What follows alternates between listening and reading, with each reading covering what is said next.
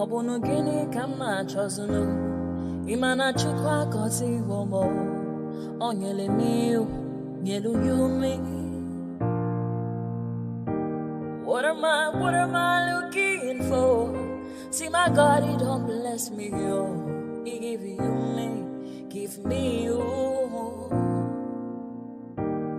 Obunu kife la chasha so Obunu kife me chasha me. My baby, you know, say you go love for me. Hey, yeah. I do go. I could go. When I call your name, Shakara for me. Oh, Roma. I will be your Romeo. You go be my Julie.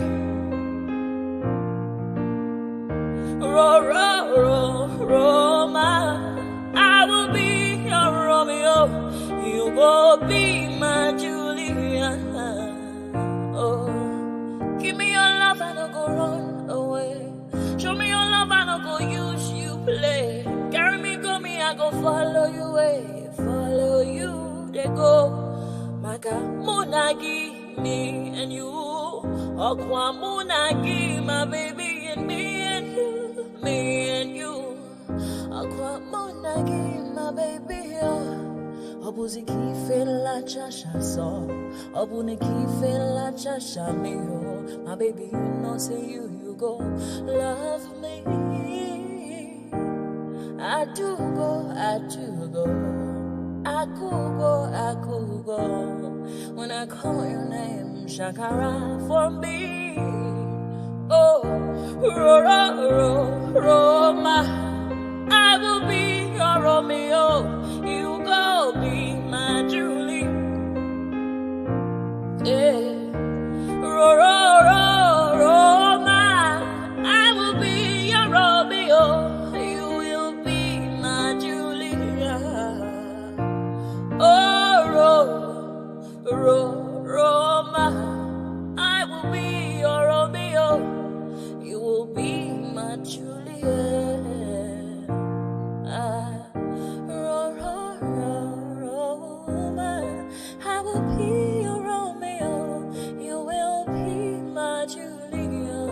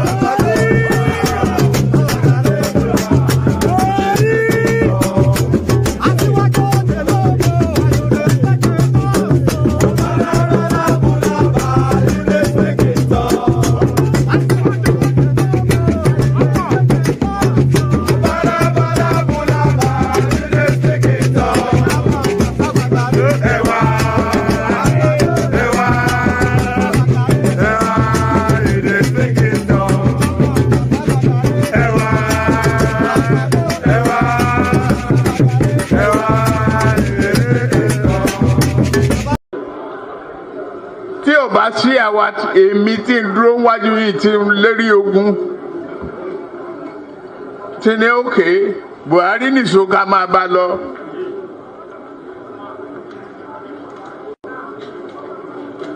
Kò lè di president.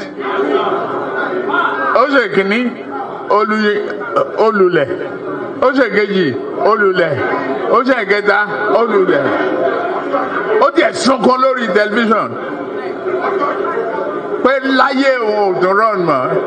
Mo dẹ̀ lọ bá ń gàdùn náà wà rán ọ̀rọ̀ ẹkún kọ́ lélẹ̀ àdúró tiẹ̀ wà dẹ̀ wọlé. Nǹkan kan ní pé o ò ní fọ̀rọ̀ orílẹ̀-èdè Yorùbá ṣeré. Ó dẹ̀ gbà látijọ́ tó rẹ̀ ti débẹ̀ mi ò gba mínísítà mi ò gba contract mi ì tọrọ ọbẹ̀ mi ì tọrọ gàrí mi ì tọrọ fúra lọ́wọ́ ẹ̀ mi ì dẹ̀ ìyàwó ń bẹ̀ mo wá ní lọ́tẹ̀ yìí o Yorùbá ló kàn.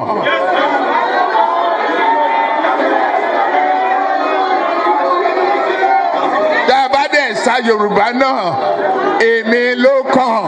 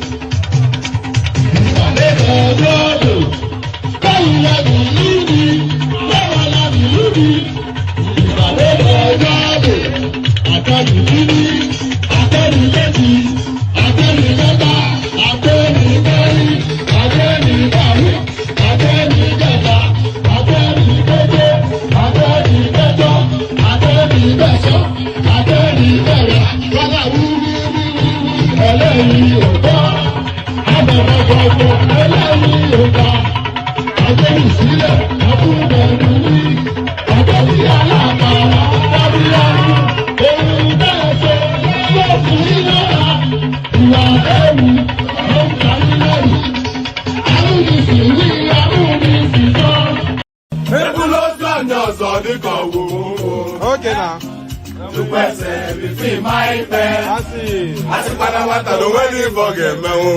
Okay.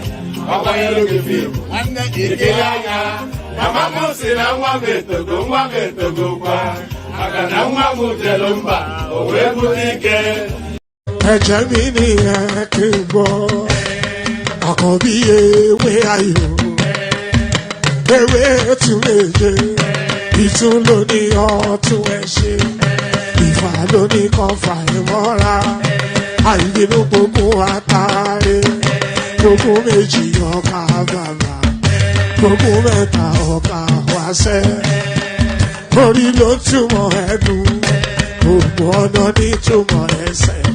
Akọni ìmọ̀ tú ìmọ̀ ọjọ́, ìmọ̀ èmi ni wọn kì í dálẹ̀. Bọ́bá lọ mẹ́lẹ́mọ́, wá fi jóye ẹlẹ́mọ́. Akọni wọ́n bá lọ gbé fèrè, wá fi jóye ẹrùkù.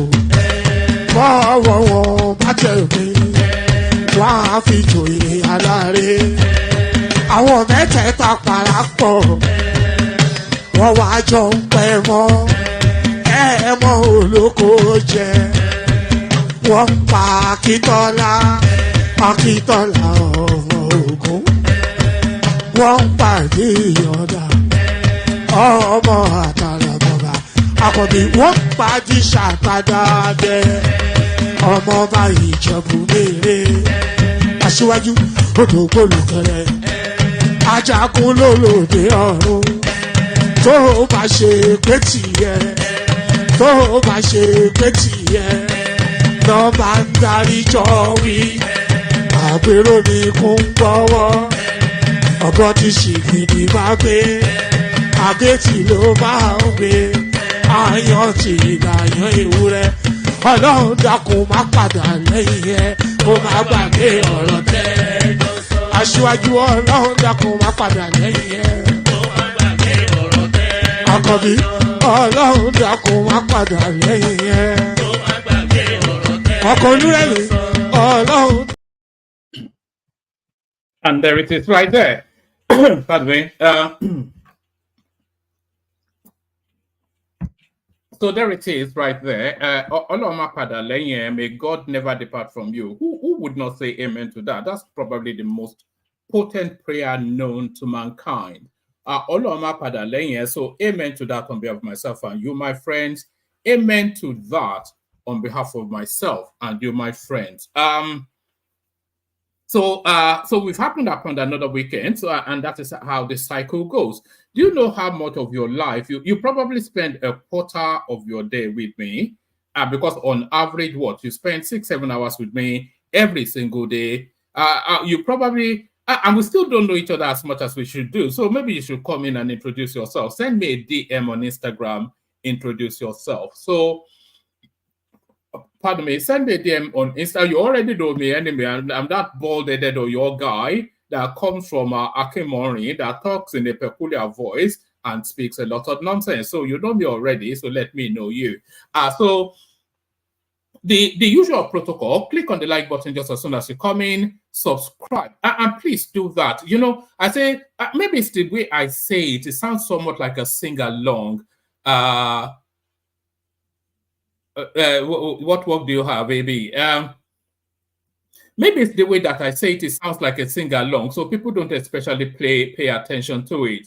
But please do that because it's of paramount importance that you do that. Not to your personal life, but to the overall trajectory of the platform. It's of paramount importance because that's what they call engagement. It's not just your viewership that is the engagement. It's the whole gamut of your interaction with the platform that constitutes an engagement. And one of the pearls of that engagement pyramid or metric is the like button and the subscription button. So that's why I invite it every single time. So when I'm saying click on the like button, maybe it's the way I say it because I've said it so often, it almost sounds like a sing-along.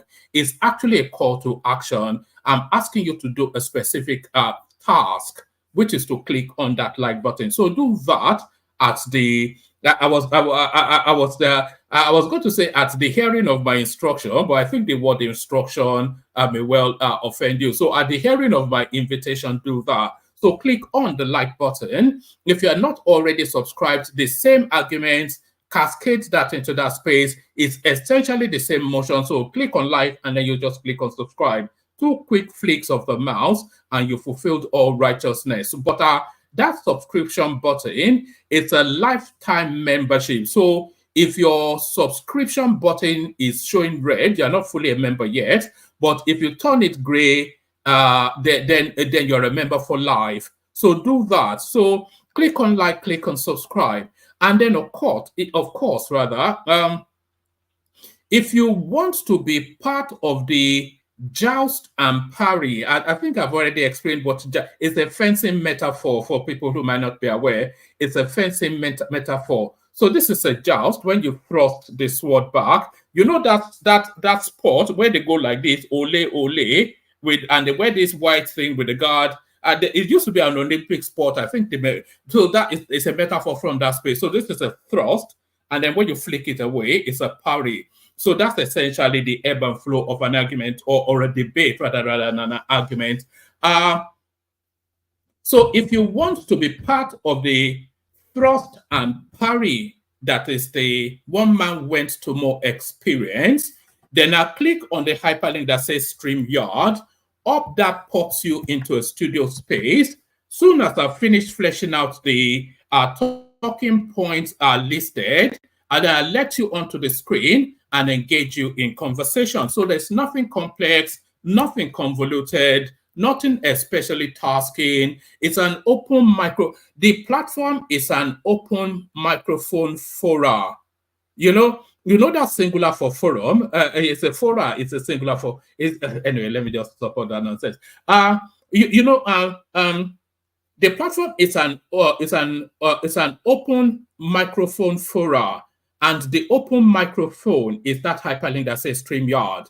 So I'm not quite sure what the culture is where you are, but the culture in some drinking establishments in the UK, they have somewhat like a rostrum, like a mini stage or something with just a microphone there. And maybe on Fridays or something, somebody can just step up to the mic, recite a poem, do whatever it is. So it's an open microphone session. So the open microphone, that hyperlink that says StreamYard, all that convolution, just to invite you to come and join. So click on like, click on subscribe, click on that hyperlink that says StreamYard, and then we have the anticipation of a minimum of 5 super chats.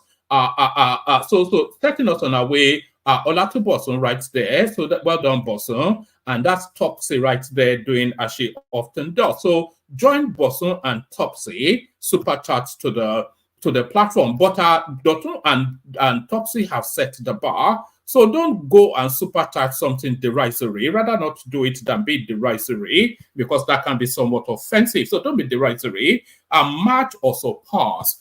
So we have the anticipation of all that. So click on like, click on subscribe, click on the hyperlink that says StreamYard, click on the $ that invites you to super chats to the platform. And if you're on our Facebook, do the star thing that allows you to do similar as I just requested. All of that all of that nice warmth, and do that, and you'll be subsumed by a glowing feeling of warmth. You know that cozy feeling. Yes, once you've done that, you'll be subsumed by a cozy feeling of warmth. So a cozy feeling of warmth, but certainly not anything warming or heartening the Nigerian narrative. So let's launch straight into it. And by the way, plenty of room in the studio. Barely anyone here. So if you want to hop on. The only way the conversation takes place, it is a participatory sport. You know, the platform is a participatory sport. So you have to engage for it to be any form of an experience. And that engagement really, you coming into the studio to come and chat SHIT with one man went to know. So all that nice and warm stuff, let's launch straight into it.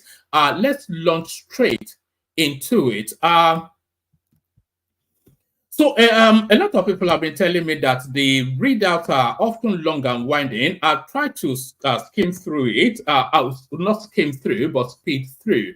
So I'll try to speed through it, but you know, we just see how it goes. Anyway, let me not make promises that I might not be able to keep. So let me not make promises that I might not be able to keep. But hold on.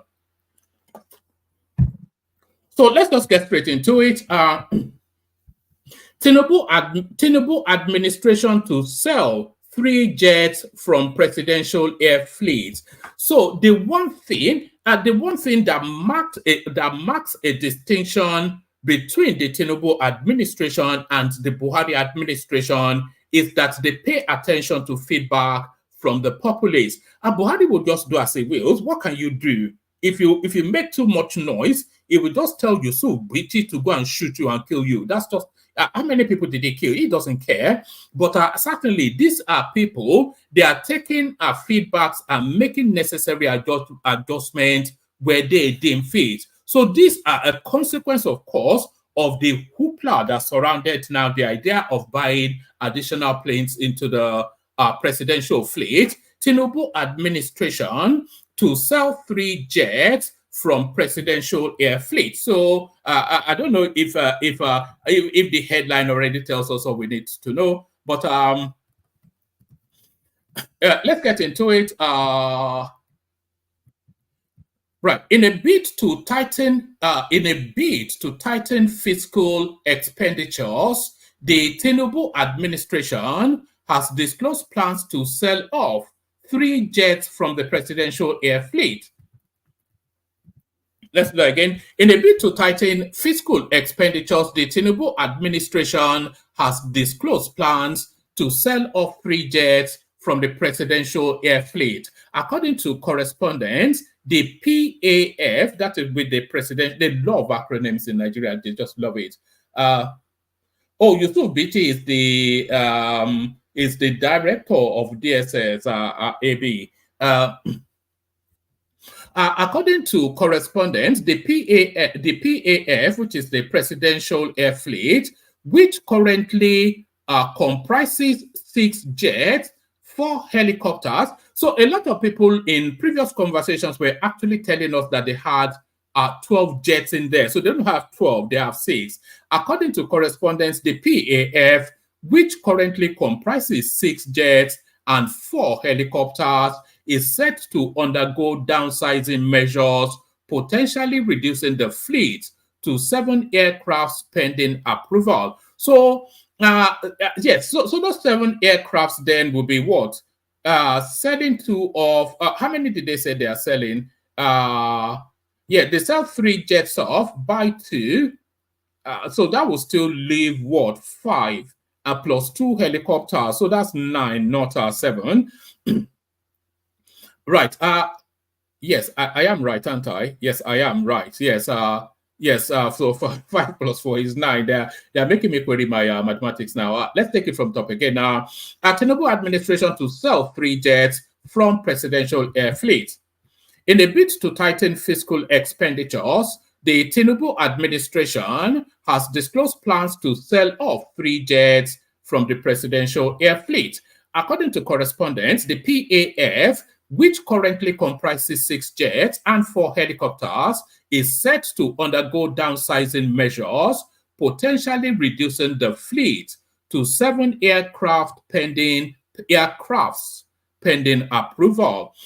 Previous attempts to sell off 2 aircrafts during President Muhammadu Buhari's administration faced hurdles, with potential buyers initially offering 24 million for a Dassault Falcon 7X executive jet and a Beechcraft Hawker 4,000 business jet. However, the reduced bid of $11 million was rejected by the government at the time. As part of efforts to generate revenue and alleviate maintenance costs, some aircrafts were considered for chartered services to interested governors.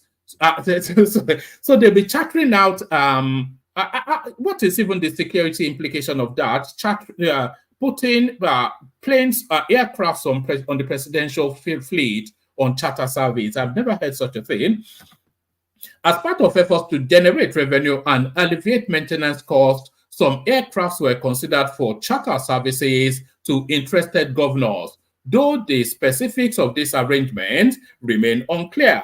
Amongst the aircraft in the PAF are Boeing business class jets, Gulfstream G55s, etc., and they go on to give us the list. While the fate of the BBJ 737 remains uncertain, the administration has earmarked Falcon and Embraer for potential sale. So essentially, the thrust of that is to let you know then that they want to sell off part of the presidential fleet. So they sell that off, add a bit of money, and get. I don't think anybody can quibble that. But then, of course, your friendly neighborhood obedient, they quibble anything. So your friendly neighborhood obedient will quibble anything. But there must be unanimity in. There's only one person in the studio, by the way. If you want the conversation, you have to hop on. So I think we are all united. We should all be united in quibbling this. How we bust ghost workers living abroad, earning salaries from Nigeria. This is Yemi Esan, the head of service. Head of the Civil Service of the Federation, Folashade Yemi Esan, has said her office recent physical verification exercise exposed workers living abroad but still earning salaries from the service. Mrs. Yemi Esan revealed this during a chat with media executives on Wednesday in Abuja as part of active. Let's do that in Italian, but I just don't like the flow of that. Head of Civil Service of the Federation, Folashade Esan, has said her office recent physical verification exercise exposed workers living abroad but still earning salaries from the service.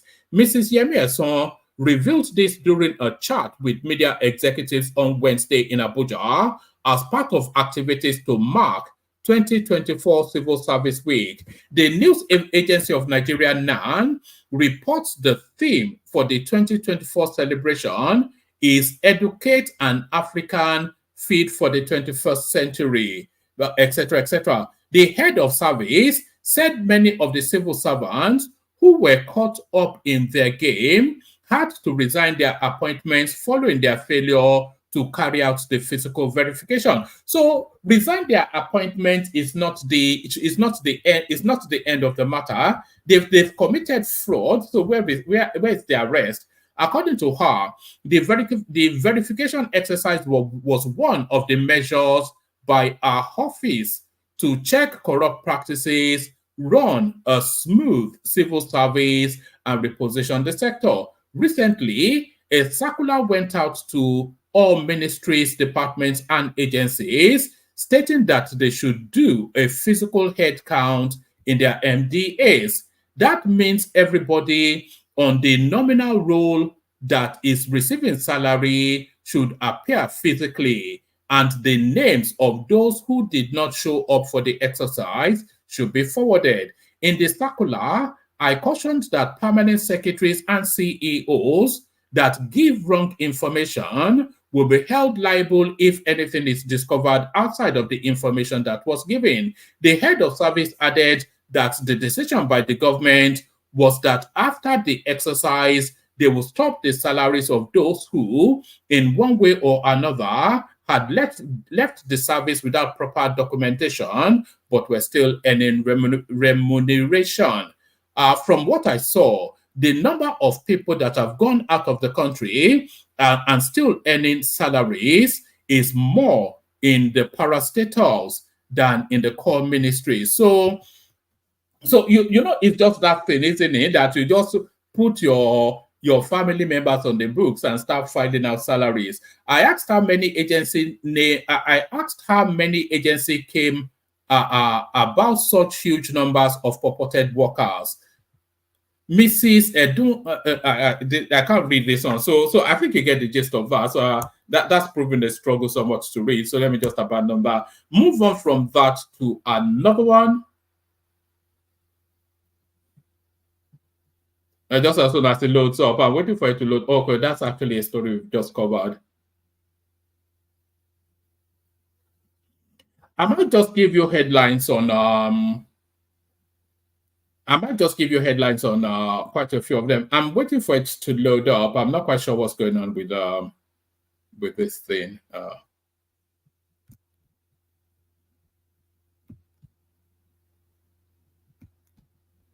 I hope you can all still hear me, by the way. My computer seems to have developed a mind of its own. And it's a fairly new one as well, by the way. So, all right. So you can see then it's just spinning around. Okay, let me just give you this headline. Kiyamo flag of 6.8 billion naira Gusau International Airport project. So that's Festus Kiyamo building an airport somewhere in the north. Let's go on to this one. We have not received any payment. Federal government probe 2.7 trillion subsidy claim by NNPC. So a lot of monies are always shrouded in mystery at the NNPC. Right. It says there are hints that the federal government, through the Federation's Auditor General Office, is investigating the Nigerian National Petroleum Corporation's 2.7 trillion subsidy debt claims. So this, you know, the people feel that Dangote is the richest man in Nigeria. I would argue that this guy here, Mele Kyari, is the richest Nigerian alive. This guy has been looting NNPC for God knows how long. This comes after the amount was lowered from 6 trillion to 2.7 trillion following an initial audit by independent audit firm KPMG. Ali Mohammed, the director of House Finance, acknowledged the procedure during the April 2024 Federal Account Allocation Committee meeting and promised an update on the matter will be presented in the next FAC meeting. So that's NNPC not remitting money. So there is that one. That's NNPC not remitting money. Actually, let me just give you a couple more, and then we just have the beginnings of a conversation. Hopefully, we will have a conversation. Let me give you this Soludo headline. Right. It says Soludo to Peter Obi. Labour Party is currently in the gutter. Let me have a sip of water. Right. Soludo to Peter Obi. Labour Party is currently in the gutter. I sympathize with you.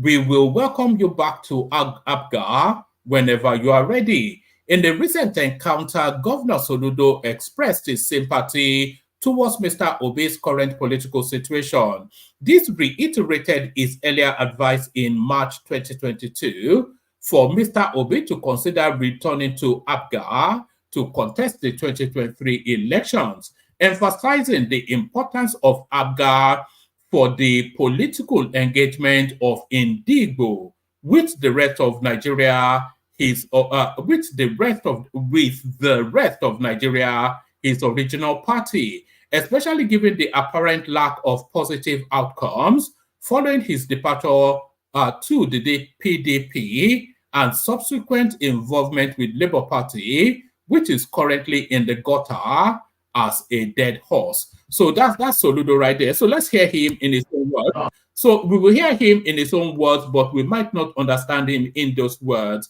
because the words will be spoken in his native language. But let's have a listen anyway.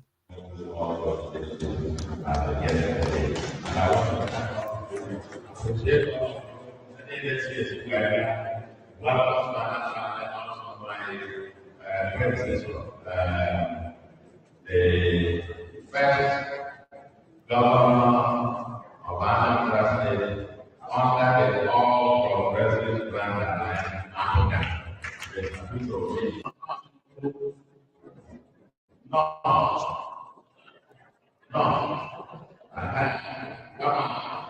Other than that, just say you no appreciate you, welcome.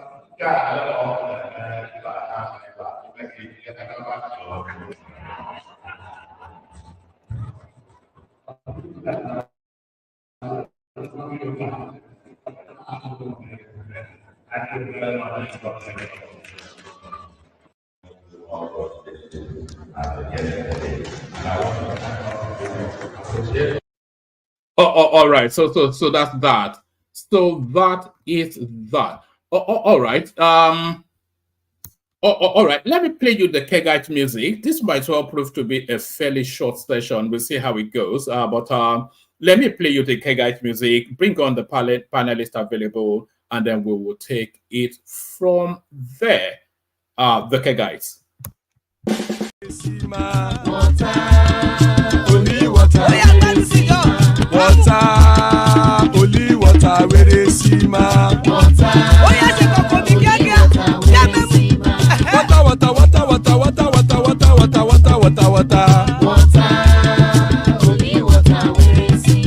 Hapa o naido.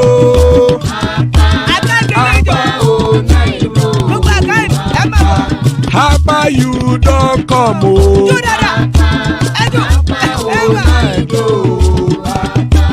Hapa o naido.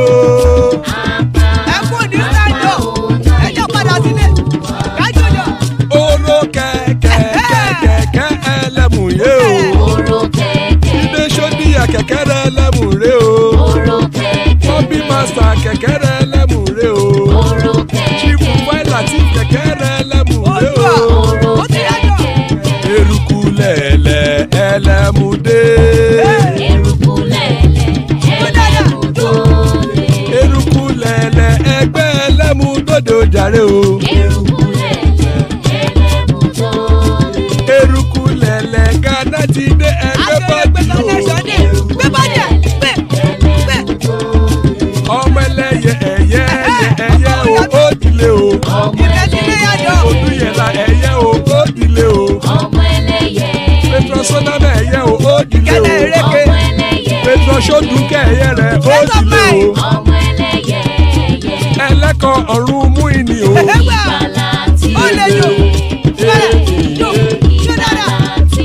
Àkùkọ ọ̀run mẹ́kọ̀.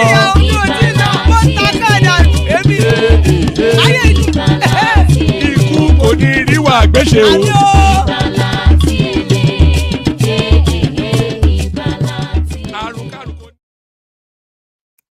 And there it is right there. Death have nothing to do with us. So joining us, RB, hopefully he's ready. RB is just the two of us, as the song says. RB? Hey, one man. It's just us. Yes. Well, others will join us hopefully shortly, but we have the floor at the moment. Okay. Yeah, how's your day been? Yeah, we have time for pleasantries, eh? Right. It's been good. I'm on summer break, hence my almost 1 week in a row being on the one-man show. I've been getting a lot of. I was actually going to send you a message. I've been getting a lot of feedback. People have been delighting in your appearances over the last couple of days or so. Interesting. Good to know. All right, but do you delight in this headline though? How will both ghost workers living abroad earning salaries from Nigeria, Yemieson? So it's a story that's been around for quite a while, but there's no prosecution, nothing. Even if they can't reach them abroad, they've got assets in Nigeria which can be seized, surely. Right. I was thinking in line. I think this is also the disingenuity that happens amongst Nigerians who are clamoring for increased minimum wage. And I mean, it's not a coincidence that probably the loudest voices of increasing minimum wages are Nigerians who happen to be in diaspora. Probably the beneficiaries of these things will have someone migrated, asking for so they can have increased funds because the little naira they have are no longer enough. I mean, this is crime. And I think to the president's favor, this was one of the things that he probably touted as his biggest achievement when he was a governor in Lagos State, when he installed some sort of automation to fish out ghost workers back in Lagos back then. I know this is definitely going to be a challenge to do around Nigeria, but I also don't think that the quote unquote the numbers of million. Well, I saw the million from the poster of this session, that they're probably in their millions. I mean, I don't think there'll be so much millions that will have. No, that was a literary. That was a poetic license. Okay. That was clickbait. Okay. Okay. That was yes. Yeah. Carry on. So okay, all right. So let's take that as hyperbole. I'll probably change that actually, because even I felt a bit I was a bit excessive with that, but everybody's fine. So sometimes you have to throw that meat out, Throw the meat out. Yeah. If you want to enjoy it as hyperbole, I think I mean it's fine. People will come in and then they'll see that it's just one man being tongue in cheek as usual. But it's I would hope that the minister or whoever she is, can do something about this. I think that all those accounts should be on immediate pending debit alerts, and they should track all the NINs of all those people and set their alerts to debit. So every time they fund another account, those funds should go. They should have assets that they can seize for them to get this money back. They should all have almost immediate civil cases, except for their instances where people actually had their children or cousins or whatever to collect funds, and then when the government ask where, they will say, "Oh, they've jackpot." You know how very many of these parastatals would have set up ghost workers. There's that possibility. We can't shy away from it. It could be one of the ways where the civil servants have been fleecing the government over the years. But like you rightly said as well too, it's beyond just trying to stop those remittances.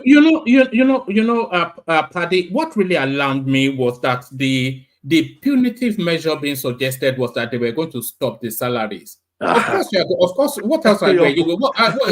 Were you going to let it go when to start? No. We're going to hunt them down anywhere. That's the sort of language we want to hear. You are going to stop the salary. What do you mean? What does that even mean? I think that was really the point I was about London.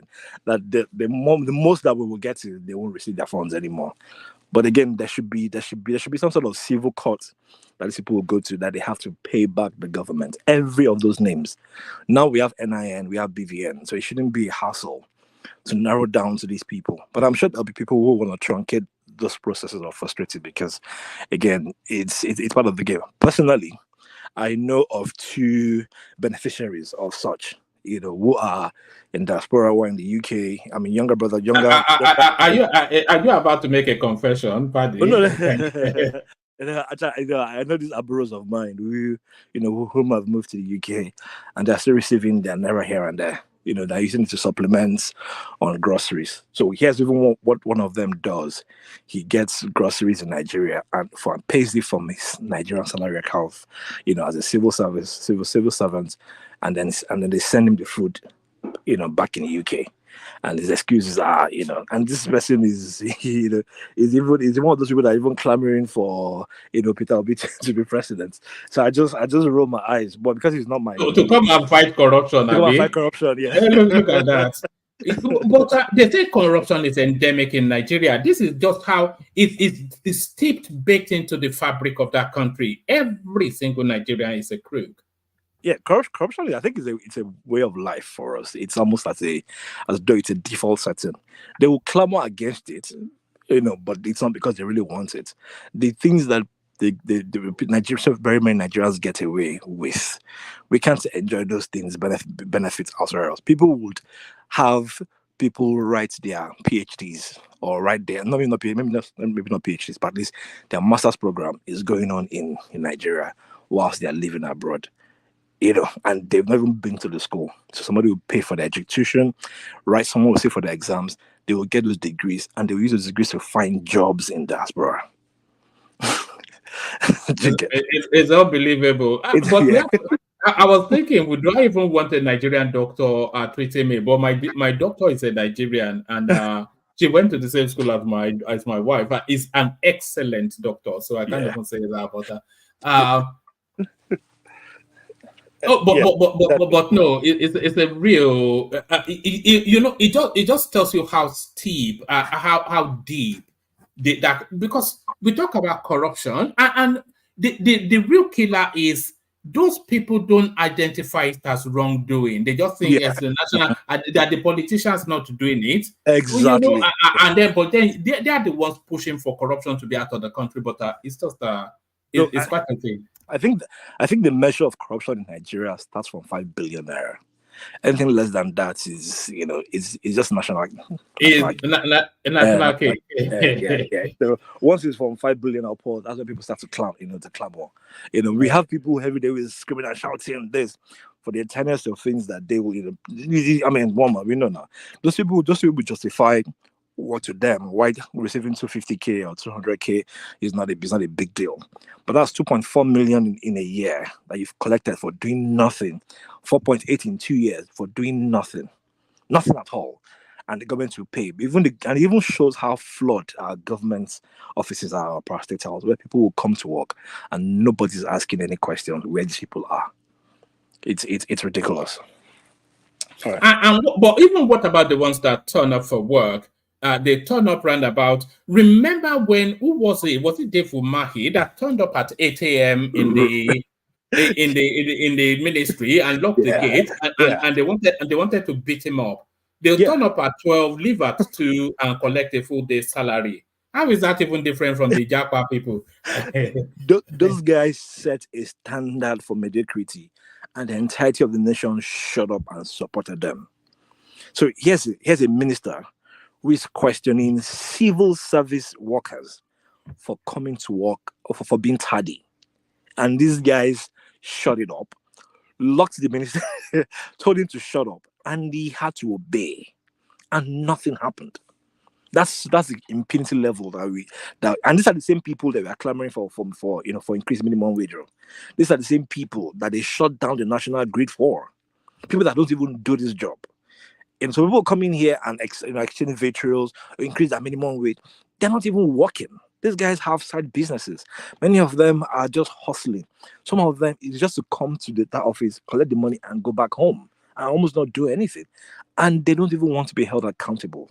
Of course, in between this plethora of radicals, there are still people who indeed we should cater to. So audit to determine if they're not working? You should ask for interjection before you interject. It's just cut. Pardon me, sir. Pardon me. I just wanted to know, have you done an audit of their performance to know that they're not working, or is that a blanket statement? When you come to work tardy, that itself shows poor performance almost immediately.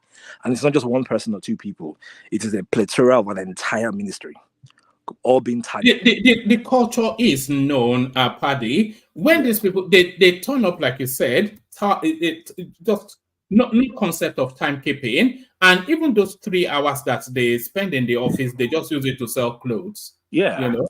I mean, people. Very many of us complain when we go to ministries, and they talk about the bottlenecks that we face. I mean, look at what just happened to the Ministry of Interior, where it is up until 2024 that we started having our passports sent to us in time. Before then, almost since existence, passports in Nigeria has been a menace. Why? Because people just chose not to do their work. Point blank simple. Okay, can I just say, is that your personal experience? Because other people will say they do the efficient thing and they bribe and they get their services. So you're even furthering putting on what you just said. So if I have to bribe you to do your work, how is that effective? So what it means is that everyone who can afford a bribe will not get good service. That means people have to get paid to do the bare minimum. That is the way we do things in Nigeria. It's working. No, hold on. It's my personal experience. I can vouch for what Patty said. There was a time a couple of months ago we wanted to go and get our Nigerian passport. So up we went to Grosvenor Square or wherever. In itself, it's like a torture experience. No structure, no order, nothing. And then when we got there, they were doing all this biometric capture. And this guy, he sat one of his colleagues on his. I was stood in front of him. Sat one of his colleagues on his lap and proceeded to start kissing her and smack her ass in a full office with members of the public there. And then he looked at me and said, "Oh God, how far now?" He wanted me to jolly along like it was a guy thing. So I just played along because I know they will hold us to hostage. It was a torturous experience. Torturous. But then when we wanted to get the passport back, it was under this new dispensation. They phoned us to say your passport is ready. It will be sent. And by the next day, they've never sent it before. You have to go back there to be tortured again. By the next day, knock on the door, the postman hands you the passport, and we were alarmed. So the machine is there. But if you are going to switch it on to work or not, is the thing. This guy switched it on and it works. Yeah. For some reason, you're sounding like somebody who is not ready to support the country. I bribe proudly and I get my services. I don't have these problems that you guys have. I'm a low IQ African, but I'm high IQ enough to know when I go to a government ministry, I find who is the Oga and the Oga's friends and I bribe. And I get my services. Stop complaining. Yeah. Good for you to indulge in crime. Is that how you get services in the United States? Exactly. I don't understand. This is actually it's one of the most ridiculous things that people brag about. I mean, I've had people say they went to the police station to report a crime, and then the police will ask them right there and there to fund their police vehicles for them to go and arrest whomever they want to. So I've had people say we went to the police to report a crime, and police will tell you we don't have light, go and buy fuel for us so we can report your case. People are the ones paying the government or paying the civil service to do the barest minimum. And for you to understand that in a country that we have it tagged as a very poor nation, it means only those who are able to afford it get the very barest minimum. That service that you're bloviating about, you should have gotten it for free, and not just you. Every other person as well too have the right to the very same service. The shocking part, these people get paid on the 28th of every month for the same thing that you are bribing them for. They don't need to get bribed. Now, the reason you are getting bribed is you identifying that they won't do it for you on a normal day. So you're literally agreeing with us, but trying to prove that you're not. The only reason... No, I think he's trying to be sarcastic. I think that was sarcasm there. But anyways, I think I've stretched that point. It's very clear. I would hope that much more than just not paying them those wages or salary is all that they will do. I would hope that there will be some sort of lien in their account. I would hope that there will be some sort of civil penalty on these people. Unfortunately, we don't have that jurisdiction, but I'm sure they can compile those lists, send them to a court, and they call to put up to serve all these people in some shape or form, and have them pay back all the money that they paid since the last time they came to work. Or if another thing that some of them do is they will apply for like sabbaticals, study leaves, and then they won't come back. So 1 year study leave, they're still receiving salary. They've done like 3 years in diaspora, and then they're not coming back because they have friends in their HR or the ministry that just keep paying them, or nobody in their own unit of the ministry to report that this person hasn't come back. Just, I know you want to move on from there, but just how steeped and deep that thing is. The guy in the HR, he gets a slice of that salary, and the guy in the payroll as well to keep it ticking over. So the HR person will sign them off as still being members of staff. The payroll guy will get a slice. So they'll give him 70-60% of his salary. They take a slice, and it's just Nigeria. One man. This thing, you see, I'm happy the gentleman said we should prosecute them to court and get their salaries back. Are we going to start at the top, or are we going to start at the bottom? Because remember, this is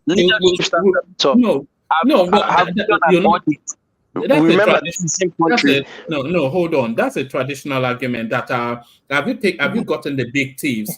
Get whichever thief you find, make an example of him or her, and then continue to make examples until obviously you've been making examples of the little thieves, and it doesn't work in Nigeria. So when have we ever made an example of a little thief? We make an example of no one. Emefiele is facing his example now for going against the Jagaban mafia. But my point is this: when we have a country where dollars are being eaten by snakes, rats, and all manners of spiritual entities in a house. Look, I'm not excusing the corruption, but let's be frank. That's why I asked you in the back chat. Have you heard of Boss Tweed? New York City was Tammany Hall.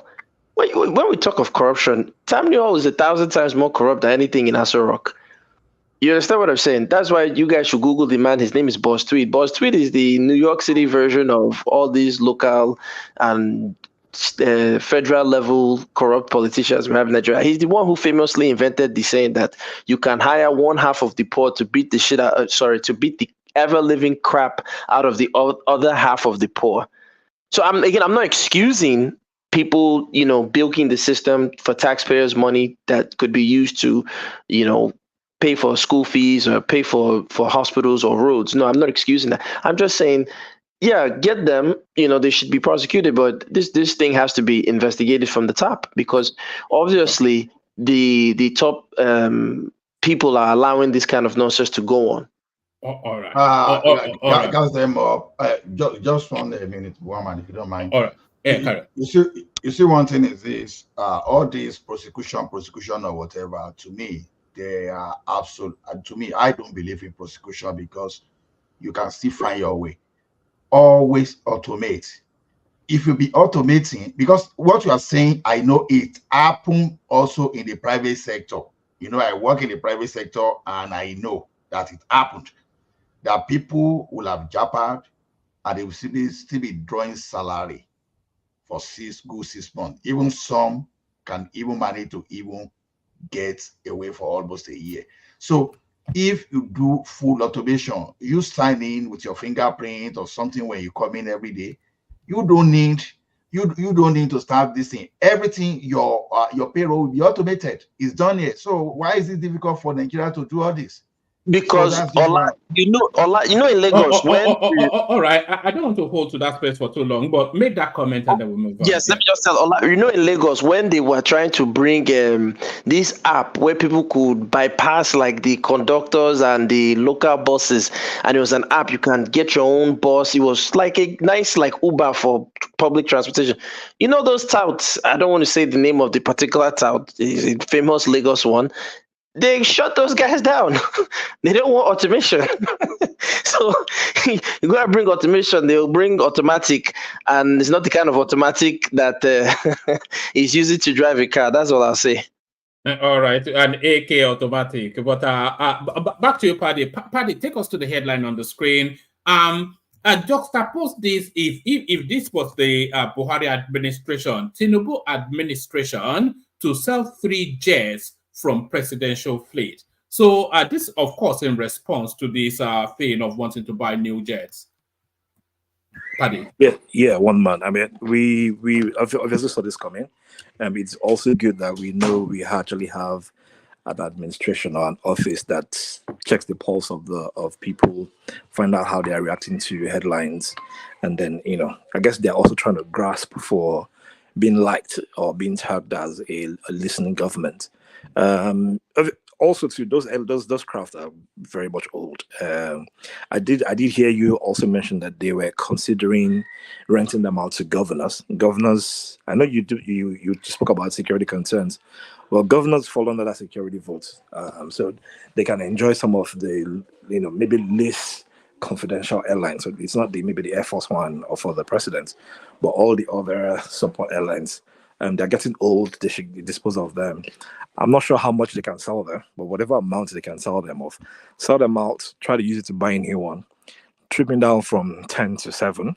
Helicopters are very essential. Those ones can be reduced. 4 helicopters are part of the presidential fleet for security, for short travels, and the likes, for quick evacs. So those things are very necessary. But I'm sure they're going to get a very nice aircraft for the presidency, something that do you actually think the complement is too small? Six aeroplanes for helicopters for the top 30 economy in the world. Do you think the fleet should be bigger than that? I think so. It's a humble start. Anything beyond this, we will have another Aisha Yusufu moment, and we're going to have another Peter Obi thread, flossing over why fleets needs to be 3 or 2. Now people opine on some of the most ridiculous things. Personally, I think I also understand that people always want their government to be a reflection of them. So if you are one of the downtrodden, you don't really have money, so you always want a perception of a poor government.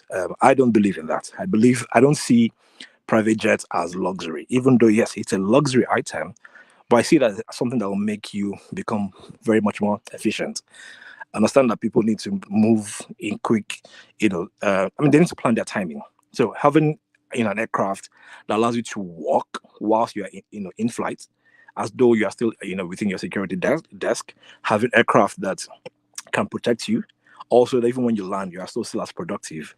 Those things might termed as luxury, but they're essentials, especially to offices like such as the presidency. These aren't ridiculous budgets, $30 million, $40 million, 25, 20. I mean, it's not going to break an arm and a leg. But I guess the sensitivity of the timing, people want it to seem like it's modest, so for sure. But I think the good thing that the presidency have done, which is very intelligent of them, is to reduce the fleet amount, and that way no one will question them when there's a replacement. So I think that's just the quick summation on that piece. All right, brilliant. And let me take you to we've not yet escaped a day without Peter Obi, so we're back with him again. Governor Soludo to Peter Obi. LP is currently in the gutter. I sympathize with you. We will welcome you back to Apga whenever you're ready. So I think he's just doing that to yank his balls a little bit. But is there something to it that is because there's an argument that for Peter Obi has to come with that ethnic space to negotiate with the Nigerian space. That's what Tinubu did. He cornered the Southwest and levered that into the wider Nigerian space. Buhari cornered the North whatever and levered that into the Nigerian space. So our politics is ethnic. So is it better off coming out of Apga than trying to be a broad nationalistic figure when people see an undertone of tribal name? Personally, I think Soludo is just making mockery of Obi as he would. It would take anyone with a sixth sense or a sixth eye, or a third eye rather, to see that Soludo has been tongue in cheek. Peter Obi is not known to be a builder of any structure that has been, magnanimously given to him. Ojukwu handed over this party to him. He did all the razzmatazz has to get what it was he wanted. When it was done, he moved. He left the party the way the party is. He didn't expand the party. The party hasn't moved beyond the southeastern region. They've only been able to have 2 states. So And what's Obi coming to do? He's not coming to do anything. He hasn't funded the party. He hasn't grown the party. The party is even much more synonymous with Anambra. And what's the Anambarian effect pan Nigeria? We saw even in this, they don't have that clout. Unfortunately, the Southeasterners haven't helped themselves to prove that they can confidently make the case to genuinely say it is indeed our turn. Now, here's the shocking part. At the beginning of Peter Obi's campaign, they were going with that rhetoric, and it was almost fine. Sorry, does that case not make itself? Because even I empathize that we have three major tribes in Nigeria. We have the Hausa Fulanis, which is really the Hausas. Let's say we have the Hausas, which is the biggest tribe, but they come Hausa Fulani. We have the Southwest, which a lot of people actually tell you is a bigger tribe undercounted, but we certainly have a huge southeast as well. So the Southwest has had at least 3 cycles we've had Obasanjo, we had Shonekon, now we have whatever its name is, Ebilokon, Tinubu. So that's 4 cycles. The Northerners have had the abundance of it, but where is the Southeast? So at some point they must get if they are equal members of that country, then at some point they must surely get the chance to govern. Yes, one man. At some point they must get the chance to govern, but not based on clamoring of it's our turn. It must be based around the clamoring of having a support party. In fact, anyone who should be clamoring for it is our turn. It should be the Hausas. The Hausas haven't ruled. We've not had a Hausa president. We've had Fulani president. We've not had a Hausa president. Hausas have much more than the Southeasterners. So, and my question always is, after the Southeasterner, who then does it go to? So when I say it is our turn, it might be your turn, but you need to build allies. Everybody you've listed here, one man. I mean, let's forget the Shonekon base. I mean, those ones are not. Nobody voted them. Those ones were placements. But since the Fourth Republic, everybody had to build an ally. This unfortunately, the Southeasterners have been building northern allies with a party. So yes, we understand. I think as far as I'm concerned, every party structure has chosen North and South as the 2 dichotomies of power. So they're not doing regions. And amongst your party, you then choose what region will go to. If the Southeasterners have not been able to hold the PDP to ransom and just giving them votes, it's because they've not been playing their politics with money. And unfortunately for them, this is not a fan's favorite statement to say. They've proven that people can become president without their votes twice. APC have won twice. That's 12 years of power. I think we've had 3 cycles of that. We had Buhari, and Tinubu. Yes. Yeah. So okay. Yeah. So 2 presidencies and 3 cycles without their votes. So tell me why another region want to just feel like they really indeed will have something to bring to the table. And I think that's where they're getting it wrong. It's beyond it is our turn. Nobody gives you power a la carte. We discussed it yesterday. Power doesn't come to you because you think it's your turn. The ethics too should be their turn. The Hausas have never been presidents. The Hausas still deserve to be their turn. All you need to do is to build in alignment with somebody. If it's the Fulanis you want to build with Fulanis. But unfortunately, you've called them herdsmen. So you can't do with Fulanis anymore. Okay, you have the Yorubas there. Unfortunately, now you've called them the hungry people, the being powers and the Ronus. So you can't build with them anymore. You have the South that's divided. And then you have the Hausas that feel like they're ostracized in politics. Then we have the Middle Belt as well too. So unfortunately, Middle Belt, you're calling them your region. So that is how you build power. You don't build power by making everyone feel like everybody within the Delta region is Igbo. Make them feel that they are another region so that you can build a stretch. And that is how you do it. Unfortunately, the people who want to do it amongst them, they're condemning them. David Umahi has left his Southeastern region to go and affiliate with APC. Leave him there to be in APC, so that you cannot have a broader political stretch. Do not condemn him for every day. Ekene will come in here and make APC the worst thing that's ever happened. But that's not how you run politics. You have sprinkles of your people in every party so that you can leverage on when that party chooses to grow. And until they realize that thing, as far as I'm concerned, the Southeasterners are still locked up on PDP. Okay, PDP hold on. So the Southeasterners are still locked on PDP. We are PDP members. Anywhere PDP goes to, that's why Atiku will come to their face and tell them, your only path to presidency is through me. And it's almost as though it's true.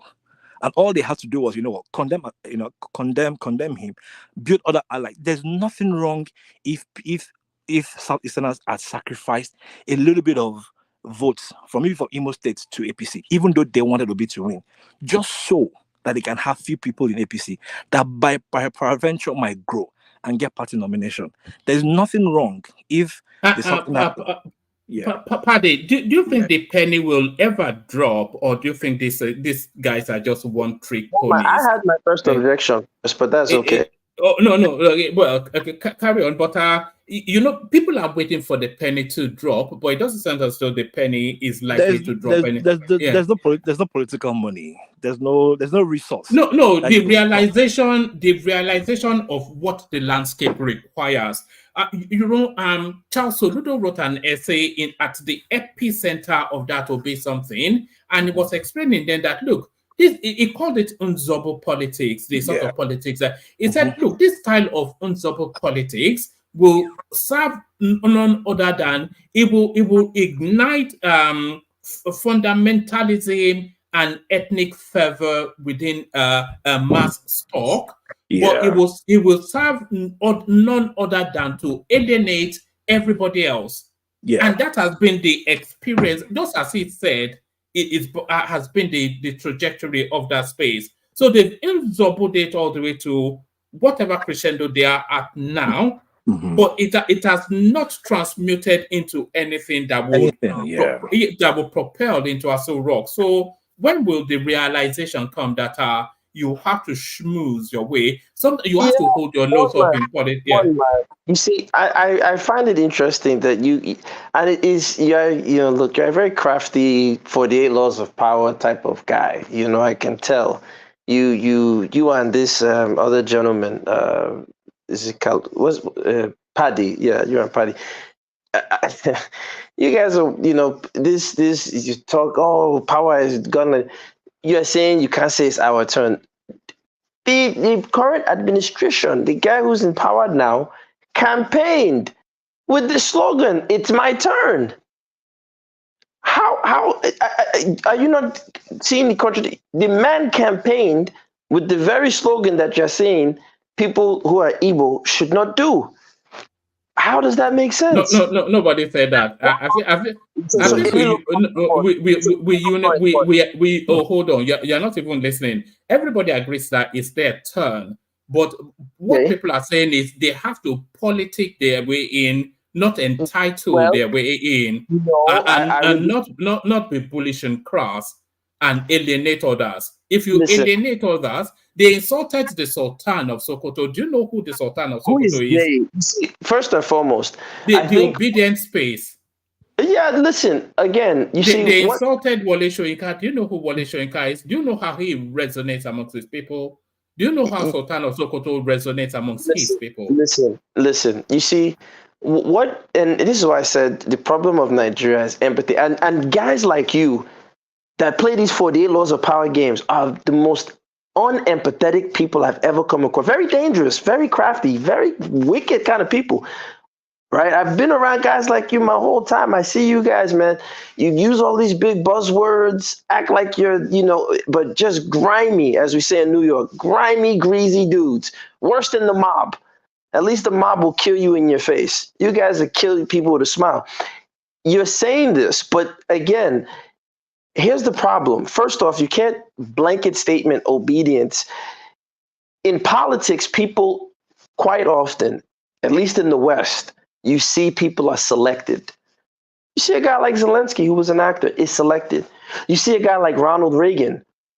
And if I say this, one man will jump up and say it's conspiracy theory. But Ronald Reagan was at Bohemian Grove before he ran for office. That's a known fact. That's a fact. So my point is this, is that if, as you are claiming, that these APC, former PDP, they all agree that it's an Igbo person's time to rule, then God damn it, groom an Igbo person within APC that you guys are comfortable with and say, you know what? We don't like that type of Igbo person. We don't like that type of Igbo person. But this Igbo person from our own background that follows our agenda, this is the Igbo guy we're representing. And if you Igbo people are serious about becoming presidential, you'll rally behind this Igbo guy. All right. And that's how you do it. Yes, all right. Are you familiar with a guy called Issa Fantua? If you are not, say you are not. Are you familiar with somebody called Issa Fantua? No, sir. Tell me. Oh, all right. I'll tell you, but then after that, our party takes it off so that we can move the conversation around. It's a senior functionary from the north. He's dead now, by the way. He died about 3 years ago, thereabout. He's a senior political functionary from the north. And it's abiding memory, the quotation attribution to him. In an interview, he said, "Power is not served a la carte, and we're not running turn by turn Nigeria Limited." So what does he mean by that? So you are saying that the Nigerian president is selected, not elected. There is some veracity to that, but at Tinubu, he wasn't actually selected. He was the outlier that pushed against that. But all the way through up till Tinubu, you probably say that the Nigerian president was selected, not elected. So the people that make the selection, they don't like that sort of noise, that ethno-religious jingoism, or that brutish language of force and change. They don't like it. They like predictability. They like that their interests will be protected. And they like that, yes, they don't mind if you want to change the paradigm of state, but they don't like skittish behavior and loutish sort of mannerism. So that sort of bullish, guy. Yeah. So that sort of bullish, sort of crass crudeness that we see from the obedient space, the power doesn't enjoy that. So it's a delicate balance. That's why you said you have to schmooze your way into it. You cannot just bullhorn. You can't force your way into power in Nigeria. But anyway, I don't know if you get it, but does that make any sense to you, Paddy? Oh, yeah, I mean, that's the point we've all been inferring all along. And I think people also tend to forget that Nigeria, as of today, we're largely a two political party system, right? Even with the birth of Labour Party, even though he appears at the third force, we are still a two party system, because the large force of the new Labour Party, majority of them were from PDP. And what I hear is this: PDP has always been where the Southeastern has graveled to. I mean, of course, fantastic. It's good. Everybody can have their political parties, and that's fine. You don't have that in APC, but yet you expect that the APC people will give power to you for a place where you've not grown, you've hated, you've condemned, and you've not shown affiliation to. And that's the point I've been trying to make. As much as you have huge people in PDP, right? Have some people, just a few people that are effective, have them also in APC. And then you can make a case for yourself. So APC will say, we can have a northern, someone from the north, maybe a Hausa president or a Fulani president or a Canary president, and then we'll have an Igbo vice president. Or the other way around, we'll have an Igbo presidency, because you've made impact in that party. Each party only caters to themselves. If you're not a part of your party, nobody will give it to you just simply because of sensationalism. Equity, empathy doesn't work in political parties. Those are manifesto objectives. Those are not how you gain power. Nobody's going to be like, okay. Arrangements are clear. CPC, AD came together. They formed a coalition. They brought some people from PDP. This is our agenda. We want to get power out of PDP. PDP had their north, south, north, south, north, south, north, south. In the south is south, south, southeast. They're not even doing southwest. Southwest is not complaining. They built theirs. All the southeast thing to do is, okay, now we have Apga, we have YPP, we have PDP, we have Labour. Which one do we want to affiliate with? Whichever one we want to stay with, let's stay to that party through and through, and then we'll give it our backing. Soludo has thrown a gambit to Obi. Obi will not fall for it because he doesn't have the capacity to build. I'll say that over and over again. Hate me or detest me because I can't put love into this. Obi will not do to Apga what anyone expected to do with Apga. Apga should have been a fun party. Labour should have been the party. But Labour is crumbled already. Just one election. They're already crumbling. And all he has to do is, if we want to use Labour as the platform, let's retain Labour. Let's start seeing how we'll further stretch our party to Labour and encompass every other person. But people in Labour are already shouting, you are making this party an ego party. You are taking away the old leaders and replacing them with people of your stock. Those things have bad taste. Even in the north, the Labour Party reps are Igbos. It doesn't make any sense. It doesn't. And that's how you ostracize people and start having animosity in your parties. The fact that I'm saying it doesn't mean I hate the Southeasterners. It doesn't mean I hate the Igbos or Peter Obi. I'm calling out the things that will not make them win. That's all I'm saying. And if people don't see that what we're doing is identify and give them possibilities of how they can win parties, then that means they're not even ready in the first place. How do you say to me, the fact that I made my own diplomatic choice, I hate you and I hate Nigeria, I hate the Igbos, I'm a bigot? How do you say that to me? The majority of the people that they bought into the obedient movement, many of them are already leaving the party already. And that's the BS that we're talking about. And that's what Obi is doing wrong. Look, one man, and I'll just end it on this point. It doesn't matter what party Obi will ride on. If he was going to ride on Apga, if it's YPP, if it's Labour, if it's SDP, his movements will follow him. But don't now call other people bigots. Don't call the Fulanis the destroyers of Nigeria. Don't call the Yorubas a slave to the Fulanis. Don't call the Hausa a slave to the Fulanis. Don't call the Edos and call them something else entirely. And then when it's time to lead them, you say, oh, it is our turn. Nobody will give you power. You know why? Because you say those rhetorics for so long. And people who say those rhetorics, you don't even condemn them. There's nothing wrong if the Southeasterners have been condemning Nnamdi Kanu for those rhetoric, just that rhetoric alone. Say anything else. But don't say, so that you can build allies. They built allies on that Labour Party. They built Christian allies. They built sentiment allies. People joined them and then they started condemning them afterwards because you didn't win.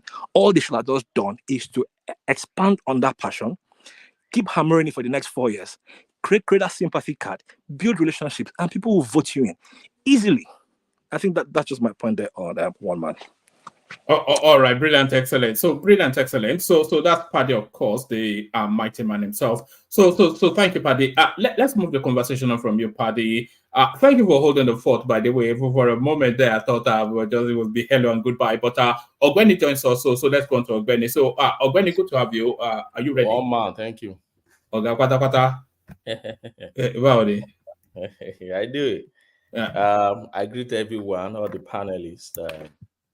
And for those ones making comments, I greet you too. You've always been part of this show, and you are the reason why we are here too. I urge everyone want to like this, subscribe. It's going more global every day. Thank you, Woma. So, what do you want me to discuss today? If you want to kick it off with the goings on in Kano State, events moving at rapid pace. So now, of course, Sanusi installed, Bayero steps down. The court reinstalls Bayero.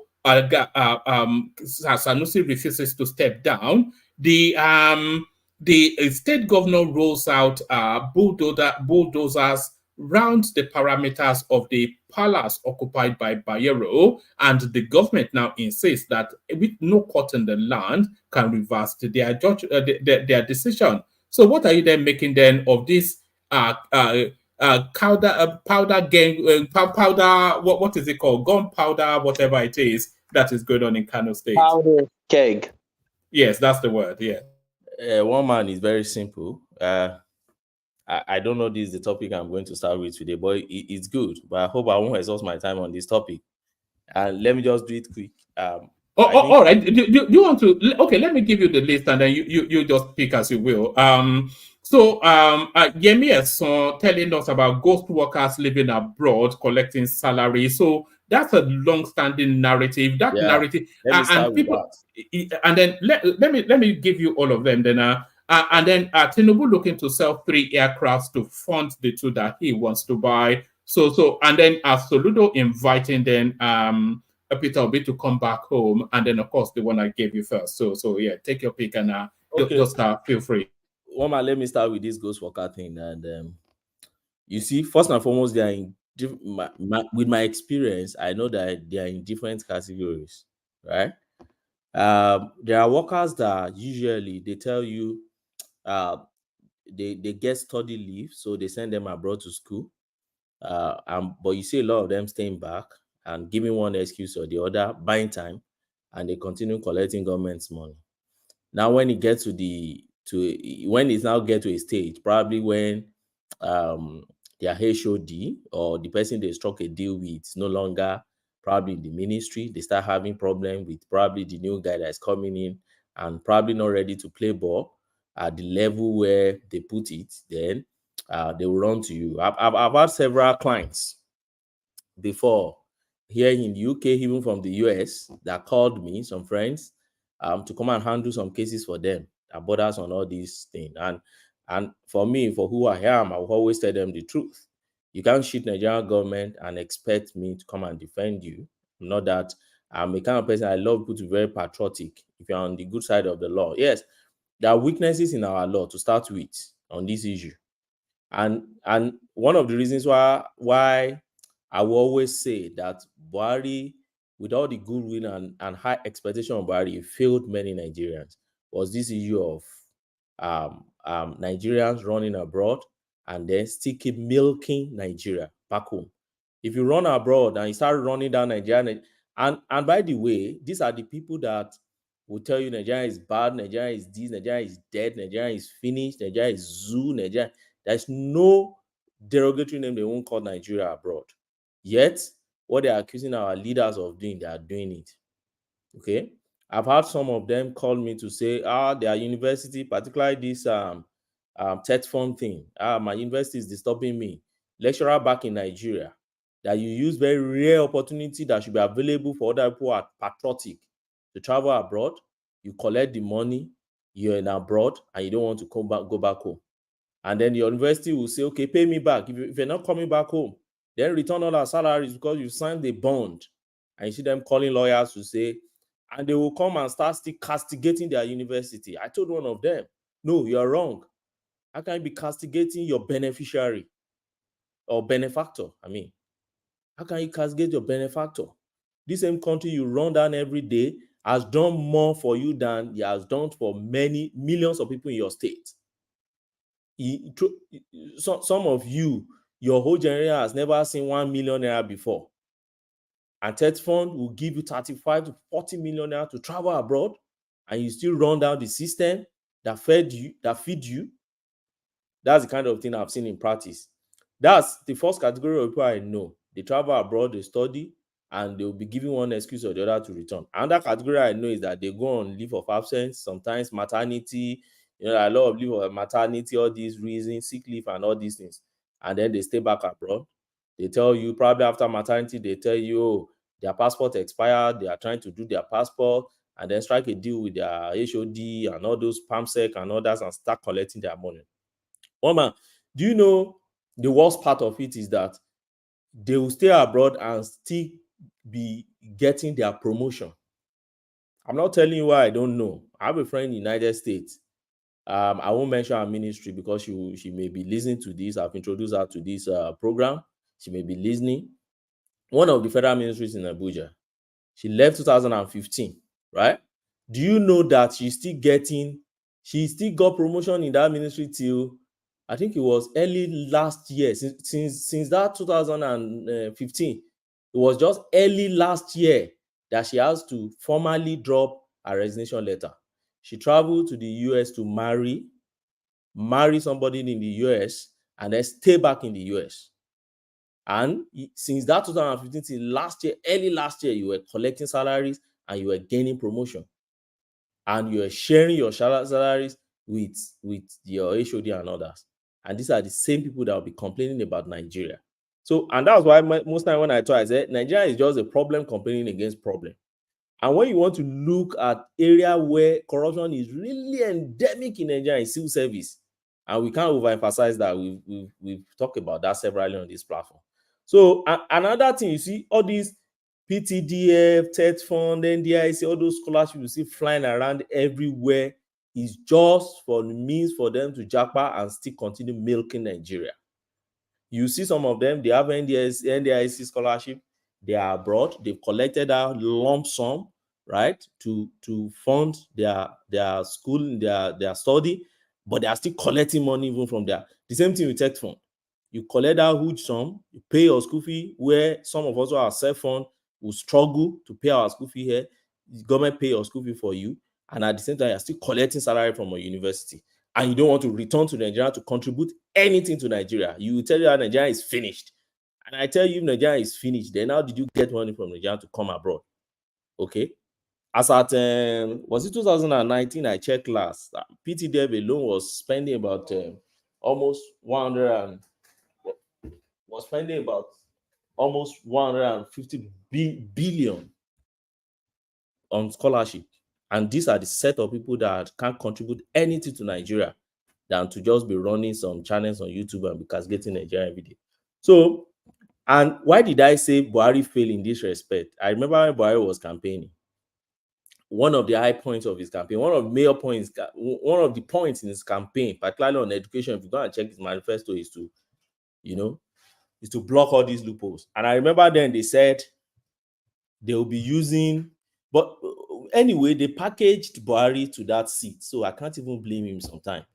Because most of the things they talked about Buhari that he would do, the man never said it himself that he would do it. Back then, they told us that they will use ICPC. Okay, because as far as I'm concerned, it's a form of corruption that you stay abroad, you don't have any reasons to stay back, and you don't want to repay the bond that you have signed. So back then, they told us, okay, there'll be a bilateral agreement between whatever country, Europe, anywhere they are sending them to, and Nigeria. So if you don't return, they use ICPC, then they start it. Just like the Chinese way. And by the way, have you asked yourself why Chinese national rush back home after their studies? There are few of them that will stay around. Apart from the fact that their country is okay and everything, they have laws and they know they enforce their laws. And to the extent that they even criminalize it. Because you must come back, you must go back home. You can't use public fund in quote communist state like China. You won't refund. It's the money that belongs to her. And so if you want to fund yourself, you can't even self-fund. That's how China as well. You can't even self-fund. So you must go and get that knowledge outside there and bring it back home. Whoever they want them to stay, they allow you to stay for a while for a purpose. All right. I'm not saying it's the best system that's compelling people to come back home but my own is this: compelling people to follow the bond that you signed before leaving, and then compelling people not to cheat the system. So it's like that, and I don't know. You see, the kind of corruption we have in our civil system, civil service, I don't know. It's only God that can help us. I listened to one of us saying, "Oh, you bribe his way through all the time and everything." Let me tell you, you see all those bribery, all those small bribery. It's not it's not as if some of us don't bribe also, but these are the things that when you put them together, that is affecting our country today. And that is the reason. I'm a proud briber. I'm proud to bribe. Yeah, I know. But after all, there are people that serve Satans and say they are proud Satanists. So it's your right. I'm a lawyer, I'm a proud Satanist as well. Thank you. Low IQ Africa, by the way. Thank you. So it's your right. I'm a lawyer. I'm trained to entertain everybody. Express your opinion. Yeah, and everybody. It's a free world. Okay, as long as you don't cross, the borderline of the law. So for me, and that should not, make us to shy away from telling ourselves the consequences of what we do. Okay, what I always tell people is that it is good that you take decision for yourself and say, okay, I'm proud to be so. And it is also better also for you to accept the consequence of what you're doing. But if you only believe what you think you are, but you want to shy away from the consequences, where I always have problem with people. For every action a man takes, there are consequences to it. So if today I bribe, let me give you an instance. I work a lot with police because I handle a lot of police cases back then. See, from the day you go to police to report till the day you get judgment from the court, you spend from that day one to the last day. The day you refuse to spend, or you tell policeman you don't have money to spend, that is where your case file would stop. Ogbeni, as a lawyer, yeah, as the lawyer, yeah, I'm talking. Okay, no. As when you go with your client, Okay, let's say for instance, your client is a rape victim, for instance, and you go with your lawyer to report. Let me tell you, from that day when you start buying biro, you buy file. In Nigerian police, I'm telling you the real fact. You buy file. They will tell you bring money to buy file. They go and buy file and pen. They open file for you. They push sheet of paper inside it. They start asking you, okay, so what happened? Right? After you finish that one, let me tell you, to move that file and then assign an IPO to that file, you pay. And after you finish that, to go and arrest the culprit, you have to fuel their car. That's the point in Nigeria. You fuel their car. And by the time they charge that person, to even press charge, you pay. Right? And on the other side too, that one, to get bail, will pay. They'll tell you bail is free. It's a lie. Okay? And even for you now to start prosecuting, when after you have pressed a charge, for you to start prosecuting, you pay to move witnesses to court, you pay for the prosecutor, you pay throughout. And by the time you even get your judgment, to get CTC, just document of this is what the judge say, and keep in your file as a proud litigant, a victim who has obtained justice. You pay that register that is typing the order out in that court. To the last day you are paying. Do you know sometimes to even bring the culprit, after you have charged the culprit to court and they are prosecuting the culprit, it's not a day they will use to prosecute. They will be sending them back to prison to go and see them, bring them on their adjourned date.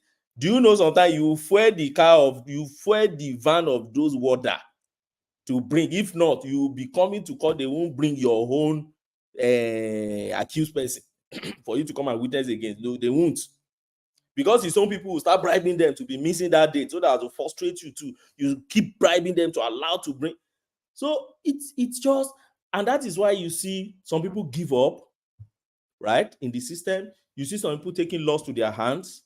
Sometimes when you see people burning human beings, in the street of Lagos or whatever in Nigeria, putting tires in people's neck and others, this consequence of all these little things we think they don't count at all.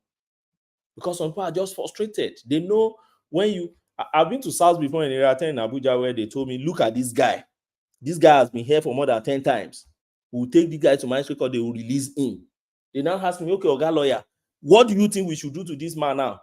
Because if you take this man to court now, they will still release this man. And if you buy this man now, you people will go and be filing fundamental right for him. That's as a result of all these little things we don't count. Okay? So, one man for me, I think is a welcome idea on this ghost worker. But let me tell you, that is only if government is sincere with it.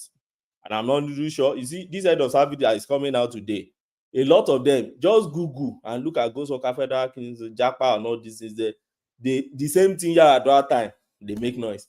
Obasanjo time, they make noise. Goodluck Jonah, they make noise. It is Tinubu time to head of service want to show that she's working.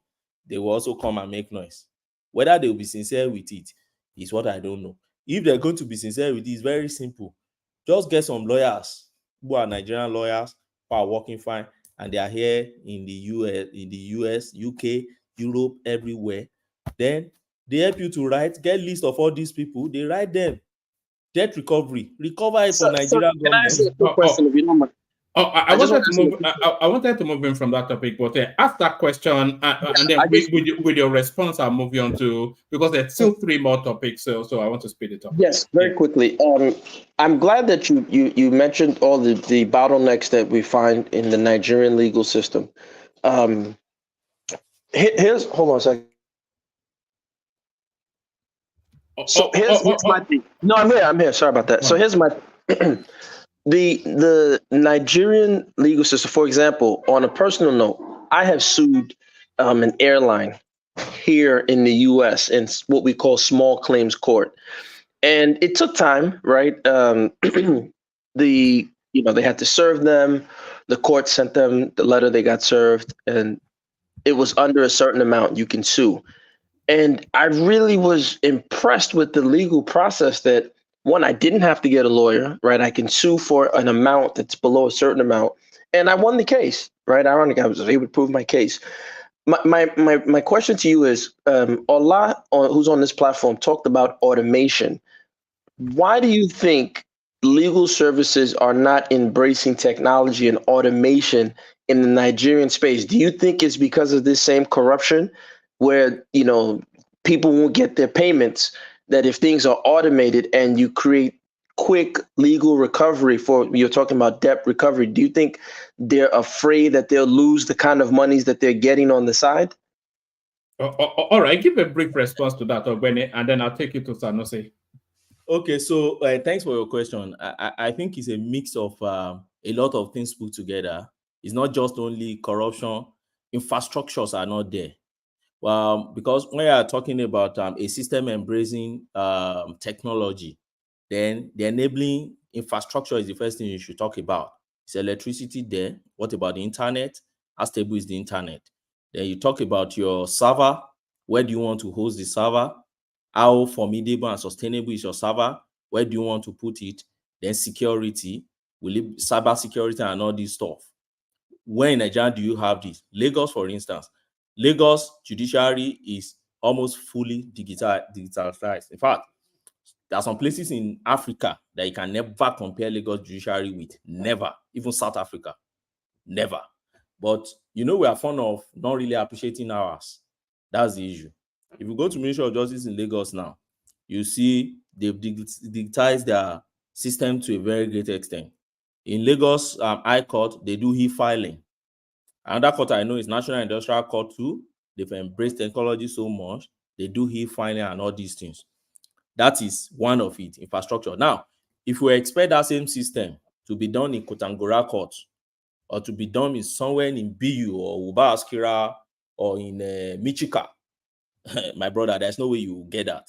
All these spaces I'm just mentioning to you, there are spaces where probably they are seeing electricity once in 2, 3, 4 months. And you want them to digitize what? What do you want to file there? You want to see somewhere in Mubi or in Hong or in Song or in Numa? There's nothing you will do in all those spaces without your electricity and internet. Electricity first. I'm not even talking of internet. When I was in Mubi, we used to read newspaper 3 days after. That is newspaper that you have read already in Lagos, right? On Monday. And it comes 3 days afterwards? I'll go to Access Bank to go and pick it on Wednesday. That's when I'll read. Wow. Okay. So I'm glad you said Lagos is embracing technology, but I'm talking of, for example, like I said, in the US, you have something called small claims court. Why is it that we don't have, we don't have a fast legal process? So like, if I have a beef with a vendor, if it's below a certain amount, I can quickly take him to court. I can bring my case, you can bring this case, and we can get judgment. Why is that not embraced? We have, is in Lagos. You have in Lagos, Abuja has started, then Rivers. And those are the major 3 spaces you really find all these things in Nigeria. For instance, in Lagos, in Abuja, they have what they call defended list. So what you do is, if you have some liquidated claim, like maybe 5,000, 50,000, 100,000, I think even still up to like about 100,000 or 150,000 or thereabout. So what you simply do is this: you approach the court. When you approach the court, they give the form you fill. By the time you fill, you state that possibly your defendant is not going to have a defense to hit. If it's a sum that you have a clear case that the person is owing you, you file. If the person has a defense, the person will show cause. If the judge feel like this one does not have any defense, then they throw it straight to undefended list. And within a short time, you get your judgment and you go. Another thing, if you go to magistrate court deal with all these petty things you know. And don't forget, in magistrate court, they don't adjourn, they don't have all those long adjournment, they are short adjournment because there are so many of them. But let me tell you, see, the problem with our system is this. We are very litigious as Nigerians. And it's because we know that our process will end, almost all processes end at the Supreme Court. So because of that, you see somebody who lack defense or doesn't have any defense, but will keep dragging to the higher court. And because of fair hearing, they must wait and listen to the person, right? And sometimes litigants like you and me may get tired and feel, well, I just give it to court. It's just 100,000 naira. So why do I have to drag 100,000 naira to Supreme Court?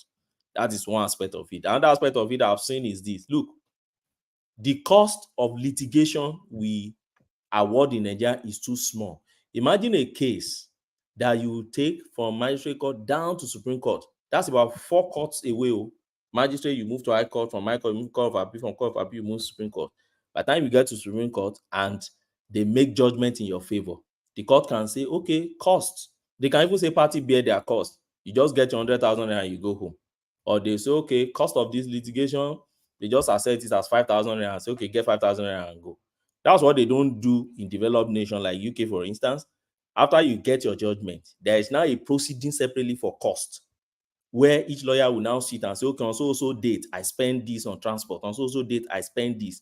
So whoever lose that case, you will now pay me for even defending that matter that you know that is frivolous in the first instance, which you ought to have settled me on time.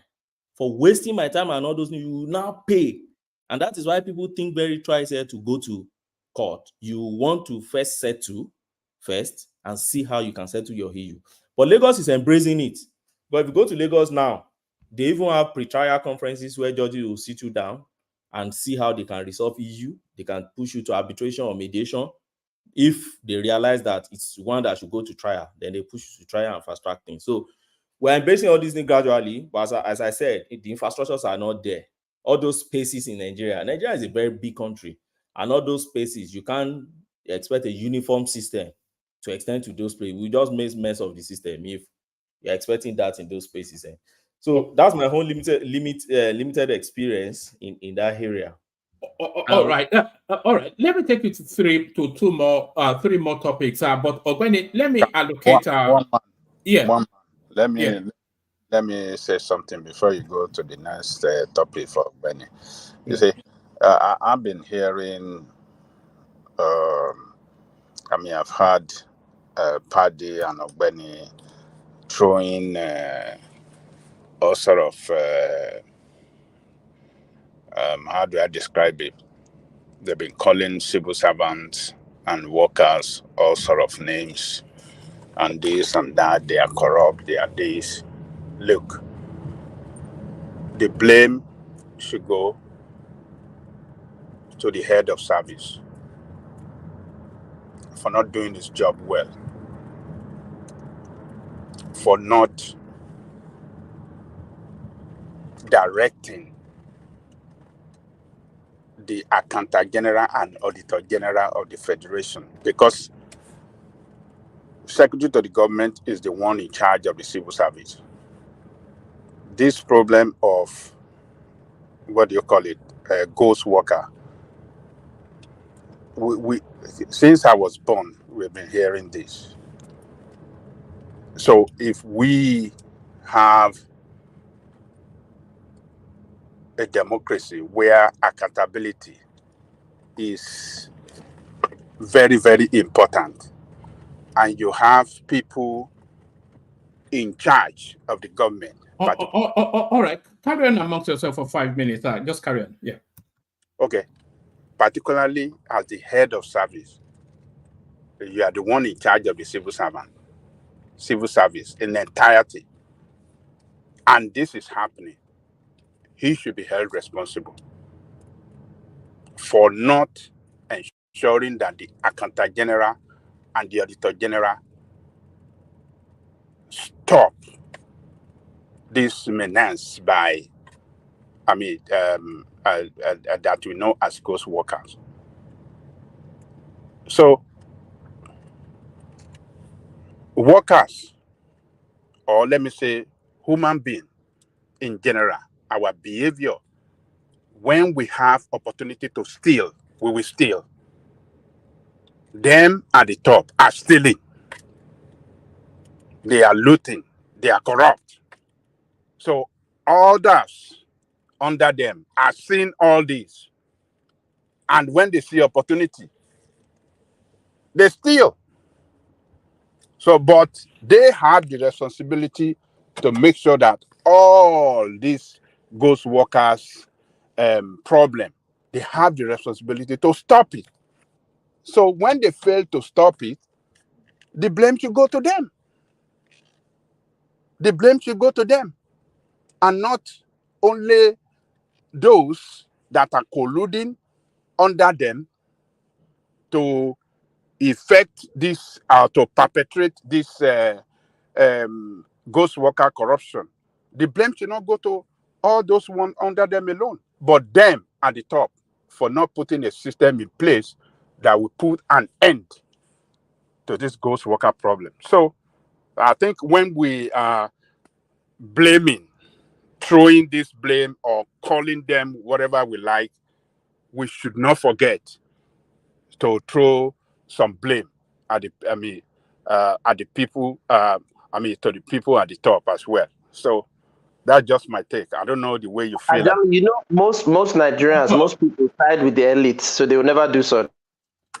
All right, let me just move Ogwene on, only because now we're pushed for time a bit. Ogwene, I'm going to take you to about 2-3 more topics, but no more than 2-3 minutes on them, just so we can move around a bit. I'll kick it off with the Sanusi space, and then we go to Tinubu's jets and land on Soludo.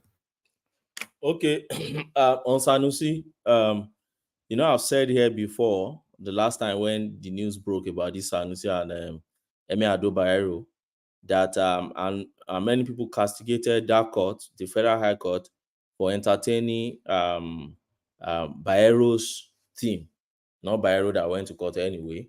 One of those guys went to court, and for castigating, they castigated that Federal High Court. I've seen many people say, no, why would Federal High Court, is it not a state issue, is it not a shifter's issue and everything? I remember what I said back then is no. There's complexity in judicial matters in our court system. You cannot, by just one statement, just explain the complexity of any case.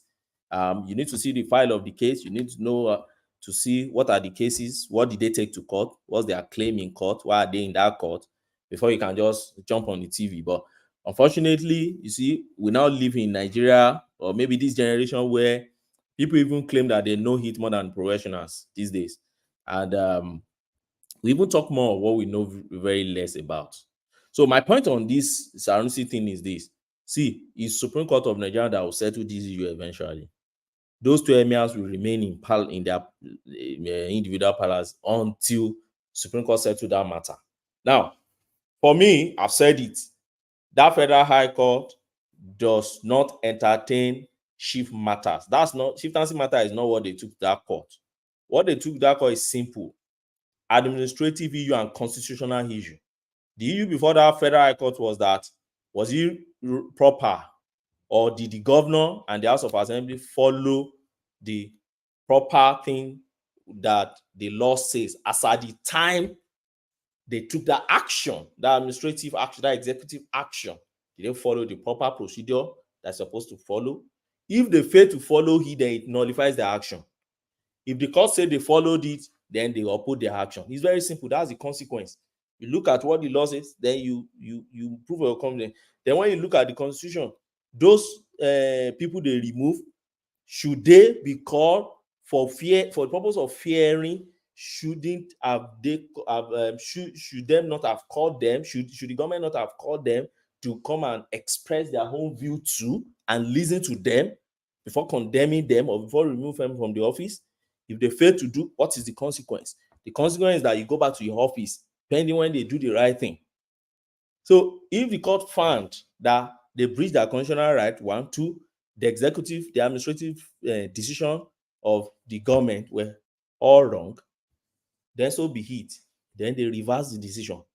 So, and that's why I remember, which my opinion was very unpopular back then, that look, if I was Sanusi Lamido, I wouldn't have jumped straight to Kano based on that decision, and I wouldn't have gone for, because eventually if Sunko said you are not to be there, then that's the second time they will be disgracing you out of that office. So why do you have to rush to that office? So that's what I see playing out for now. Is lawyers doing their things, and the law and the courts play their roles here, and we've not had the last on this issue. And let me tell you, I don't see I see that rascal governor going to be putting a bulldozer to pull down that palace. For what? Why will you pull down the palace? Because a man is occupying the place. You now want to pull the heritage of one of the oldest cities. That's probably a 3-year-old building. If wants to pull it, my goodness me. If we appoint monkeys, we elect monkeys into office. Yeah, Not to pull down a 300-400-year-old palace because you don't like the king. Because you don't like. So you see, but woman, you cannot say that when yesterday you said Africans we didn't accomplish anything. So since we didn't accomplish anything, they should just pull down everything. We are low. That's what you said yesterday. So destroy everything. Don't get sentimental now. That they pull down palace. Don't get sentimental. That we should be pulling down all our things. See the one they put down in Rivers. But that's I'm just showing one man, because you see when they were talking, they were using buzzwords, sloganeering, sounding very British. You know, British think they're smart. They run into the French. The French call the British, but let me not get there. But he's saying to us yesterday that we were low IQ, we didn't accomplish anything, we're at the bottom. So if governor is saying that this palace is a low IQ rubbish, then why are you complaining that they destroyed the woman? Well, I don't see any reason why they should destroy their common hereditament anyway. It doesn't belong to any of them. It belongs to generations of people now and yet to come, yet unborn. So there is no reason why they should pull it down at all, as far as I'm concerned. And I don't think the Nigerian police will allow that, except, there's nothing that cannot happen in politics. So except something happen and the story changes, then probably they were allowed to put it down. But for now, I don't think. I think the supporters of Adobayo also will defend that place with their last blood. They won't allow that to happen. So last has not been said on that area, and we should be expecting more. Ogbeni. Yeah. Are you surprised that he wants to use that demolition strategy? Is that not the new trend in Nigeria now? That's what they do. Maybe that was the same thing the Rivers State guy did. So he actually started from Edo State now. So yeah, Oshiomhole time, right? No. I think this guy, what's his name? Obaseki. When Obaseki was having issue with the House of Assembly, I think there was a demolition at that point too. No, it was Oshiomhole that started it. Oshiomhole removed the roof of the House of Assembly during his own time. So that's now the new trend now, right? If there's anything, go and demolish. It's terrible. It even happened recently in your state when those is Oshiomhole or what's the name of the present governor in Edo you are referring to, Ogbeni? No, Oshiomhole did it. And the present one did it too. I know Obaseki did it. Fubara just blew the whole building up.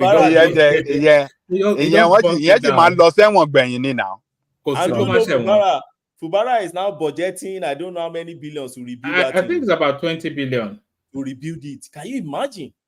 As in that Fubara is in there. That guy. Now, so we go just park Rascal, go put. And you see a lot of idiots supporting him in that state. No, because I don't even. It's dollars now. It's an oil derivation. That place is awash with money, and it controls. Look at all their people that are done. Somebody destroy the best of the best edifice in your state, and you are still supporting him.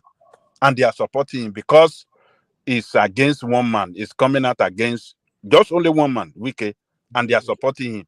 They're wasting their resources. The unfortunate thing, most of the people that you see online supporting Fubara are not basically people from Rivers State. Most of them, because I've seen a lot of all those things. are still aftermath of 2023 election. Like, yeah, it's a payback period for Wike and all those things. But my problem with that Fubara is you have a case in court which you can't even say that 100% is going to favor you. What if it goes the other way? As in, I don't know. Is his governorship still under challenge? No, there's a case in appeal court, right, regarding the status of the 27 House of Assembly members, right? All right. So it could still be impeached, is what it's saying. So if eventually, if appeal court eventually say those guys are, standing as House of Assembly members, that means, and appeal court kind of like say everything they've actually done is right. So I don't know. Some of all these politicians, sometimes you just look at them and think, are they really smart? Because at the end of the day, you can't just go all out without even looking at the other way around. You go to maximum, you from appeal court, you go to Supreme Court. And if you eventually now lose, so what's gonna happen to you? Now they will now start shouting, oh, probably somebody. It's so unfortunate. All right, let me take you to this Anyway, space. By the way, we're getting a lot of views on, well, not a lot, but we're getting quite strong views on Twitter. So if anybody from that Twitter space wants to come and join us, I've sent the link. I don't think we've yet had the Twitter person come and join us. So anybody watching us on Twitter, please click that link, come share your thoughts. Take us to Tinubu setting off jets to buy new ones. Yes, I'll go to Tinubu, but just let me quickly 1 second answer. I think one Nigeria that says that addressing Babajale Koko that Wike did worse to Amechi, so it's karma for Wike. For me, okay, where is Amechi today now? Is Amechi the one suffering? No. Where is Wike? Is Wike suffering? No. So if you keep demolishing what belongs to the state and you keep using the state money to rebuild it, it's the people that will suffer. It's not that one man. That's what the point Babajale Koko is making. If you are fighting a particular man, fight the man, but don't use the government resources. Don't put down government resources because of that one man, because both you and that one man one day will die or leave or become politically extinct and nobody knows you again. But the state will keep on suffering. So on this issue of aircraft, one man, I've seen a lot of people saying, oh, Tinubu proposing private jet and everything. I don't know how well informed our people are. And sometimes when I pick news like this, I try to think, is it that in the, let me pick it from even just 1999. Is it that from 1999 till very recently, is it that people deliberately forget news of then till now, just woke up recently, or people did not pay attention? Many people who are now on social media also did not really pay attention to news about Nigeria in those era of 1990 date. Or I don't understand. Sometimes I try to think that is it me that is thinking that way, because you see all these, they buy private jet, presidential aircraft, and it's been on and on. We've been buying and selling and buying and selling. That's where I'm going. We've been buying and selling. I remember Obasanjo ordered for 3 presidential jets sometimes in 2003 or 2004. I remember that one vividly. I was in almost my final year back then. And yeah, we criticized it and everything. And I think they all do 15 million, either 15 or 16 million dollars. It was a major news back then. And then after that, he also sold before he left office. I think he sold some too. I think he inherited about 5 or so from the military government. He sold, he bought. Then I don't know if Yaradua didn't really stay much. I'm very sure of Jonathan's time. Sometimes, in fact, Jonathan home was even close to 2015 election. Sometime 2012, 13 or something like that. Jonathan spent almost about 1.5 billion or something like that. Is that dollar or naira? I can't even remember. To buy. And then close 2015, Jonathan sold again. Then Buhari got there, Buhari sold. I'm not sure Buhari bought, but I know Buhari sold too. Now, they said the aircraft is rickety. And who is even raising this thing? You know, sometimes we like, Tinubu is doing it. Just ask the question. Farabale, no first now. Get the news straight. Don't talk too much about something you don't know much about. Is the House of Representatives Committee on National Security and Intelligence. If you don't know anything about Nigeria, just keep short first and listen, or go and read. Nigeria is a very big country. It's a complex country. We have a system. We may say it's not working as it should be working. But all the committees are there. Human beings are filling all these committees, whether you want it or not. They are doing one or two activities there. There is a committee in House of Rep. Then Senate has its own counterpart. In House of Rep is a committee on national security and intelligence. It was in the meeting of that committee, their last session, that what's this, my honorable, what's his name? He was the one who raised it. Why? Because the president was coming from was coming from one country, and they had to fly the president with private jet because they had issue with our national aircraft, and so they should be passing national aircraft. No, now, so if you now buy now like the man in Iran or the one that just died recently from was it Gambia or which one in Africa? Now everybody will be making noise that Malawi. Yeah, Malawi. Why have they not changed it all this while? And also, so, and now and I've seen Izzy Obina that is saying that at this time when people are hungry, that's not when they should buy aircraft. Then I've seen some that said, why is he not flying commercial airline and everything? I don't understand. If you have 10 and you can sell 3 to buy a good one, go and sell. It's more economical. As a father in my house, if I have 10 cars, instead to go and take taxi, I would rather sell that car to maybe 3 to buy one better car, and then they ride down. Tinubu will only fly that thing for 4 or 8 years. He will leave it for Nigeria. The one way Obasanjo buy, no be Nigeria get am today. Now Obasanjo still get am. So sometimes we see all these things as if it belongs to them. It won't. At the end of the day, they leave it to the next president. And then so the next president gets it done. So, sorry to cut you, sir. What is the plane that they used to fly the president of the United States? Do you know what the name of that plane is called? Air Force One. Okay, so why is it that Nigeria doesn't have a specific dedicated, even if it's 1 or 2, 3 planes that are properly maintained? We do. It's called Eagle One. It's called Eagle One. Don't bite my head. I know it's Eagle One. I'm getting to somewhere because 1 minute you're a Nigerian, next minute you are low IQ. You have to pick a side. What I'm saying is this: the team that is dedicated to maintaining these aircraft for Nigeria.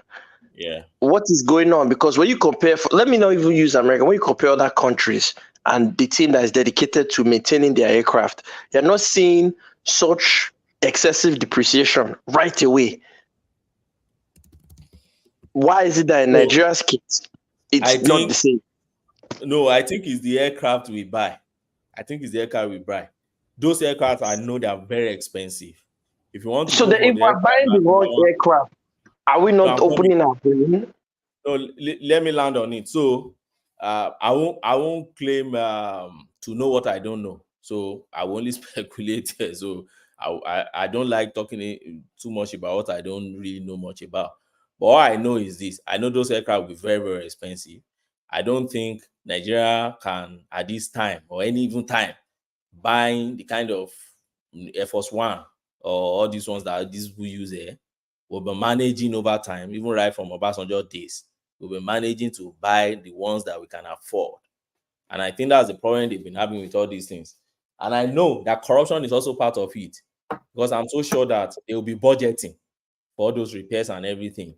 So if they've been budgeting and some people are sitting somewhere, and you are not using it for that aircraft, then you see the aircraft deteriorating too. Yeah. But to say what's the role of the military? Yeah, it's the military that fly our president too. They are in charge of the president's aircraft.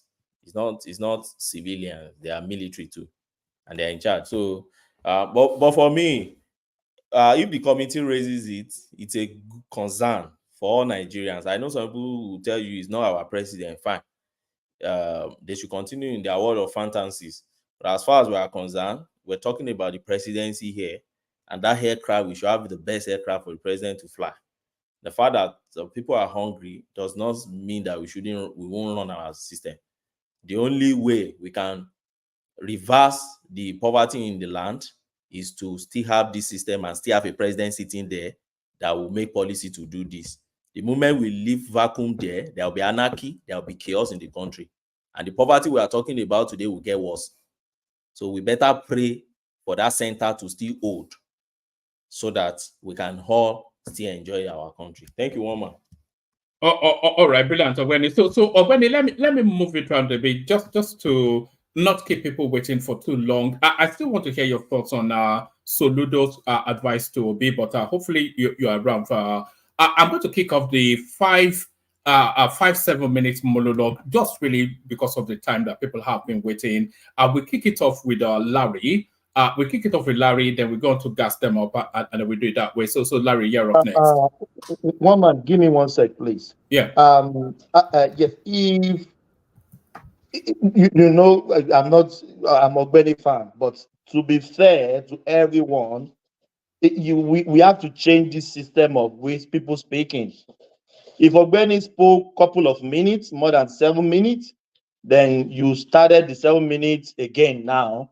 It doesn't look fair to everybody. Why don't we always do it like this? When we start it off, we start with the 7 minutes or 5 minutes, everybody round. Then later on, we open it up. No, it depends. When we started, there was only about 3 of us here. So there wasn't, but as the room starts, I understand. So Paddy kicked it. It was only me and Paddy. Then Ogweni joined. Then Ajanle Koko joined. Then it started to fill up. So I couldn't restrict the time because but now the space has filled up. I can't now have people speak extensively because it will start to grate at others waiting to speak. Yeah, so that's why I try to strike that balance. So Larry, you're up next. Yeah.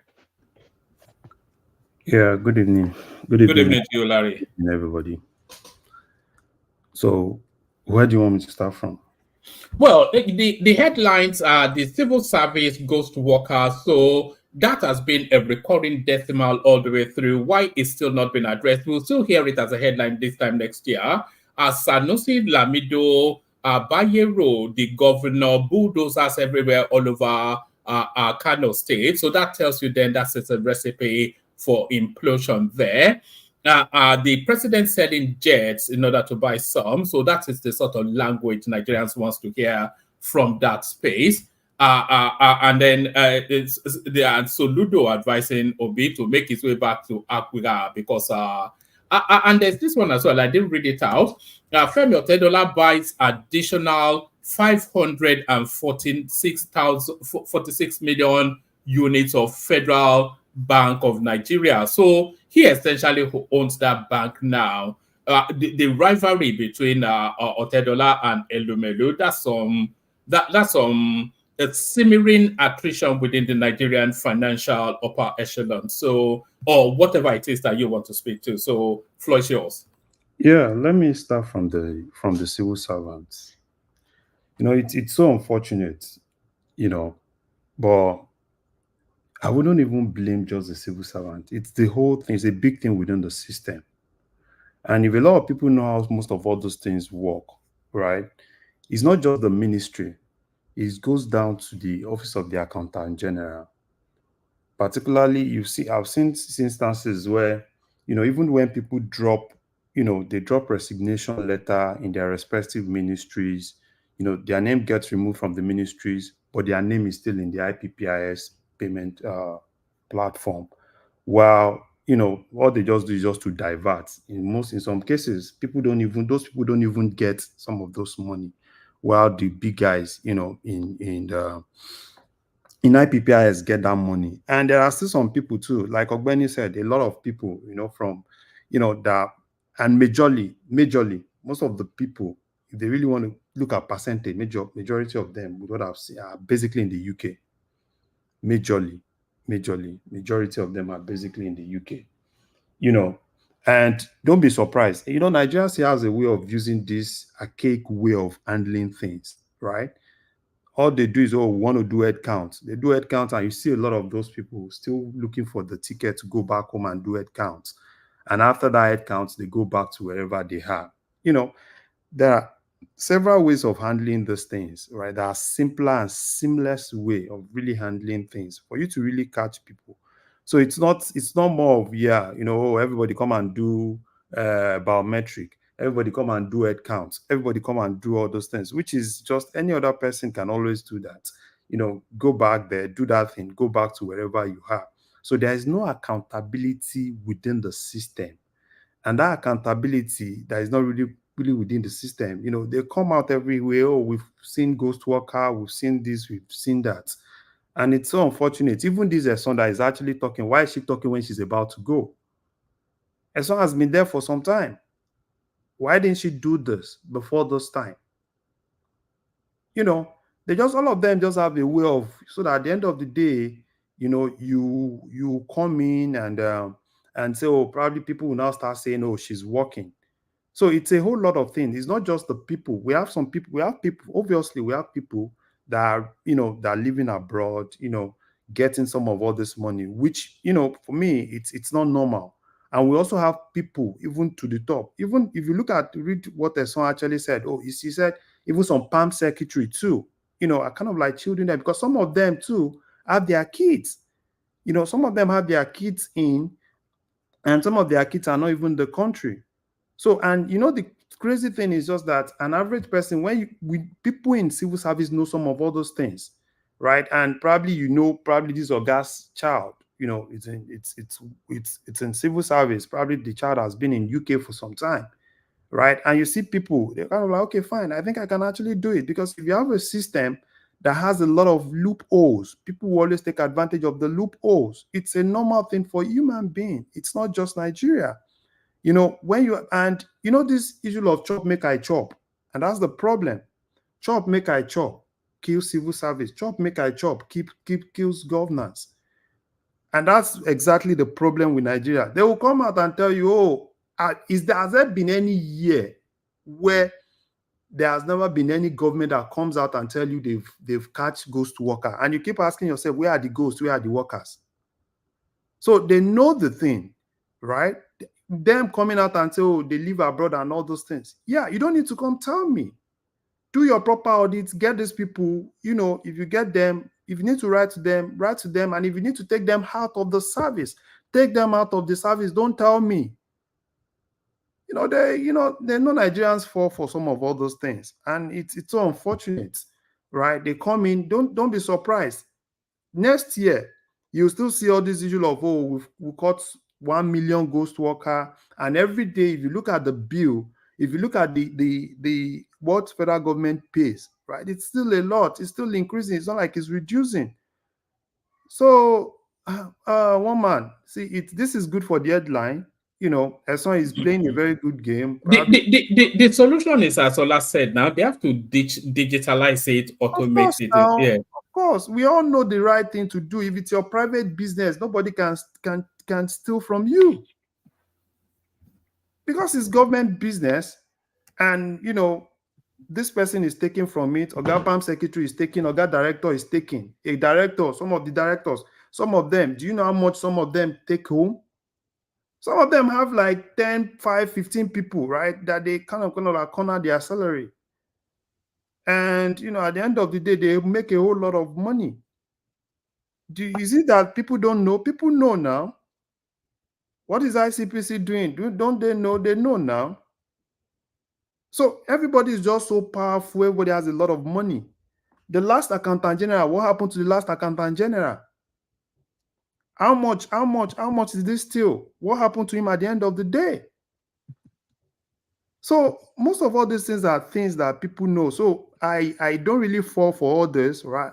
Oh, a lot of ghost worker. No, don't tell me. But the last accountant general is still in court now. Is it not in court? I think it's in court. Yeah, it's still in normal thing, right? Something Idris. Yeah, but what happened to Idris at the end of the day? After that, was he not given chieftaincy title? It was top band. I think it was actually made a king of some sort. Yeah. So what are we saying? So you understand what I'm saying? Even this son, this Yemi son that is, because I think she has less than 6 months to go. That is not like, oh yeah, I'm catching this, I'm catching that. What has actually happened ever since she's been there? Should it not be an annual thing or even a 6-monthly thing? This head count to actually see that there's a human being. Yeah. They don't need head count. If they have a functioning system, you don't even need head count. What head are you counting? If you have a functioning system where you can audit everybody that comes to work. If it's a private business, do you need head count in a private business? Because these are things. It's a normal thing. It's a normal norm, right? They just come in. The budget. If you see how dirty the public service in Nigeria is, these head counts that you see, yeah, they budget billions for all these their head counts, right? Head of service will go to the respective, people from head of service will go to the respective ministries, all in the name of we are auditing, we are doing head counts, we are doing biometrics. They will outsource that thing to probably some other companies, right? To come do all those biometrics and everything. And it's billions, right? At the end of the day, they just come in and tell you. At the end of the day, they just come in and tell you, oh, we caught 1 million ghost worker, we do this, we do that, right? So we all know the right thing. When you are in a country where people know the right thing and, they don't do the right thing, they come in all out for get something for the headline that makes everybody think, oh, yeah, oh, it's the people in diaspora. No, it's not even the people in diaspora in most cases. Every time they will tell people that they are not recruiting in public service, and they recruit every day. They said they do replacement. What happened to the replacements? So anywhere there is no accountability in recruitment, there is no accountability in whatever replacement, there is no accountability in, and there is no transparency in everything that people do. So at the end of the day, this is exactly what you see. So for me, I don't fall for some of all those things. They know the right thing to do. They don't need to tell us. So they should do the right thing, ensure that they do the proper audit. If they need to outsource to probably KPMG or some of us, all these people to come help them do the right thing. So they know how to do it. So one man, please, this is just good for the headline. Her son is about going, and she needs to just put something there for you to kind of like, yeah, she's done. You see, at the end of the day, this same son, let her live there. You hear what's happening. The EFCC to chase it out too. That's the normal norm now. That's how we live now. You start saying, oh, if someone has done this, if someone has done that. Even the accountant general, wait for them, let them leave. All right, take us to Tinubu selling 3 jets to buy 2. Surely that's the language that Nigerians want to hear. Yeah, that's, I think we talked about this, right? Here, that probably they should just, it's a normal thing, right? If they can sell and use, rather than, you can't keep maintaining what is not working, right? So if they can sell and probably go get a new one. For me, I'm more of, I don't even support him not even buying what will make him safe, because I want him to be safe. Because I want him to be safe. Larry, sorry, Mama, why can't they sell 5 out of 12? No, they don't have 12. That 12 is actually misinformation. They have 6 planes and 4 helicopters. So that 12 is mischief making by you know who. The obedience. Yeah, yes. That's all right. Yeah, go on. So for me, they can sell, and at least even if it's just 2 good ones they have. Yeah, 2 good ones, because severally, at the point, there was a point that even the vice president wanted to go to the US, they had to stop that, all because the plane was having 1 or 2 issues. So if they can, is that your son wanted to play with daddy? The kids, they are home now. So all right, yes. Everywhere it's barbecue time, is it? Yeah. It's their season. All right, carry on. So one man sell, if they can sell, at least use that money to, if they can use that money to buy 2 good ones, right? Let the president use one and let the vice president use one. So I'm okay with it. Anything that will make him safe, because it's when he's safe and it's when he's okay that can actually give good. But can I ask you this question? Can we say is the aruwo, the loud noise of the people that are making them to want to sell this, or they are just trying to do the right thing? Yeah, thank you. It might be the Ariwo, it might be probably they are doing the right thing. Because for me, I don't even care if it's the people or the, so far my own, I'm just more interested in them doing the right thing, you know, because they are human too, right? And you know, it can actually be anybody because you still want to feel the pulse of probably the people you are governing. So, and they also have access to what people actually say. And even some of all these platforms, they have people that listen to some of all these platforms, right? So, and you know, whatever the case is, if it's because of probably they've listened to people and they want to sell, my own is just that, yeah, they should. If that is what is that's what is really engineering them, I think people should shout more so that they will keep hearing people and doing the right thing. That's the major thing. So let's shout more so that they will keep listening and doing the right thing. All right. Take us to Kano, where there's certainly a lot of shouting going on there. You know, in Yoruba land, they say Oba Unpemeji laughing, but it's a different tradition. Certainly 2 or more kings there now. So what are you then making of the tussle in Kano State?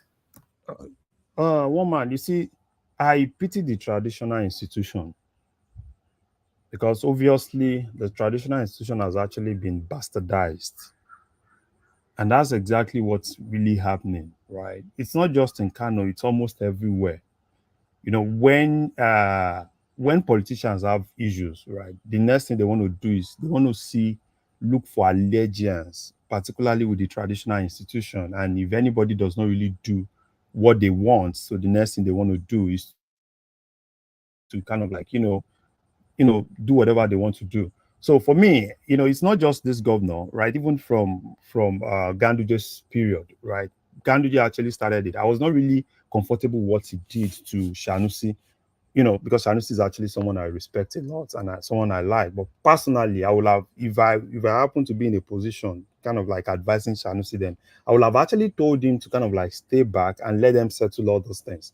And I'm very sure Shanusi himself, kind of like, He moved too quickly to move to Kano, exactly. but that's the nature of that man, or the arrogance of him, and and he likes a fight as well. So I think he really went there for the fight. I understand, but at the end of the day, right? Because number one, even that institution, that Kano emir seat has actually lost its relevance, right? Even within the north, because these are things that you want to ensure that when you have a reserve, a very, very respected stool, and you need to ensure that you keep its respect. And that's why every day I respect the Benin people, right? I respect them a lot. I'm not from that side, but I see how they defend that institution, because these are institutions that have been right before. That's the most revered tool in Yeah. Nigeria. That's why I don't think any other kingdom. I don't think they respect their king. In fact, the only space that respects their king are the Edos. Exactly. It's not even They can literally take your life. They threatened me for making disparaging comments or not being respected. They threatened me whenever we talk about their obas. I get messages. To get some respect. Put some respect on his name. Yeah. That's I respect them a lot, because what makes a traditional, institution, get that respect is the people. Because if the people don't, stand for that institution, because that's the only thing you have, because that's what belongs to you. And normal politicians are average greedy people, right? They don't care about anybody. So all they want to do is to come in, they don't want any other institution that has power. So politicians always want to look for a way to relegate any other institution that actually, any other institution. So for me, I think it's not the best thing. I really don't like what's actually happening, and I've seen a lot of things, and even Falana said a lot of things. But for me, that personally, which I felt Falana should just, he shouldn't turn himself to social media lawyer, right? He should just leave things and probably they just need to It's too late, isn't it? It's a social media lawyer now. No. He's really It's getting himself to anything for clout. He just hops on any and everything. He just yeah. I used to respect him. But with what I've been seeing recently, I'm more like, yeah, you're a respected person. Leave things, and it's not everything that you rush to arise news, and particularly things that are in the court. Because I know. So when this is not the tradition of Rotimi Williams and all the seniors that preceded him. He did not train under Rotimi Williams. He did not learn anything. Rotimi Williams was not an activist. Yes, but it's that's the sort of lawyer we want in Nigeria. He was not an establishment lawyer. Not a Luther lawyer. We don't agree. Was like but what is wrong with a Luther lawyer? What is wrong with that type of lawyer? When they call him to TV station and to give his legal opinion on issue and interpretation of the Constitution, so that to you has made him a hold on. So to you, that has made him a social media lawyer. I don't get it. No. Let me let you understand something, sir. What has he done wrong? Okay, tell me so you can see what he has done. It's an Instagram lawyer. It's an Instagram-based lawyer. Look at one man. Look at the way one man is calling him. Many times one man to say, "Oh, where is Falana? Falana supposed to come and let us know where is Falana?" Many times one man will call. What Falana is the one that can interpret this, can let us know what. I mean, why can't Falana file a lawsuit against the government? I mean, I don't get it. For God's sake. Yeah, but it's turning into an Instagram. Tell me cases. Tell me what he has done that show that he's turned himself to social media. No, it's an Instagram babe now. An Instagram babe. Oh, come on, man. No. Nigerians are very difficult people. You don't even know what you want. Somebody comes on the air to educate us on what the Constitution says, interpret the Constitution for us, and then to fight for us. But still, you want to ridicule him and call him all sort of names. No. This one man is the type of people that side with the elites. He will come on these spaces and stand for the so-called people. As soon as the elites give him small Ghana must go bag, these are what we call Ashewu supporters. No, if only they will. Are you sure one man they think Ghana must go? Ghana must go, okay. Ghana must go. We know them very well. You have seen him collected, Ghana must go. If only my bank manager would tell me when those Ghana must go. One man, I never get the alert. Ghana must go. Look at that. What you call it for me? Waiting for your time. Nobody. Gas them up. Your connection is very poor. It's very quickie. I don't know. It's an American thing, but the connection is very poor. Yeah. Oh, me? No. Gas them up. The connection? Yes. There's a grainy sound in the background. This American. That's fine. Sorry about that. Dewale, can you hear what gas them up? That's what we usually hear when we hear you. Why do you like Tassi American network like this all the time? I don't know, man. It's meant to be the. Listen, the British. This is what they do. The Brits are very angry at the Americans because, we saved their ass during World War II. So they've never forgiven their weakness, and they think they're smarter than Americans. But if you study philosophy and you study history, you study European continental philosophy, you'll learn that the Germans and the French think that the British are just complete morons. So don't pay attention to the British. That's true. They believe they are superior to the British. One man, let me just say something to what Papa said. Yeah, so correct. I'm not against... is this Paddy or Larry? That's Larry. This is Larry. Oh, okay. They sound alike. Okay. You know, there are voices that sound alike. Larry and Paddy sound somewhat similar. But on Mr. Prince Daddy and Babati, they might as well they be double the same, you know. But sorry, carry on, Larry. Okay. So, Baba, I'm not against Falano, coming out to hear his view. But I know as lawyers, when cases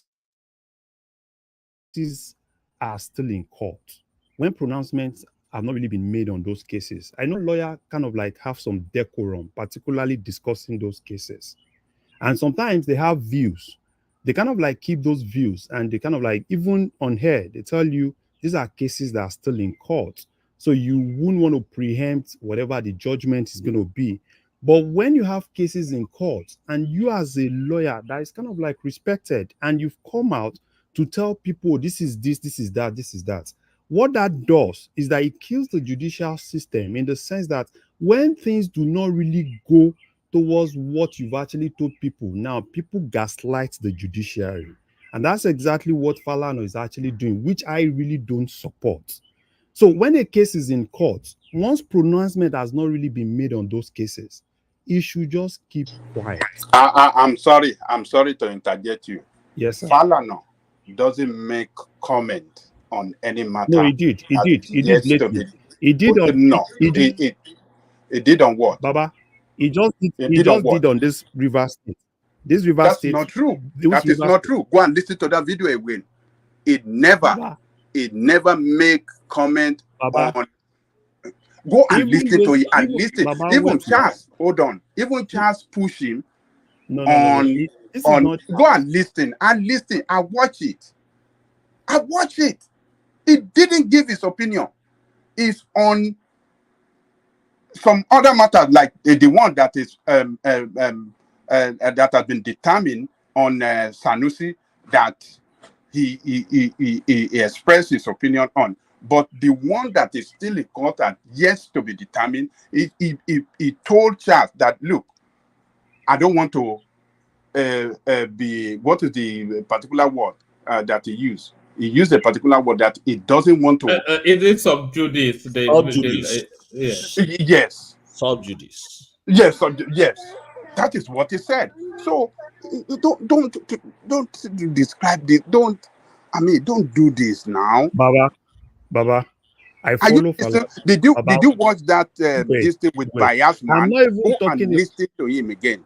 But the one is the Sanusi Falano. one is still subjudice too. It hasn't got into court now. Besides that, before the pronouncement, before this last one, Falana talked about, he was talking about jurisdiction, he was talking about this, he was talking about that, right? And that was a case that was in court until, they now went to High Court.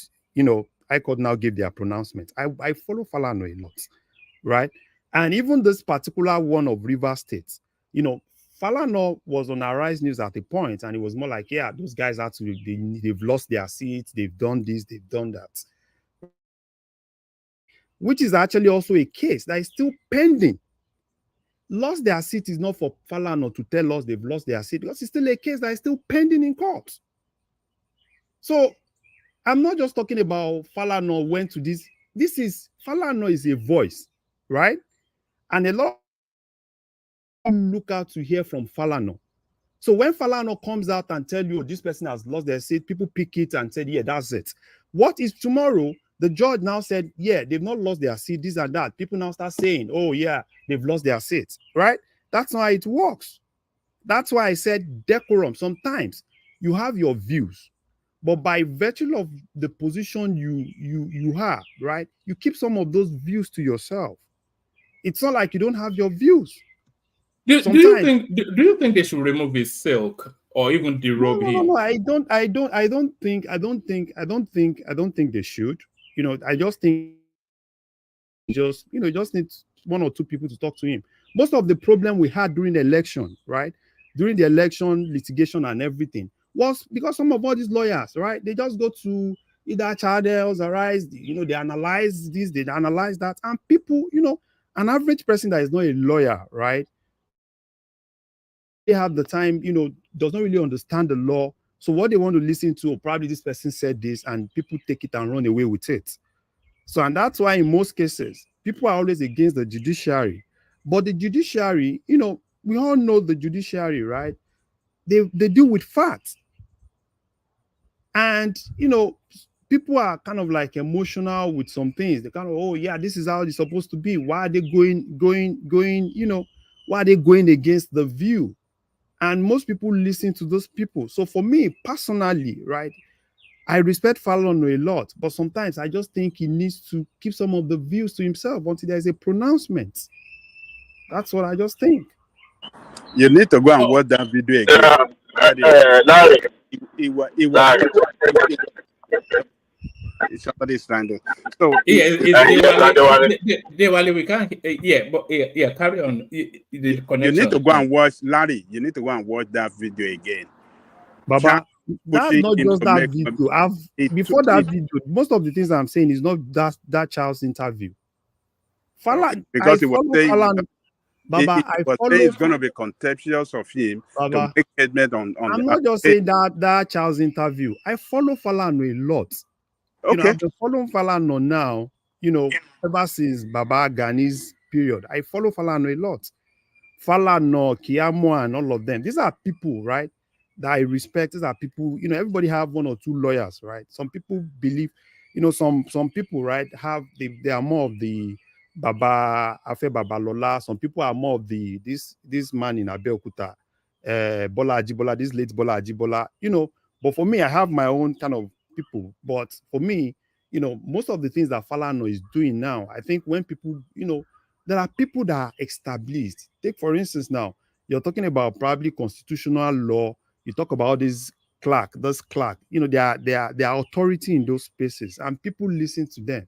So for me, I respect Falana a lot. I respect his view a lot, but I think he's losing it. He's losing some of those respects, which I personally do not like. All right, brilliant. Give us a brief commentary on Soludo's advice to Peter Obi, and then we're going to gas them up. Yeah, Soludo. I think Soludo is just, it's just advising a brother now. Soludo is just advising a brother, because everybody, even before last election, Soludo told Obi, Nigeria is, you just have to have an approach. Right, and that approach is more like, you start little, you use your little to negotiate. That's just that approach. And some of the Obi's approach, for me, I really don't see it working, because Nigeria is more of negotiation. You have to negotiate with people. If you are Southwest, negotiate more with the North.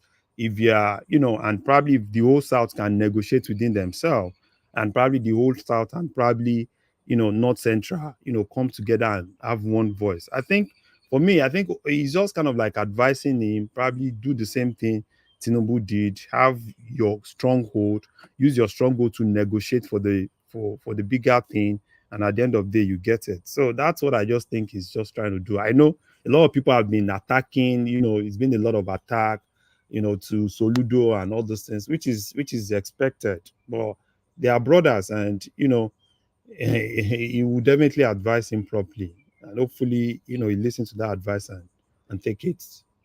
All right, brilliant, excellent. So excellent. So thank you, Larry. Stay with us.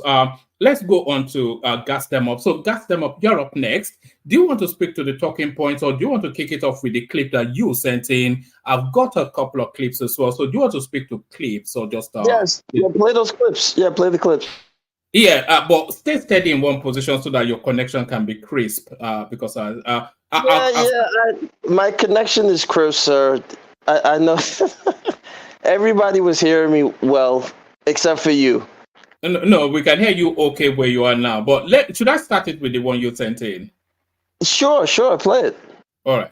We are currently in Jamaica, where we set up a vertical farm featuring 100 aeroponic towers. Located in the heart of Kingston, we came here to work hand in hand with our partners to install this aeroponic farm and train their staff to manage the towers, including the assembly of the towers by stacking the growing sections to the desired height, as well as the preparation of the submersible pumps which are connected to the underside of each tower's reservoir lid. We demonstrated the best practices for cleaning the towers to ensure optimal growth. growth, and in a matter of only 24 hours, this team is now fully qualified to run this vertical farm. This farm will be primarily growing peppers and full towers of green onions, as well as aromatic herbs such as basil. We also installed the automated irrigation system, which is connected to a centralized gravity tank that fills up the towers with nutrient-rich water on an as-needed basis and is regulated using floater valves. This is what will nourish the plants with all the essential minerals and trace elements. Once everything was set up, we transplanted the seedlings onto the towers, which mainly consist of Scotch bonnet peppers as well as green onions, which are key ingredients for making jerk chicken, a popular Jamaican dish. We also transplanted basil seedlings, where you can get up to 52 plants on a single tower.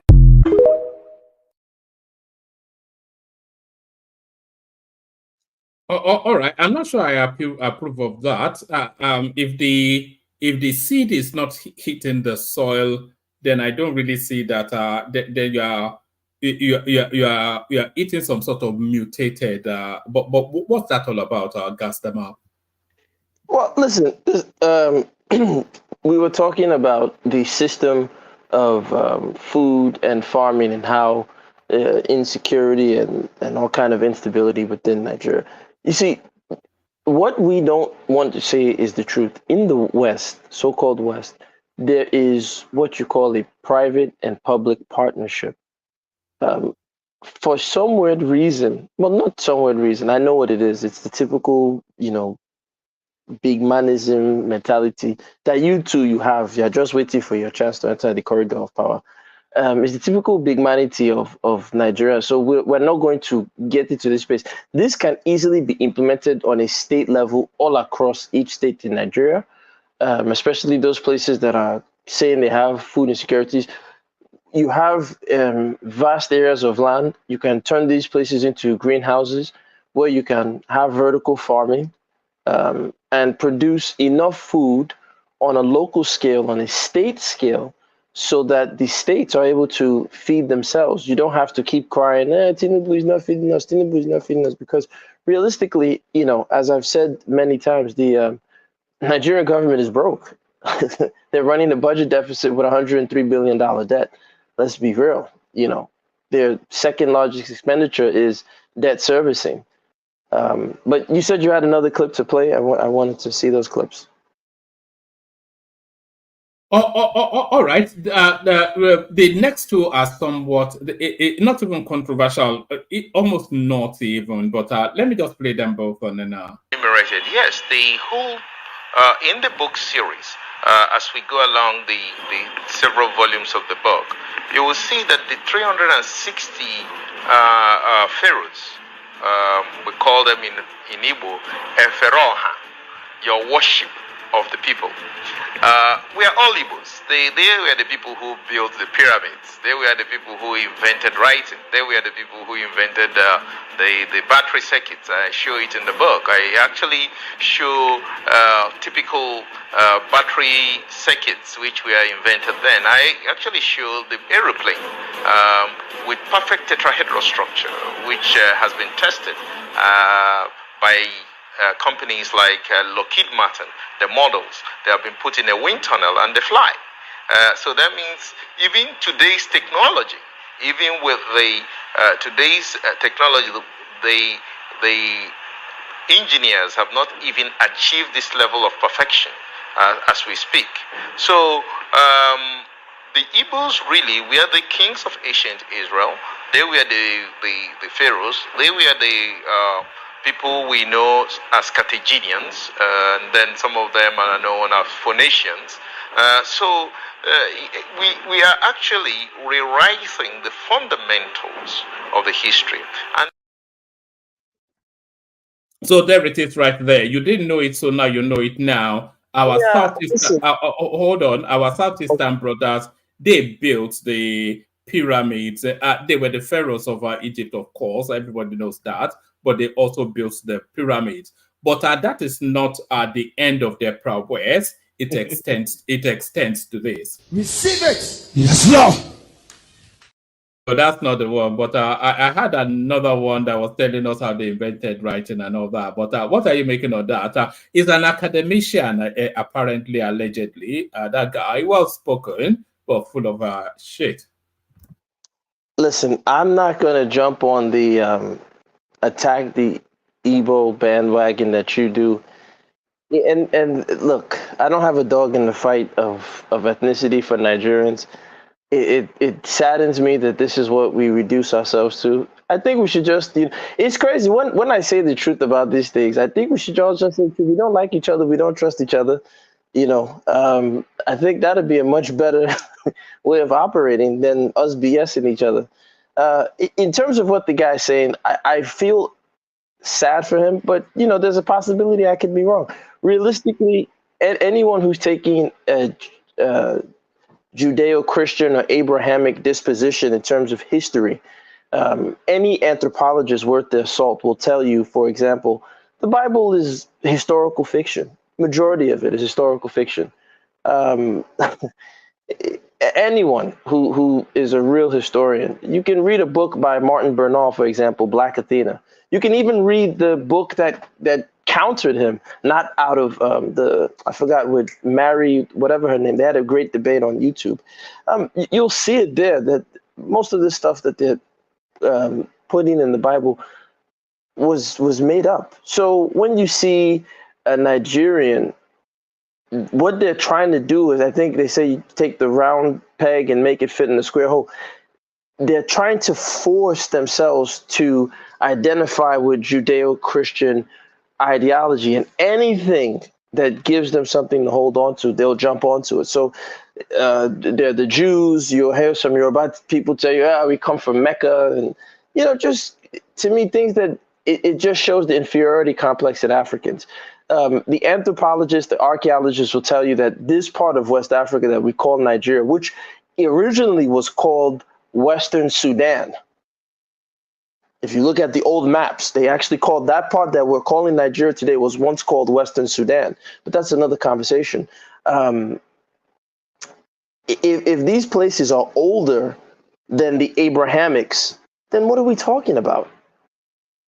It saddens me, but I hope, I hope I'm wrong. I hope maybe we are the Jews and maybe we are from Arabia, so their fantasy could come true. But I don't know. This side of Nigeria was called Southern Sudan, Western Sudan. Western Sudan. The entire what we call Nigeria today. If you just open your tab, those of you who are on your computer, just Google it. Just type in Western Sudan and type in Western Sudan and map. Go to images. You'll see old maps of what would consider Nigeria, Cameroon. This is before the Berlin Conference was actually called Western Sudan.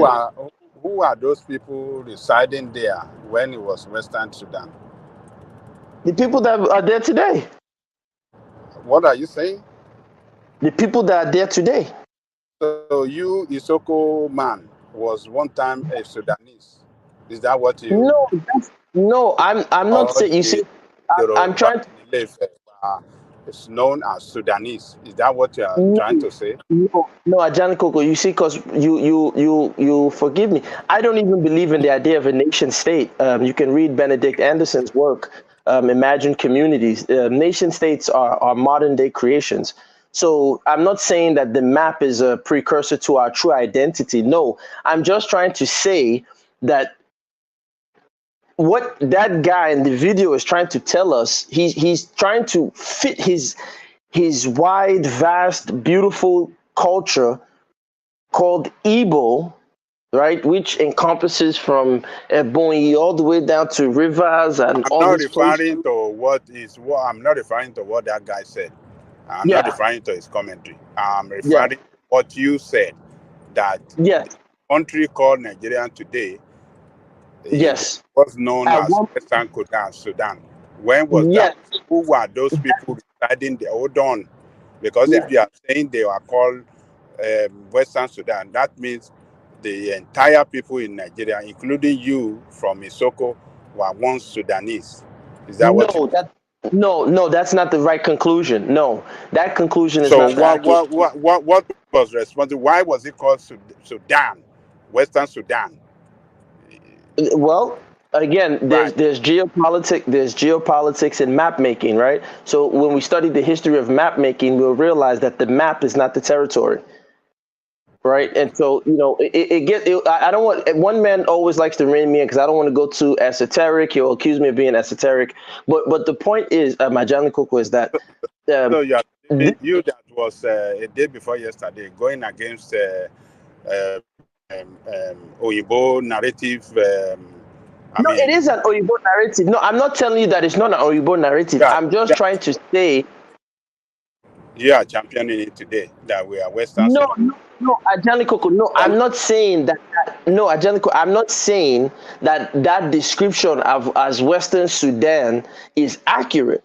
I'm just trying to tell that, for example, the guy in the video, will believe that being Igbo is subservient and historically younger to Judaism and the Abrahamic faiths, when in reality, the anthropologists, and I just threw that term out there, Western Sudan, because when people think of the territories in West Africa, they don't realize that it's floating. At one point, it was Western Sudan, according to the cartographers in Europe.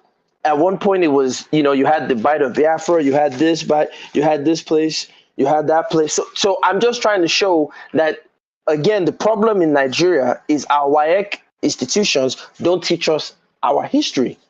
We learn Macpherson, Constitution, amalgamation. We don't learn real history in our schools.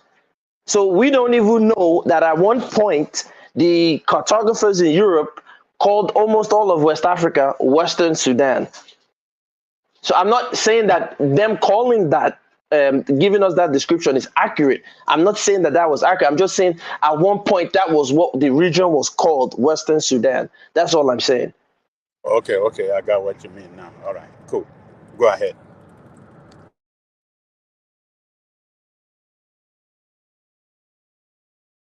So one man, are you going to take me through my topics quickly? Because I know other people want to speak. I don't want to take too much. Yeah, no. I was just waiting for you to. I thought maybe you still wanted to expand on that space. Can I ask you a question?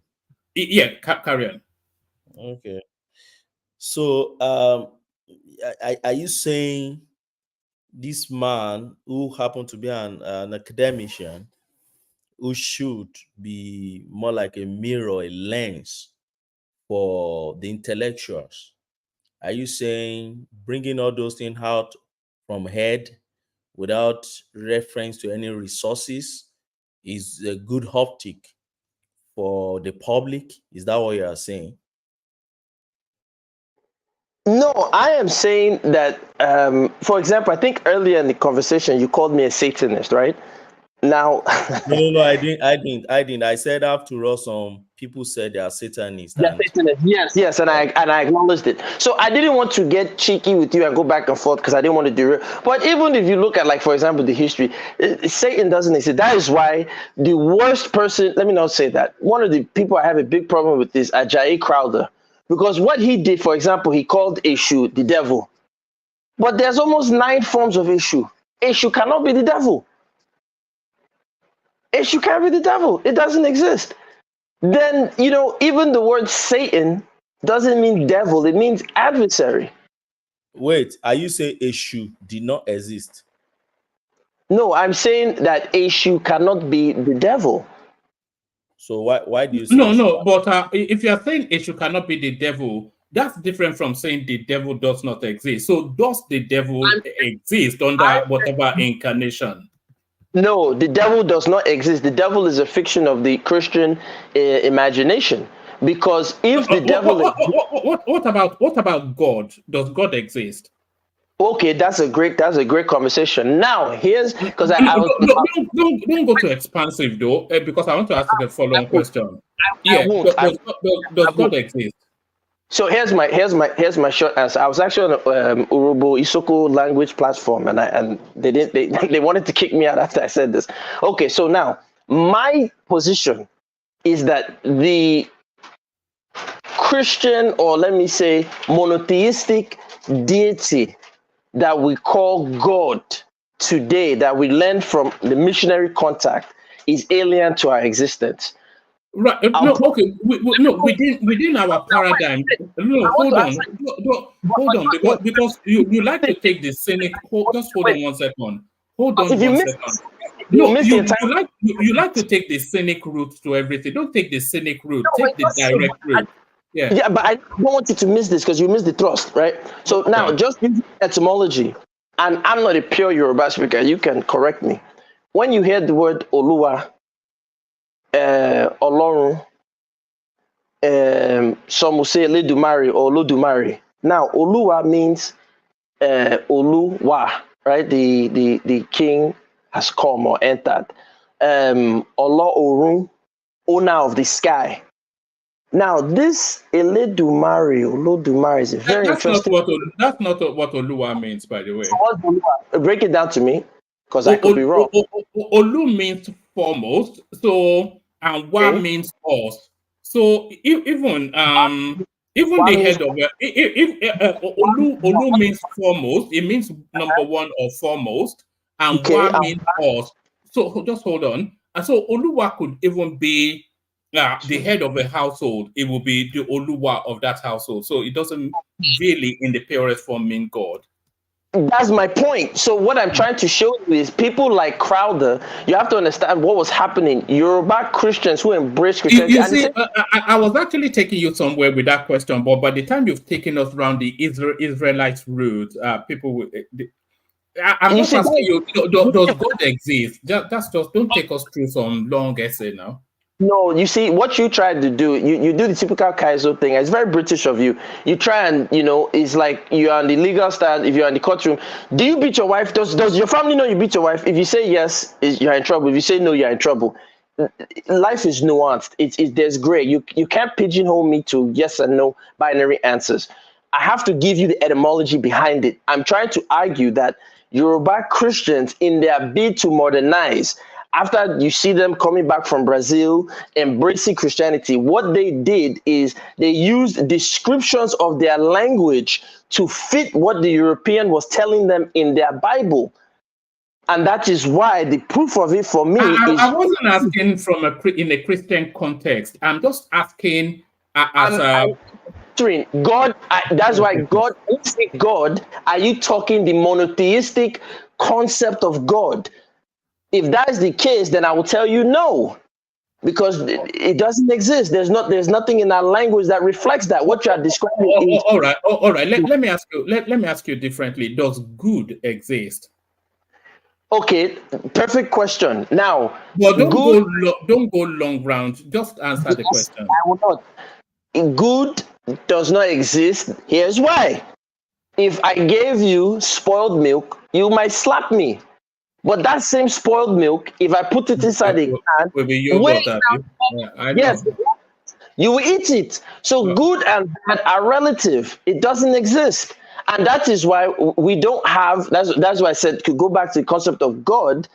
The proof to describe what I'm saying is that Eshu cannot be the devil, and is not in Yoruba cosmology. There's no devil in Yoruba cosmology. Only Yoruba Christians and Abrahamics and Muslims who believe in good and evil, so they have to label Eshu as devil. So that first time when we started engaging, when I said Eshu is my father, you said, oh, I'm a Ajebota person. I'm not even saying Eshu correctly. There's 9 or 7 different forms of Eshu. So how can Eshu be devil? So if there's no issue in cosmology, Eshu is an imp in Yoruba language, not a devil. It's an imp. But Ajayi Crowder said Eshu was the devil. Well, Ajayi Crowder can say whatever. He's not the Lord and Master of the language. He's not even an Oyo man. So don't worry about all that. You are telling me. Yeah, go ahead. Okay, so I think what you are committing here is what they call is a fallacy. I'm trying to pick the Latin maxim for that fallacy. I will get it back later. So to say that a shoe does not exist at all as a name in the Yoruba religion or the Yoruba traditional setting is incorrect. I didn't say that. I didn't say that, but I didn't say that. Now, a shoe. I didn't say that, but what I said was Eshu does not mean the devil. So go ahead, clarify. Eshu cannot be the devil. Go ahead. Okay, so I'm coming. It's very simple. It's just like when you say Yeshua. There is no Yeshua in Yoruba, right? There is no Jesus in Hebrew language. There is Yeshua in Hebrew. There is Jesus in English language. But do these two names refer to the same personality? The answer No. is yes. Impossible, because the letter J was not invented yes. in 100. Okay. How? When was the letter J created? Let me land on my own. Let me land on my own. You make it so difficult to conversate with you, regards them up. Let me land on my own line of thought. So this is my own line of thought. I have a personality. Let me give you an instance. My name is Bami Kole, right? I'm Bami Kole. But many of my colleagues here don't call me Bami Kole. They prefer call me Banky, right? Because that is so easy for them to pronounce. So they call me Banky. So if you go to my household now, if you go to my dad, for instance, and you say you're looking for Banky, my dad doesn't know who is Banky. My dad will ask you, is it Bami Kole you're looking for? And you say, oh, it's Bami Kole. So Bami Kole and Banky are the same person you're referring to, right? But because there is no Banky, as far as my dad is concerned, but as far as my friends are concerned in the UK, there is Banky, the same person you're referring to. Now, let me take it to Eshu.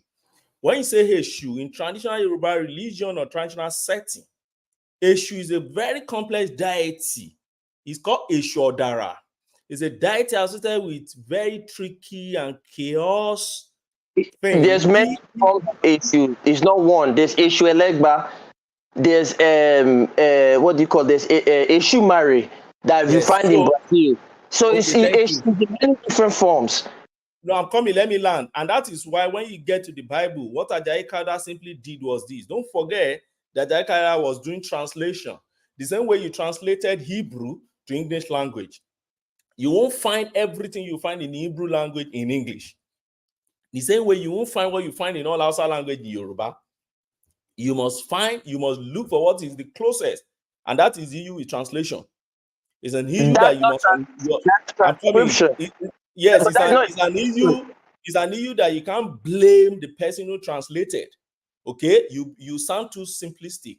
If you are blaming the person, no, what you are doing is you are confusing translation with transcription. What you are doing is, for example, you're taking an approximation and trying to say this approximation. So this is the word magic that the Oyibo did to brainwash us Africa. I always say it's like Harry Potter. They came Oyibo to Africa. Did not do that to brainwash you, my friend. Now, wait, let me tell you what they did. Ajayi Crowther was not Oyibo. So sometimes when you apportion blame. Sir, I'm telling you again. I'll answer that in 3 seconds. I will answer that in 3 seconds. But sir, listen. It's like Harry Potter. Harry Potter will take his wand and say, "Go juju," and that thing will become that thing. What they do to us Africans, the Oyibo come, they say Bantu. Africans say, "Yeah, the white man," and we'll accept it. So anything they tell us, we accept. So what you are now trying to tell me is that because it's an approximation, that the closest thing to devil is Eshu, because Eshu can be tricky if you don't follow the justice that Eshu wants to impart, and you are a very wicked and you are doing funny type of things. Eshu can trick you. That is the closest approximation. So you now say, so we'll just use Eshu to prove that it's the devil. Well, I can also do the same thing. That to prove to you, I'm not an Igbo speaker. They did the same thing in Igbo land. There's an Igbo professor in Nwagatu that did an entire essay. And even Igbo people, you go on TikTok, they are now coming to this realization. So even the word it's deep. I don't want to too much deep. No, but let's, it's a platform for us to all talk and understand and also engage. So the point I'm trying to make to you is this. You have different societies with their language, with their identity, and with the things they resonate with, right? Now, in the Hebrew language, where you're coming from, where the original Bible is written, you don't have Yoruba there. So when you come to the Yoruba society and you want to have a Bible in the Yoruba society, you have to translate because you are taking it from somewhere, you are bringing it down. So you have to translate to your own language because you must. The reason is you are Yoruba, you are not Hebrew. So you won't force me to go and learn. You won't force me to go and learn Hebrew because I want to read Bible. You just proved the point. If you are Yoruba, then you should follow Yoruba cosmology, not Hebrew cosmology. Remember, the letter J was invented in the 1600s. No, hold on now, gas them up. Gas them up. You keep on moving the parameters of the conversation. What Ogben is trying to establish is that we are talking about two different language sets. So you have the Hebrew language with all of its intricacies and idiosyncrasies and all of its nuances, which is peculiar to them. But you also have the confines of a Yoruba language. So all of the nuances of that Hebrew language cannot transliterate into Yoruba because, just hold on, because it's a different set of spaces. So the best then is to find best fit, which is what Ogben is, and then you are jumping to J, and then you are going all over the place. Stay consistent with where the conversation is. One man, if you should even allow me to laugh. Wait, now let me respond to one. Okay, don't do this. Let me respond to one man, then you can respond to me, please. One man, you don't need to explain to me what Ogbeni is doing. I've been in many. Look, listen. I don't need to brag about my academic background. I've done this many times. The question is very simple. What you are saying is true. That's what the Yoruba Christians did. My problem is they didn't have to do it, or more importantly, they should stop forcing their lived experience of translating Abrahamic texts and now using it to say that is Yoruba cosmology or that is Yoruba identity. No, if you choose to be a Christian and identify as a Yoruba Christian and follow Hebrew cosmology, that means you have abandoned your Yoruba cosmology. That is your fault. That is your loss. Don't try and push it on other Africans that don't want to follow that. That's your choice. So hold on. So you have now moved from the issue to now saying that an adaptation of an Arabian religion diminishes you from you see. That's why I said you just move the parameters. We were talking about the issue, and now you are. One man. That's what you are saying. What I'm saying is very simple. I'm saying that if they choose to do that, that's okay. But the proof that what they are living is false is that if that's not the conversation we're having. Hold on. The conversation we were having was that you are saying that issue is not God. Can you just, it's not fair. Because you are just jumping all over the place now.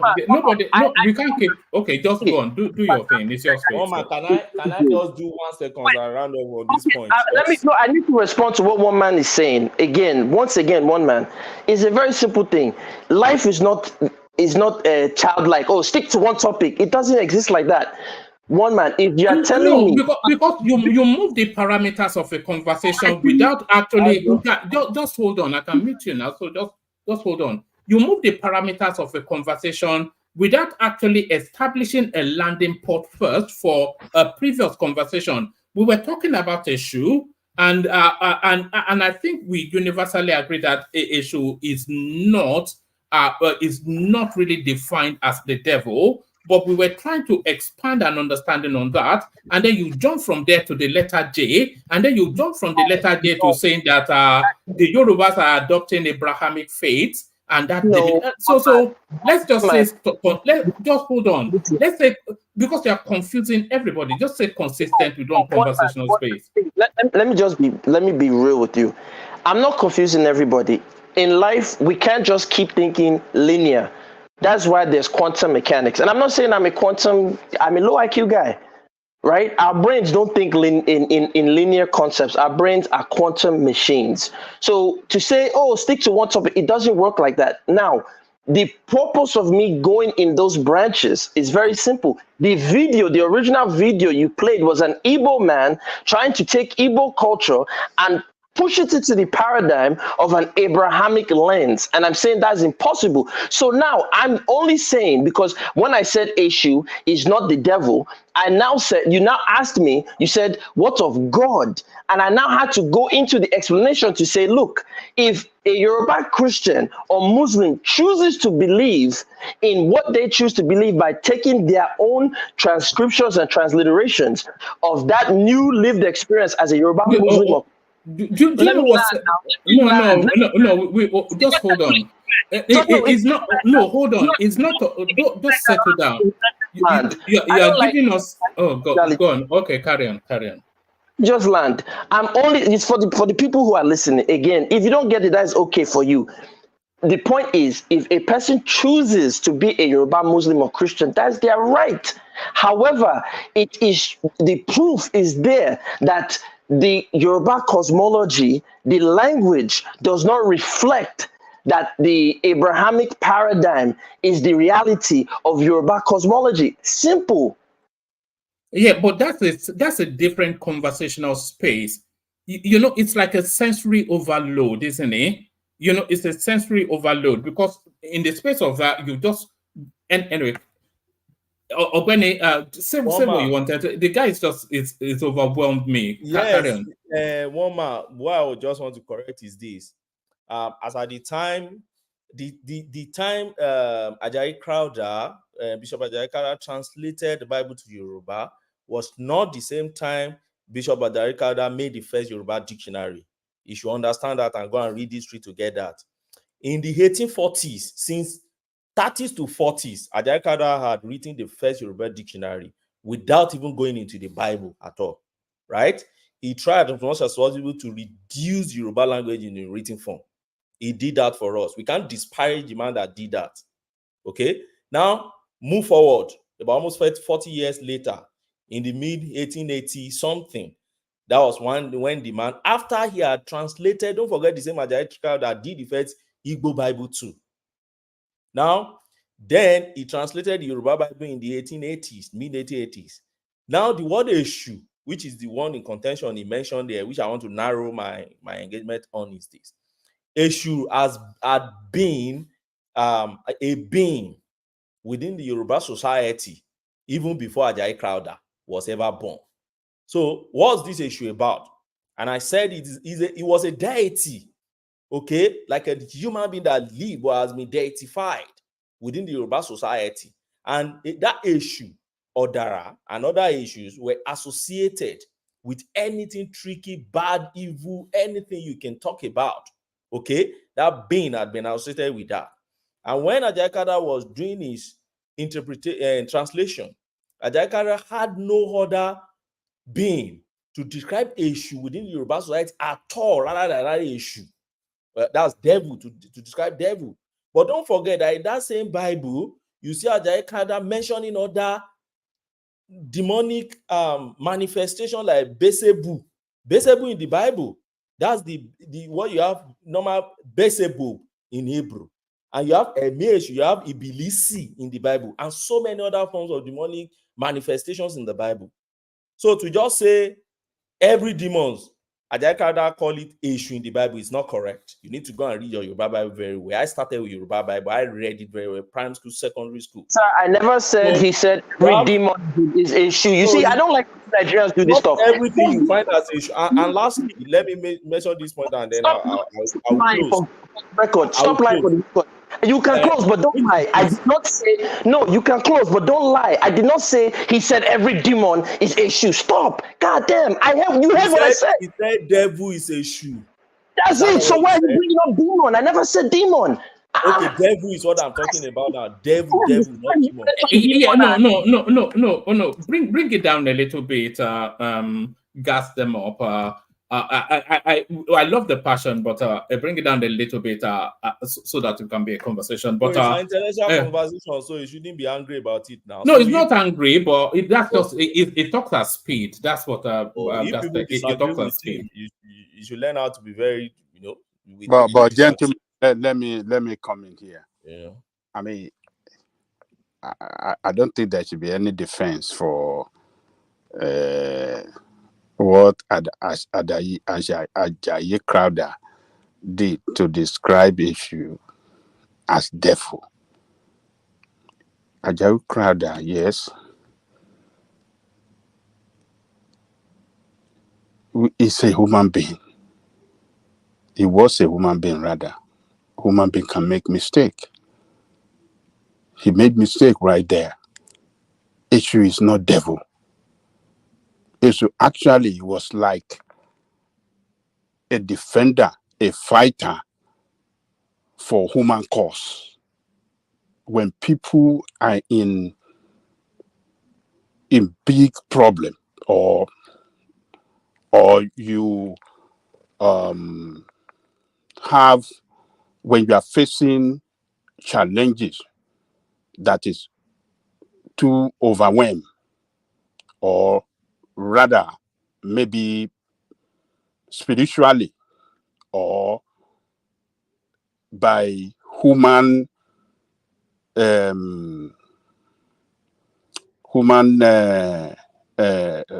do I describe it?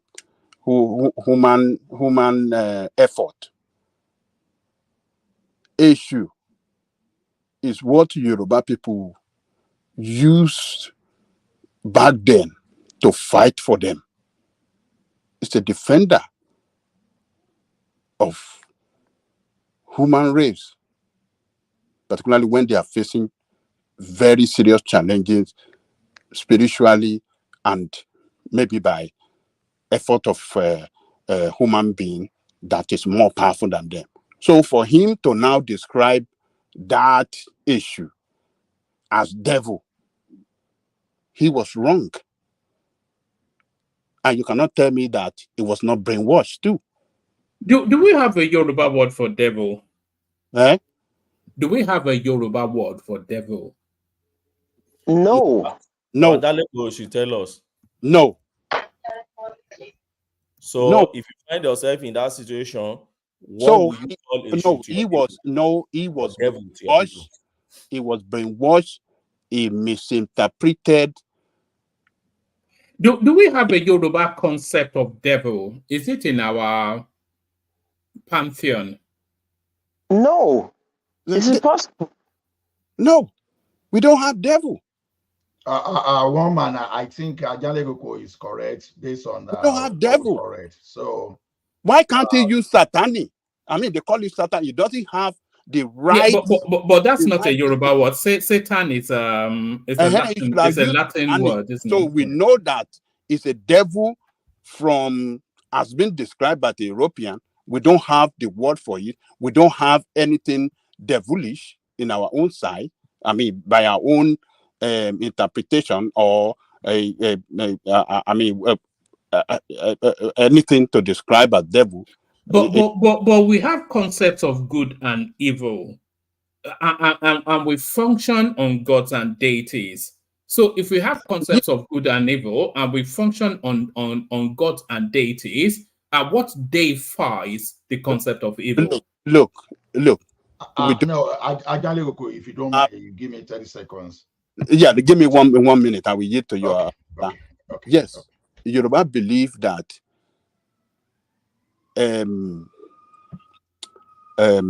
báwo ni wọ́n ṣe sọ pé dáadáa àti búburú la fi dálé ayé. So good and bad. So all right. Okay. Stay there, Ajalekoko. Stay there for 1 second. If Olodumare is the representation, the manifestation of Dada, Tire, so Tire, if the representation is Olodumare, what is the representation of TEB, which would then give us a concept of devil? Hold on. That Olodumare word, you guys have to break the etymology of that word down. No. You see, you are moving the conversation again. Let's establish something first. Yeah. You cannot interpret it the way Oyibo will interpret it. Tibitire la fi dálé ayé doesn't mean that God is the one that created good and bad, but rather human being. But we have deities for everything now. Do we? All right. But rather, human beings are the one that, effect good and bad. You understand what I'm saying? So when human beings carry out what is bad, the blame will go to them. It is not any spiritual. There's no spiritual means. I mean, no spiritual. How do I describe it? There's no. How do I describe it? There's no spiritual spirit. There's no spirit of evil pushing them to do it, but rather that human being is just bad. He just carry out bad thing, and that blame should go particularly to him. So Ajayi Crowther, yes, he did a lot of good, but that singular mistake he made, yes, we have to say it. He made a mistake, and we won't describe him as, oh, he destroyed everything, but it was a mistake, and we know what was responsible. His religious background, the brainwash and everything could be responsible for that. So the defense for him, Baba Jaleko. I don't think so. Baba Jaleko. No, sorry. Before you go, I actually wanted to say something. Oh, okay. You see what we be doing here is this. Oshoni iya dudu ni, eyin ni iya odudu o pupa. But eyin se wa mo iya oshoju osholo. What we are saying is this. This thing is my tradition and my culture. And you want to interpret my culture. You want to define my culture. How are you going to know my culture better than myself? That is exactly what is happening here. Those people that have link with issue, they are telling you that issue is not Satan, because when you look at the story of Lucifer in the Bible, when you analyze how Lucifer fell, and went against God, trying to raise his throne above God, you come to the definition of what it should represent in Yoruba land. The storyline are not the same exactly. That's where it is. Now, is it not an offense to me if my name is Adewale and someone now come and ask, okay, you now take Adewale just because maybe I've been doing something that maybe you think you don't like, you now say, okay, Adewale is equal to Satan. How do you connect the two? So there are so many things in our culture that you can never find equivalent English word. Even in the English word we speak today, two English words, whether we say is this synonym we call, they are not exactly the same, but you can use them in context just to represent things. Can I ask you, Janiko, a quick question? Because I posted in the chat. Let me just quickly wind this one up, because I'm not too stable on my Yeah, because I want to ask you, because you guys speak Yoruba, so you can correct me, but go ahead. So, there are many issues in Yoruba truly, but the one that Ogbeni want to say, as maybe if manifestation, no, I don't think issue is just manifestation, just as straightforward as you want to say. It's just like when you say, okay, Adewale, Adewale, Adeshino, all those things. So there's issue Elegbara, there's issue Bita, there's issue Dara. So there are different, even from the Oriki, you will even know them differently. We are saying the same thing now. So wait, quickly, I want to ask the Yoruba speakers here, because I have an etymology of the word Eledumare, because one man asked me about God. So now, for my own research, it says here that Eledumare, if you break it down, you get Ele, which means peace that was patched upon. You get do, which means to make, and Mare, which means the act of making with infinite possibilities. That's like unlimited possibilities. Now, you should stay away from Wikipedia. Wikipedia is Wikipedia now. Is Wikipedia hold on, wait. I want to call you out with this one, man. You are very chic and it's cool, and I get you guys, you Brits. This is how you do. You don't know me personally, I'm a very well researched person. Like I said, I don't come on here and talk about my academic background. I don't need to. What's the source of this one? But when you say Wikipedia, it's an insult. No one, I would never say that to you. All right. Chat GTP. Okay, gas them up. It is unfortunate that we've lost our history. Aroba, because it's going to be modified. It's not going to be the original version. Now, you may trust me now that, okay, Allah is the one that speaks the truth. If I know over time that you respect my opinion and I can start adding some adjustment and modify and not change your mind, even add some lies, and you will still believe that I'm saying the truth. That is the situation we have now. You understand? But as you speak on this issue, Satan and Lucifer today, what is guaranteed is that issue is not Lucifer. But that what Eledumare. So we agree, but it's Eledumare. Just take Eledumare as Almighty. You know, something that you cannot just comprehend. You understand? You know, Yoruba is always descriptive. If you mention your name, if you call yourself Yoruba, if I ask your name, if your name is not descriptive, I will know immediately that you are not Yoruba. You understand? Olanrewaju. You understand? Your weight is moving forward. You understand? Ajobiyewe, someone that dance like you know, when wind is blowing the leaves. You understand? So Yoruba, you can easily see things in Yoruba. Once your name is not descriptive and you call yourself a Yoruba person, I'm sure you know that from that day you know you are not a Yoruba person. So the thing is this: don't issue and Satan issue, and they are not the same. When you be so, especially if those people that owns the deity are telling you that issue is not Satan, you have to respect them for that, because they know their story, they know their thing more than any foreigners that want to redefine that. But whether that is God, of course, yes, it's only someone that is out of reality that will say there's no God.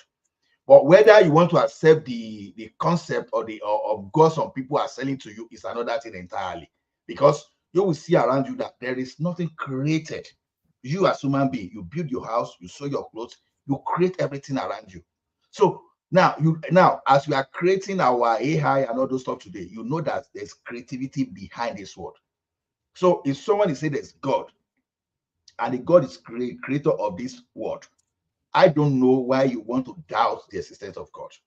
We can't just say, okay, from nowhere we just existed from nowhere. No, it's not going to. The fact that we don't understand how the world comes into existence doesn't mean there's no God. Our knowledge cannot just comprehend. Just like maybe our robots, our AI cannot even comprehend those people that created them. So that's just the way you see.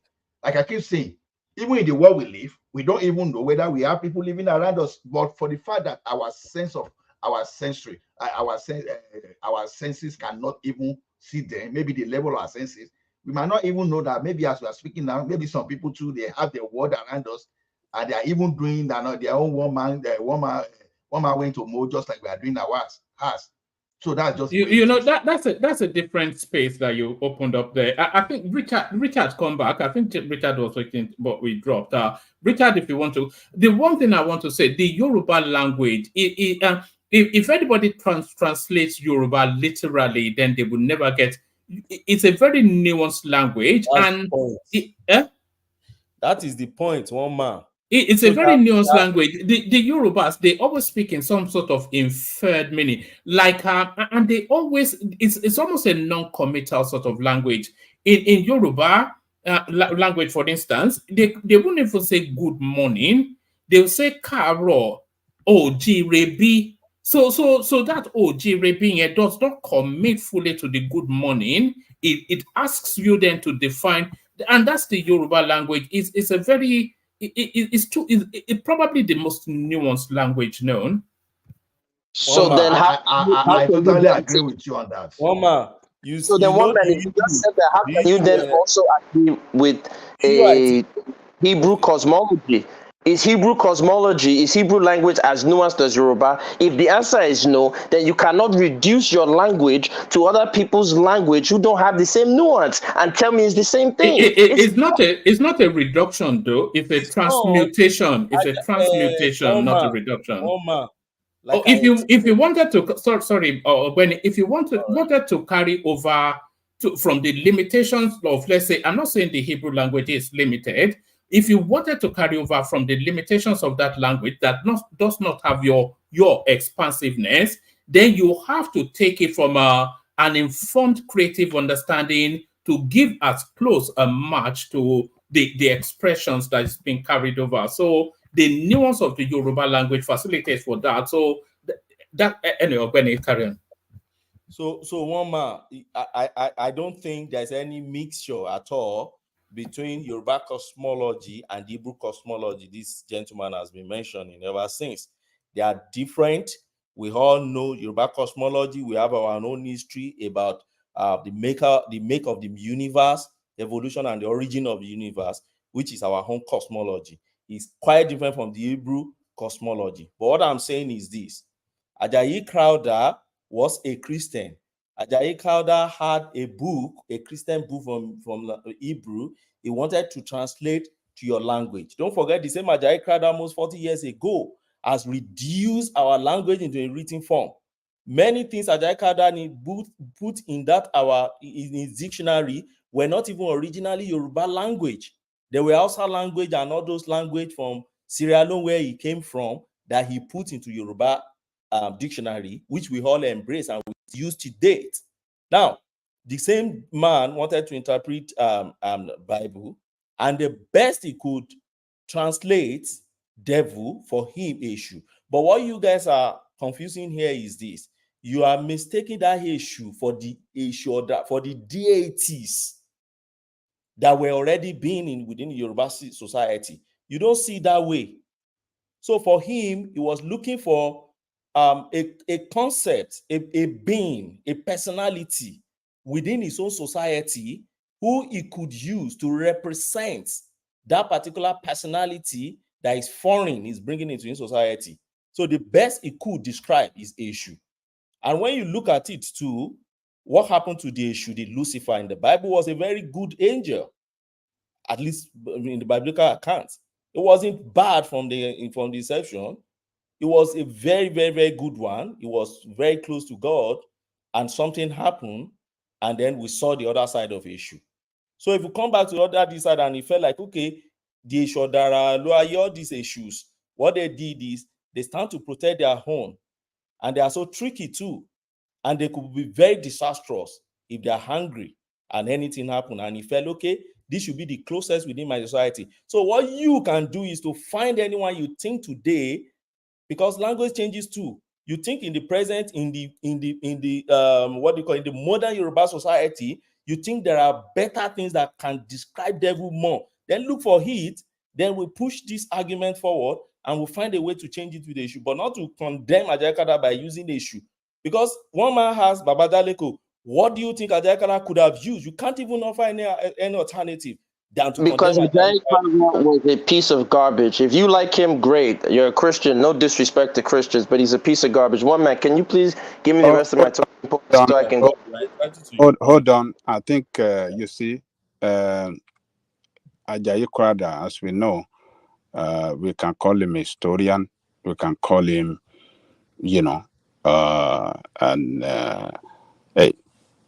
every good things that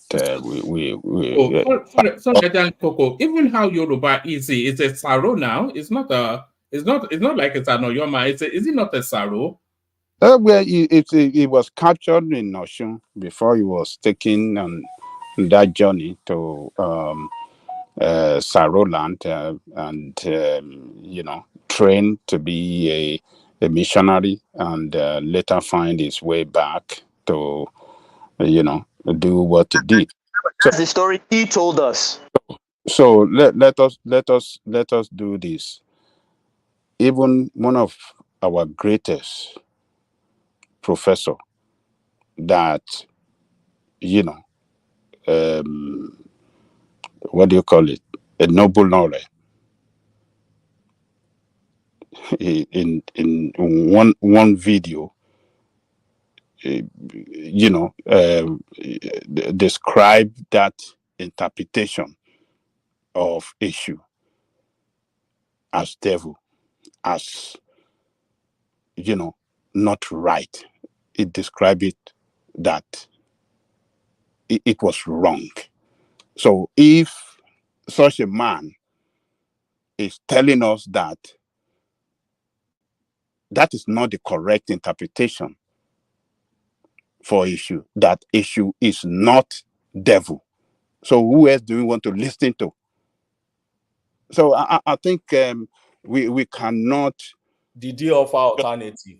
Did Baba Soyinka offer alternative? Well, that is a different. How do I describe it? That's assuming that you must be a Christian. Why do I need to give you an alternative? If you want to be a Christian, that's a He's not a Christian. Hold on now. But he's analyzing a Christian book, so you should come from that angle. Don't forget.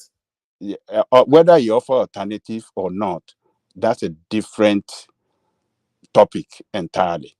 But that's consequential. It's not different topic. It's consequential.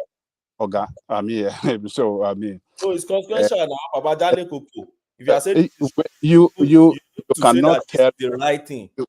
Ajale Goku. Hold on now. 10 seconds. Hold on. Let me land. Let me land. I will wait for you.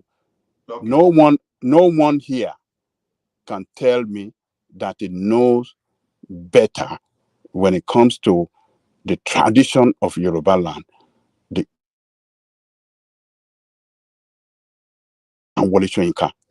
So you can describe it the way you like, but I'm telling you, I, as a person, will go with what Wole Soyinka said.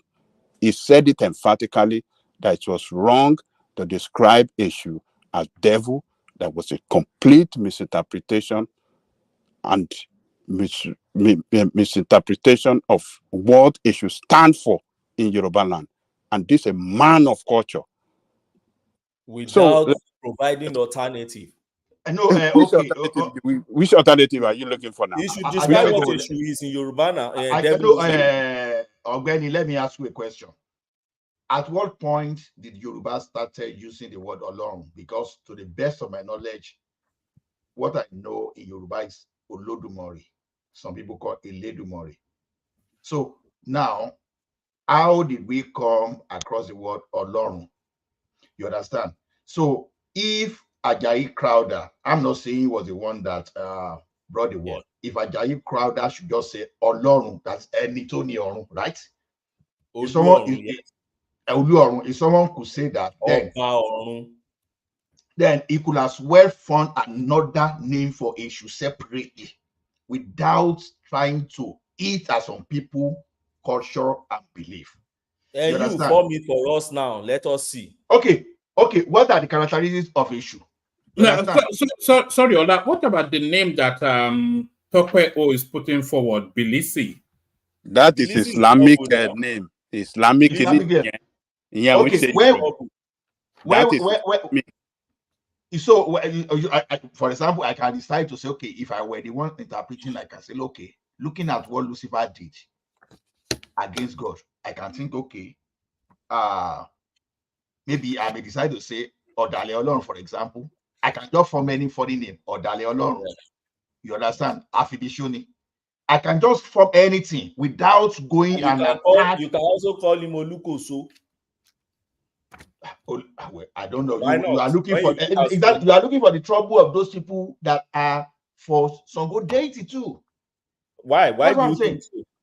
Because there is an existing culture.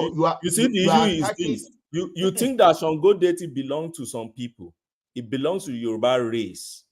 Even though you have some people that try to monopolize that name, it belongs to the entirety of Yoruba race. No, so if you don't, the entirety of Yoruba race, it was a Yoruba deity. If you don't pour the libations, if you don't give Shango his proper due, Shango does not know you. The deities don't know. Worshiper, get it right. That's my point. And nobody worships Shango. Nobody worships Eshu. Nobody worships them. That is you. You worship. You don't cage the understanding of those deities. You are a worshiper. Sir, listen, you are a worshiper. You don't narrow the understanding of those deities only to the people that worship them. Sir, Don't listen. forget Shango. Wait, Shango was a king, right? Sir, First, before he was okay, made a deity. So the okay. fact that you're yours, who he ruled over, okay, Mm-hmm. has interest in him, doesn't mean that the few ones who worship him should be the only one to determine how you use the name of Shango.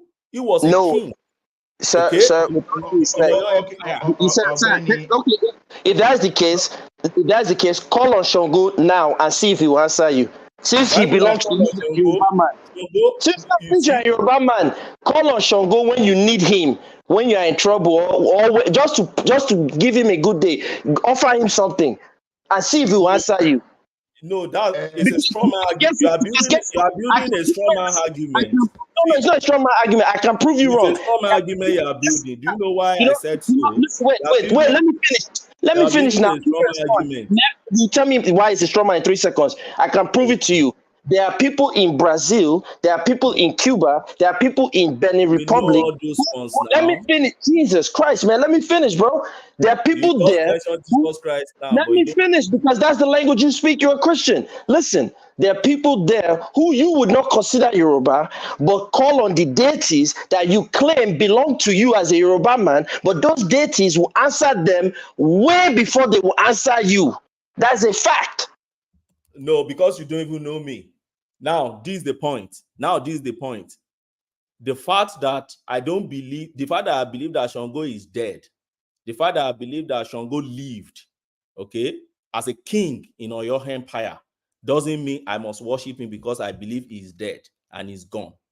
But does that stop me from understanding Shango? Does that stop me Nobody from worships Shango. Stop wait saying now, you what. have your own time now. Let me engage with you. That's how intellectual you do now. Nobody worship. I'm correcting you. Nobody worships any of those deities. I can tell People you still don't know worship anything those about them. deities. That's why they are deities. No, that's not worship. They don't worship them. There are Nobody Shango is worship. worshippers. What are you Sir, saying? What do you mean that they don't nobody call worships themselves Shango? worshippers. What? No, they would not call themselves a worshiper. That is They call English them language. Shango They worshippers. call Who them is Shango worshiper? Hold on, gas them Àwọn up. You tó have ń to, bọ àwọn tó ń bọ hold on, Adani Koko. Gas them up. You have to leave micro windows for people to push back at you. Otherwise, yes, I know it's the ebb and flow, but yeah, Adani Koko to you. Yoruba call them àwọn tó ń bọ Shango. And that means Shango's worshipper. What do you mean by they don't worship Shango? You are not even Yoruba, you don't know. So let Yoruba tell you how their culture, function. Just listen. Don't push back at. Adani Koko, Yeah. listen, I respect you a lot. There's a But the town in problem I'm Ekiti they having call is Ire. You see that town of Ire? That's the town we believe now, Ogun. yeah, Ekiti North, yeah. Yes, we believe Ogun lived his full life in Ire. And that's why they say Ogun Ire. We believe he lived his full life. He was a man who was so strong. He protected his people. He was the custodian of all their culture and everything. And he died a natural man within that space, but was deified and become a deity. Now, we have people from Ekiti who to date still worship that deity. But the fact that some few people still choose to worship it, does it stop me as an Ekiti man to understand and read history about that deity and tell you what the deity is all about? No, it doesn't. The same way you don't stop a Muslim from studying Christianity, the same way you don't stop a Christian from studying Islam. So all we are just doing here is just intellectual discourse to understand all these things. And the issue I have is if you are saying if Ajayi Crowder actually had problem by describing a issue, which I believe is in the context he used it, then ever since we've been talking now, we've been brainstorming on okay, what is the best he could have. But hold on, wait. You said many assertions at the end of the day. Hold on. You said many assertions that, again, here's my problem with African intellectuals. Once again, we're using English words to describe things that are not in the cosmology. Now, you guys are telling me that the word is worship. I can guarantee you, if you break down the etymology, I don't care how you tell me this and this, because first and foremost, that's a great example of you talked about Ogun Ekiti State. But then, if you read other Odus, you read other Odus of Ifa, they'll tell you other things and other descriptions of Ogun. So you can't. I think the state only, and I'm not a Yoruba man. I don't have a dog in the fight. Anyway, I think I get give what up. Gas I give up on this point. No, Ogbeni, just 10 seconds. I think I get. That was what happened to Paddy yesterday when he tried to take Gas them off. He had to give up. No, if Yoruba is talking, one Lobo Ifa, Lobo Orie, Lobo Shogo, Lobo Ogun. The question now is this: when you really want to, when you really want to translate that one to English, is really equates worship. To be honest, Lobo Ifa, Lobo Ogun, Lobo Shogo, Lobo Ishu. If you look at it from, if you translate it, have you ever seen anybody to say Lobo Olorun? No, Sin Olorun ni. I've never heard it that Sin Shango, Sin Ogun, Sin Ifa. No, but Sin Olorun. You understand? So can you translate the distinction? I'm just trying. Me too. I'm just trying to reason with gas them up. To be honest, I'll give you even a hold on, gas them up. Just hold on. Yes, translate the distinction between bo and sin. See, when you bo, you are appeasing. You understand? You are appeasing their ancestor. Okay. I see bo as more of appease. I agree. So that's the way I see it. So I'm trying to reason along with what. So let me give you let me give you God. Let me give you something more. God, why you appease the God? Look at this. No, I want to give Ola something to go on further. No, gas them up. You just have to slow it down quite a bit. Ola is not complaining. It's trying to. It's actually giving some of the things that Ola was saying. I wasn't even aware of. So let's take the education from him. I'm helping him. But you are chopping him up now. Just let him land, please. Ola, take this for 2 seconds, please. Shebi in Yoruba, what's the difference between Iwure and Adura? Because most Yorubas will tell me it's Adura when they want to pray. But that is not the real Yoruba way of so-called praying. It's Iwure, Shebi. Now, please explain that with what you are saying, with the difference between Bo and Sin. To the best of my knowledge, I could be wrong. To the level of my understanding of Yoruba, even Adura, I don't think Adura, I think it's a fetiya. I want to know where that goes. But Iwure, Adura is a Muslim word for Iwure is a proper Adura Yoruba. is Islam. So Adura is not the Yoruba, it's Fetiya when you say Yoruba, but Iwure is a proper Yoruba. Like when you say Ami now, Ami is at a Fetiya from the word Amen, but in Yoruba it's Ashe. There's something like Ami in Yoruba. The four form. So it's Ashe. It's what Yoruba will say. You know, so the thing is, language is dynamic. I don't understand the difference you are trying to say. Yes, no, I know. I agree with you, typical on that. It's dynamic. Sure. I agree with you because language. You see now. That's why I told you to. So I never knew that Adura was even not a Yoruba word until I've learned that now. It's Islamic. It's from Dua. From the Arabic Dua. Is Yoruba now. Language is dynamic. But the original... Like when you say Alafia now, Alafia is never in Yoruba language. That's Hausa language also. You understand? So when we say Iwure, what's the difference between someone doing Adura for you and someone that is doing Iwure for you? It cannot be the same thing. It's the same thing. No, it's the same thing.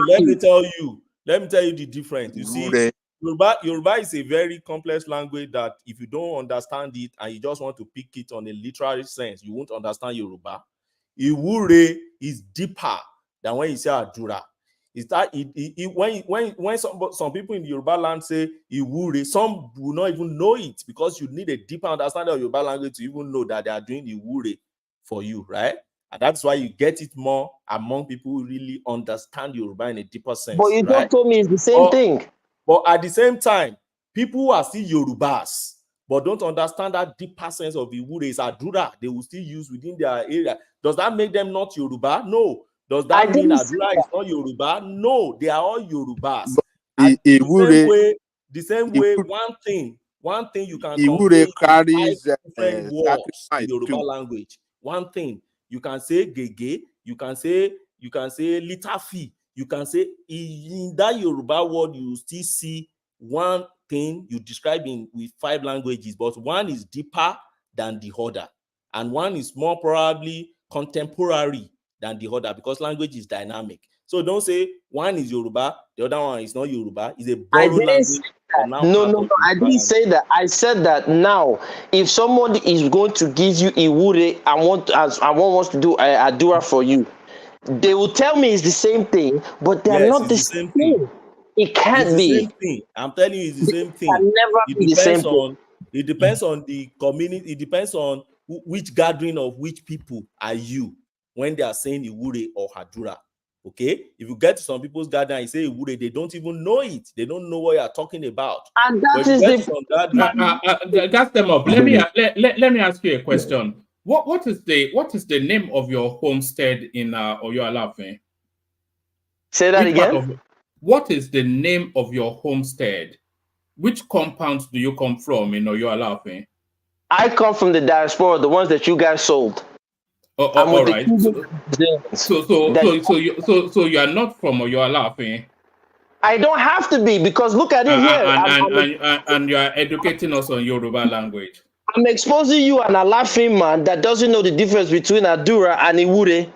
Don't worry about all that. Back to you, Paddy. Yeah, I just wanted to quickly chime in. So the Iwire, or which is shortened for Iwure, is more of prophesying goodness into your life. You know, the one that say worry about the show, we're on a big ball. You know, this is just more like speaking goodness. Now, obviously, when someone's also now making a draw for you, they're also doing the same thing, and that came from Islam. So it's Islam that took away the into people's lives.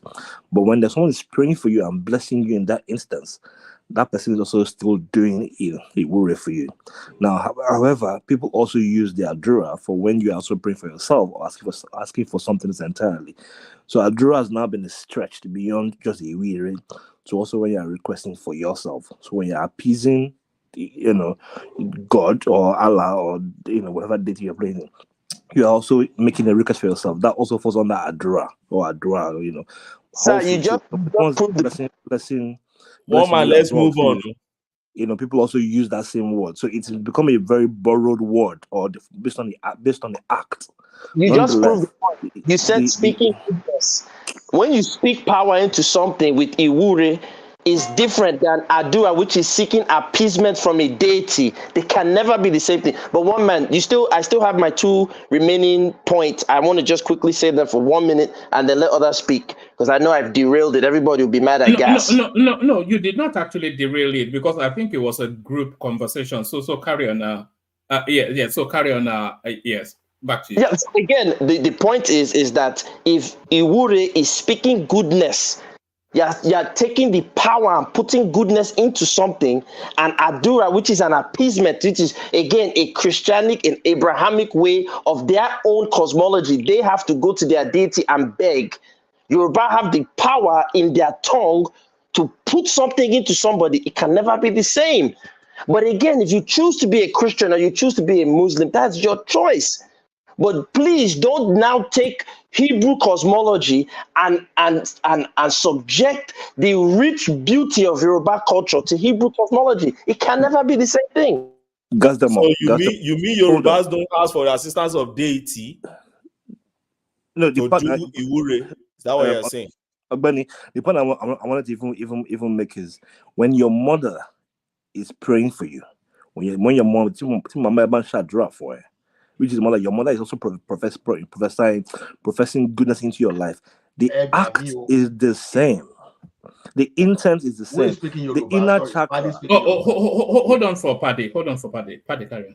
Yeah, the inner chakra that your mom is using to bless you is the same energy. So you can't take that away. However, the point I'm making is that the word Adura has not encompassed many of the acts.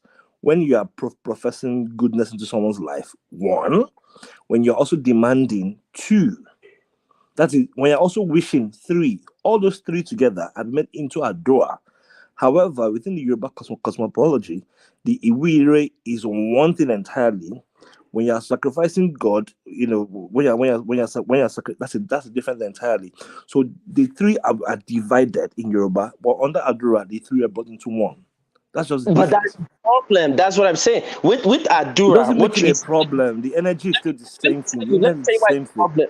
Let me tell you why it's a problem. Let me tell you why it's a problem. Okay, good. I'm glad you said this. So now with Iwure, what to me, and I'm not Yoruba, you guys are all Yoruba, correct me.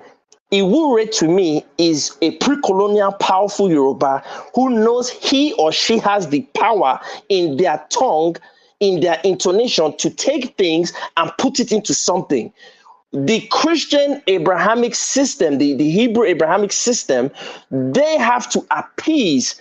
But the only time the Yoruba will appease is when they've done something wrong. They have the power in of themselves to speak into things. They only will appease when they've done something wrong. That's just not That's true. not true now. They do libations for grace, for mercy, for good fortune, for continued best. What I don't know, man. Let's You just go move to on. Ile-Ife. It doesn't get anything. One man, if you go to Ile-Ife, almost every household in Ile-Ife, they have all these small stones before their house. And every blessed morning, they come out with their libation and everything. They pour there, they make blessing, they ask for assistance of the deity to help them, to protect them, to provide for them, and that. Every blessed morning, you see all those old women coming out and be putting libation. So it's not only when they are offending God or that's it. And that's why I keep asking, what resources are you reading? Let us direct you to proper resources that I told you, nice Wikipedia. Call me Wikipedia, but you didn't know the difference between Iwure and sometimes Iwure is carried out with ritual. It is not all the time that Iwure is carried out like prayer. Sometimes Iwure ritual will be injected into it. They will bless you when they are doing Iwure for you. So it's more than the real Iwure is more than just talking. I mean, praying and blessing. So the real has rituals as well. Yeah, sometimes it's a ritual will be followed with it, so that blessing being that powerful prayer and blessing will definitely take effect on that person that they are carrying Iwure on. So it's Okay, I stand corrected. Remember, I'm not a Yoruba speaker or historian, but I just wanted to go after one man. One man, can you please give me my remaining talking points so other people can speak? I want to finish. I don't want to keep people. I felt. All right. Yeah. All right. Take us to Kano State and going some there. I'm not sure if you are paying attention to it. So very quickly, this is something as that guy I told you yesterday. He said if Tinubu is not careful, this fight can destroy the Tinubu presidency. I hope Tinubu doesn't put his hand in it, so it doesn't destroy his presidency. He can avoid it. But I do think it reflects something as a problem in Nigeria, and that is that our traditional institutions have not properly been absorbed into our quote unquote governmental practices.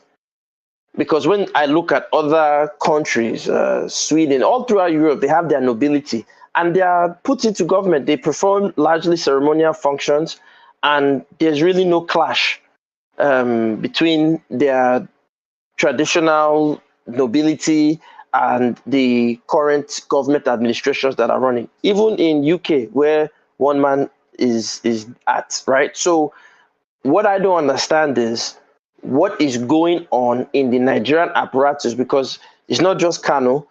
We saw in Benin where the Oba was with Obaseki and all that stuff that was going on there. So what is going on? Do we not have respect for our traditional institutions again? Why are governors turning these traditional institutions into their playthings? And in my own opinion, these traditional institutions, not just the individual, they need to have more respect for themselves. You know, I've seen people write comments about different traditional rulers, they, you know, making all kind of terrible, these are things we wouldn't have even heard people say 40, 30 years ago. You know, when an Oba spoke, it was law. When an emir spoke, it was law. Now these things are gone. Why? Because I believe that these traditional institutions, they themselves, they don't respect themselves in how they conduct themselves. They don't speak out against, you know, wrongdoings. And if they do speak out, as we can see, governors and their political lackeys will send a bulldozer to destroy 1,000-year-old building and institution because he doesn't like which side that you're on. So hopefully these people with Kano State can get their act together so they don't have bloodshed, because I think that's what it's going to end up doing. What's the next one? One man. All right, brilliant. May I interject, please, woman? All right. Just for 1 minute. That's for the reason why I came in. Gas them up as the Actually. floor, but I don't Okay, think gas them up. Can you give me about 30 seconds? Yeah, go ahead. I just want to finish, but go ahead. Yeah, good evening, folks. I just came to clarify the Iwure issue. It's deeper. Yanle Koko actually touched on it in its proper perspective. There is Iwure, there is Isure. Isure is the ordinary prayer. Like I visit my mom and I'm leaving, I say, Alaja, Nisure Fumini. That's make a prayer for me while I'm departing. But Iwure is actually deeper, and there are different forms. Your father may use Ashe and use it to command goodness into your life. It's a form of command. It's just not ordinary prayer. And if he doesn't have Ashe, he can put Ogogoro in his mouth, use it to swallow it. You know how the old people do now. And they use it to pray for you. The remnant in his mouth, he will into your head straight. That is a command. It's commanding goodness into your head. Yoruba language is very complex and tradition more complex. So thank you. That's just what I came in to clarify. Baba, we saw Fashion Noti doing that with Tinubu in the build-up to the election, didn't we? Who? Baba Fasuroti, yes, yeah. He did that to his head. It's big. It's really big. It's big. So it's not just ordinary. Iwure is not just ordinary thing. You have to use something to worry because you are professing, commanding goodness into the person's life. That's it. And the Ogogoro remain in your mind. Just pull a share or you use a share. This is the moment Tinubu won the election, or when of course, I knew that day that is the done deal. When they put the seal of the Oduas on top of him,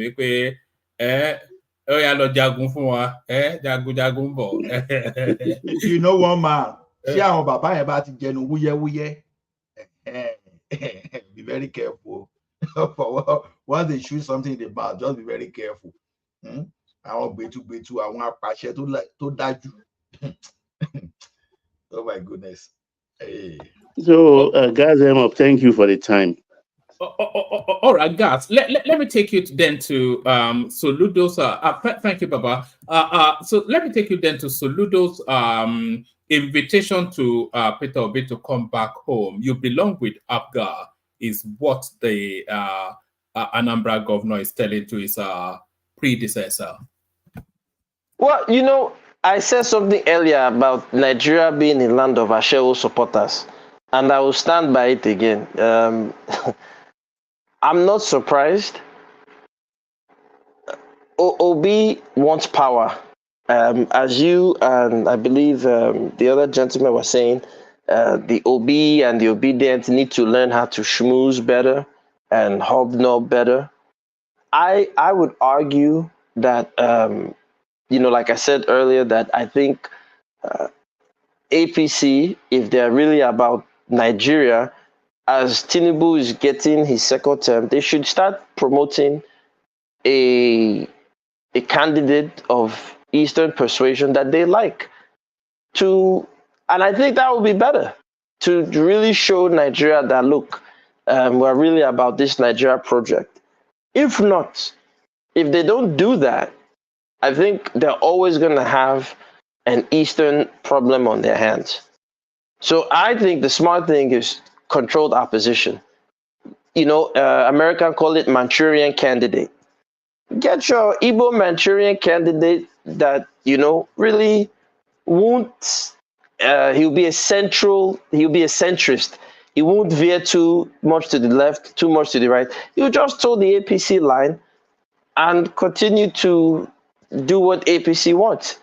But with that said, yeah, Obi, I'm not surprised they're telling him to go back, because the gentleman was telling us that in the North, even Labour Party officials in the North are of Igbo origin. So how is that going to work? Then it started to look like an Igbo party. So I just wish Nigerians had more empathy instead of this useless 48 laws of power, backstabbing approach to abusing themselves, abusing each other. It's just ridiculous. It's not a contemporaneous thing. It's something that cuts deep, that sort of space. I could play you a clip that might astound you, but yeah, play it quickly so that way I can. It's a blast from the past, but it tells you just how far back this goes. One thing I've noticed, Premier, while I've been here, is that Northerners seem to have, I might almost call it, obsession about the Igbos. Could you perhaps explain that to me? Well, the Igbos are more or less the type of people whose desire is mainly to dominate everybody. If they go to a village, to a town, they want to monopolize everything in that area. If you put them in a labor camp as a laborer, within a year they will try to emerge as headman of that camp, and so on. Well, in the past, our people were not alive to their responsibilities, because you can... Anyway, enough of that before they call us an Igbo, some Basha, something. Yeah, but, that I've read a lot of his works. I think I'll say this sadly. I think the beginning of Nigeria's problem was that there was no real dialogue amongst these so-called founding fathers. They didn't trust themselves. They had different ambitions in terms of what they were looking to achieve in modernity. So men like him had a different thrust of analysis as opposed to an Azikwe, as opposed to Awolowo, as opposed to other people in the western, eastern, and northern and blah, blah, blah regions of Nigeria as at that time. And I think they laid the foundation for the overall mistrust that exists in the Nigerian space. I think we should all say it clearly without shame. The Nigerian apparatus, largely being the other ethnicities, don't trust Igbos.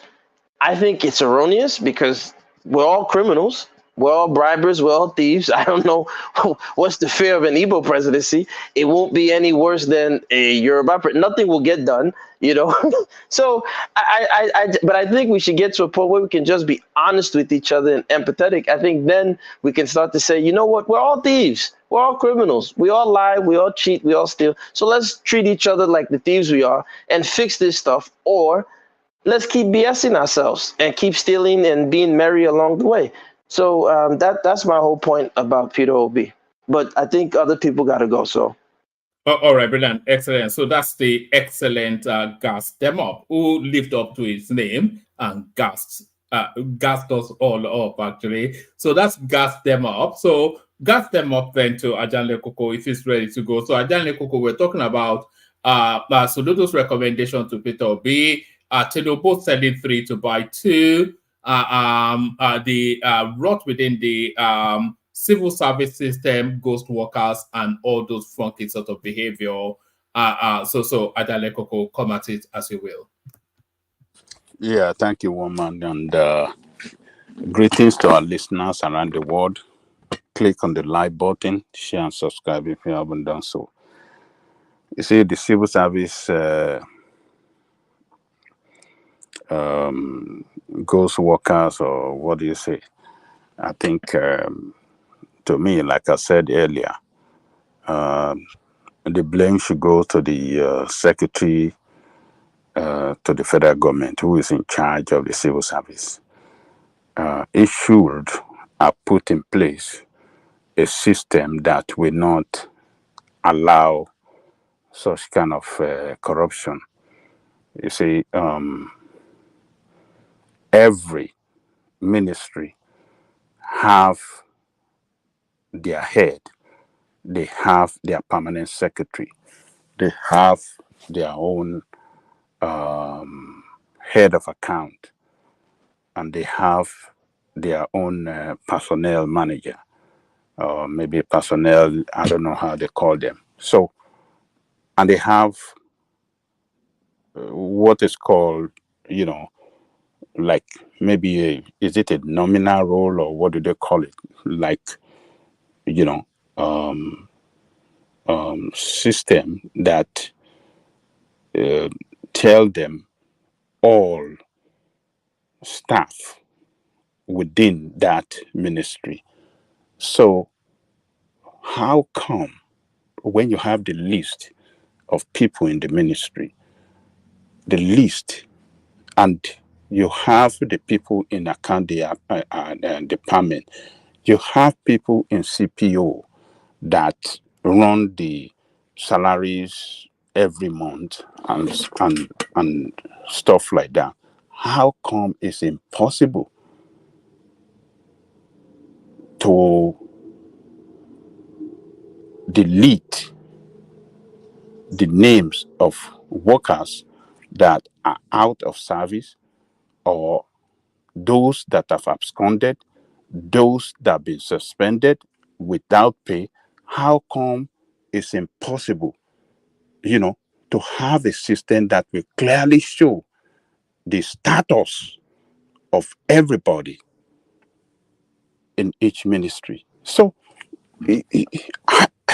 except they want to tell me that the payment system is centralized, and that would be very foolish of a country if that is the way it's done. I don't want to believe that it's done like that. But if it is done like that, it is a system, is centralized for reason so to perpetrate corruption.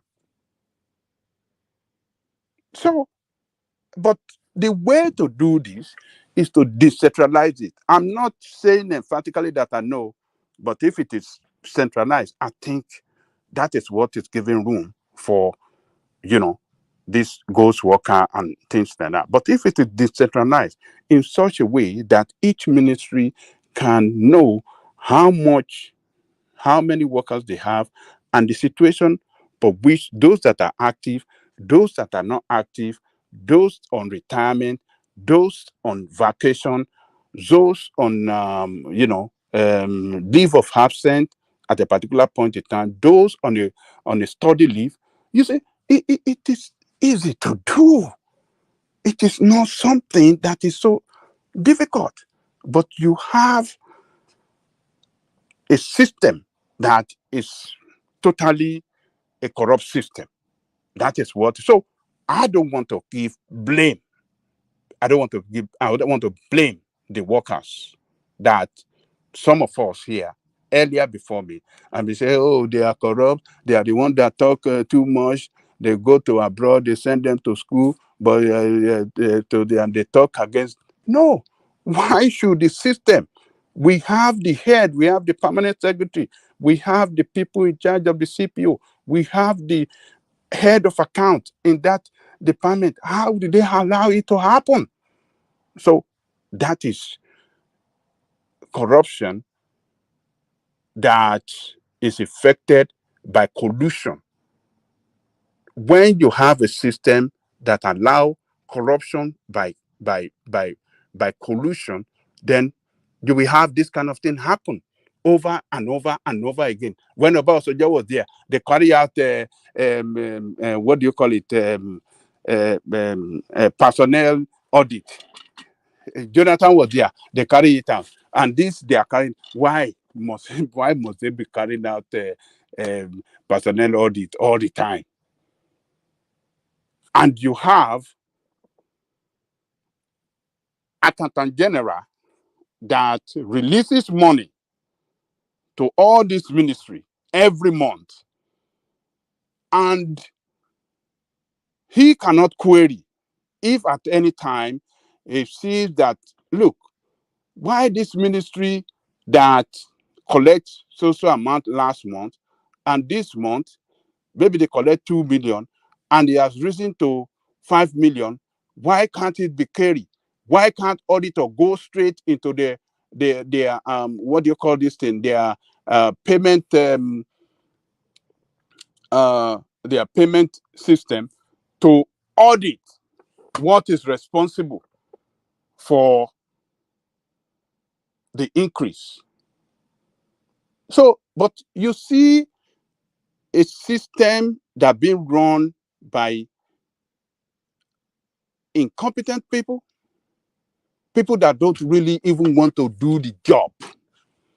They don't really even want to work for the state, but rather looking for avenue how they can loot. So when you see people that are looking for a way they can loot from the system, they will not concentrate well on the job and effect, a system or mechanism on how, a system can work better for the for the general good of the country.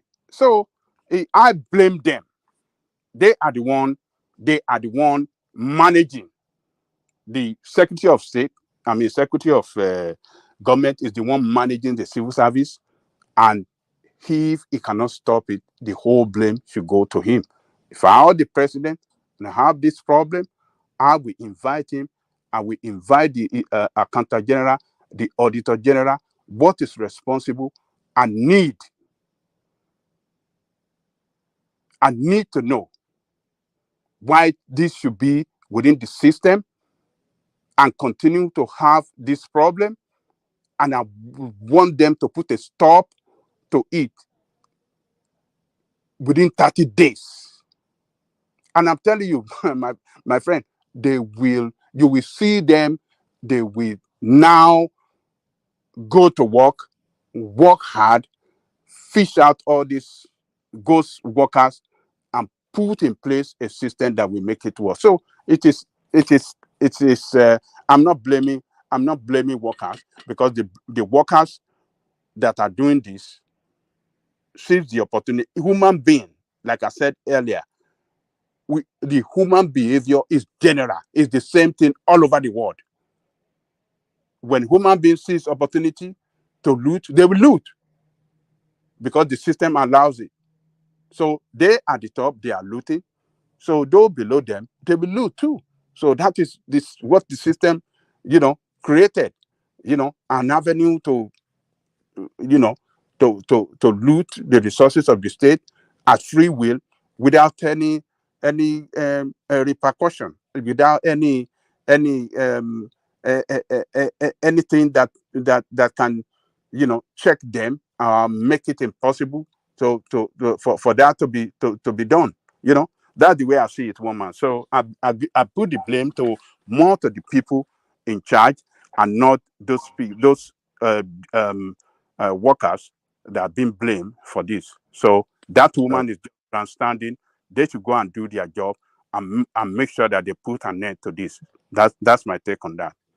Ajale Koko, before you move on, please, one man, just so that I hear you right, you are taking sides of impunity, so that the people who have committed this crime, they don't own up to their accountability, they don't get prosecuted, and then we blame the game on some people who have only given them opportunity. So leaders have given opportunity, they've gotten there, they've lampooned the system, they've extorted the system, they've costed the system, they've harmed the system, but it is fine. We should select the individuals. And one of the things that I always wonder is, these leaders, aren't they the same people that will grow up to become leaders? We make it seem as though our leaders are monarchs who were destined there by their forebearers, and not just regular everyday people who have been fleecing the system. So that means one of these civil service people who have been extorting the system, stealing salary, will go back to Nigeria after they've spent times in diaspora, go back and run for election, and then they'll do the same thing there, and they will now blame them as leaders when we've not held them accountable when they were just civil service members. Is that what I'm hearing from you? No, that is not what you are hearing from me. What you are hearing from me is that, look, the people in charge at the top to make the system work fail to make the system work. So, and that is what gives room for what the people below are doing at the detriment of the country, at the detriment of our resources. So what I'm saying is that if I were Mr. President, I want to hold them responsible, because they are the one that I know. They are the ones that are closer to me. I don't know those people below them. They should be able to do their job to stop them from looting the resources of the state. So that is what I'm saying. So I'm not saying that anybody that have stolen the commonwealth of the country, whether small or big, should not be punished. That is not what I'm saying. I'm not apportioning blame alone to because you guys are just blaming civil servants, only civil servants. Civil servants are there today and they're going to be there forever. But who are the people in charge of the civil service? You can't say you are in charge and this kind of corruption is going on in a ministry where you are the one superintendent. You have to be blamed. So I blame them more than I blame those one below, because they are the one that did not do their job, that gave room for those people to perpetrate this ghost workers scam. So that is my point. How can somebody be away in abroad, being sponsored by federal government, by government, and because sometimes, yes, you could be on educational leave, or how do I say it, on scholarship by the government to go and study abroad, and you still get paid. It depends. If that what you've been sponsored to go and study relevant to the department you work for, and on the basis that you come back, you will still come back to that service after completing that course you went to. Yeah, it could be a paid what do you call it, a paid leave. It could be a paid leave. It is not all study leave that is not paid for. So you could be on study leave and you still get paid. So it depends if it is relevant to that department, to the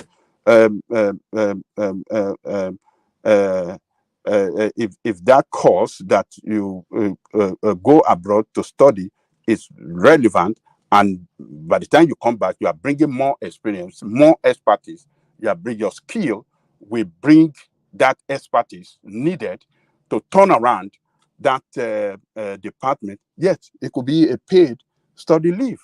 So it depends. Sometimes these people will want to grandstand on the newspaper, and at the end of the day, they might not even see nothing. It could just be some of these people that are abroad, that are on paid study leave, that they have seen this, oh, they are collecting what they are afraid. At the end of the day, when they showed up or they contact, called them and they presented all their paper, and then they will discover that, look, it's a paid leave. It's a paid educational leave. And then you won't hear anything again. So many times you just have this story on the newspaper trying to blame the civil servant to cover up their own, how do I describe it? To cover up their own failure. This is what these people are good in doing. They will blame civil servants on the pages of newspaper to cover up their own failure. So I believe that is what this woman is doing most. What they need to do is to go to work, put a system in place, technology in place that will prevent, that they put an end to this ghost worker system. So that's my take on that. Ajani Koko, let me just add to that because of what Ogbeni said the other time. See, Ogbeni, it is true that we need technology, like all those things you are talking about, but there are always alternatives, and I'm very sure of what I'm saying. You see, one thing is this.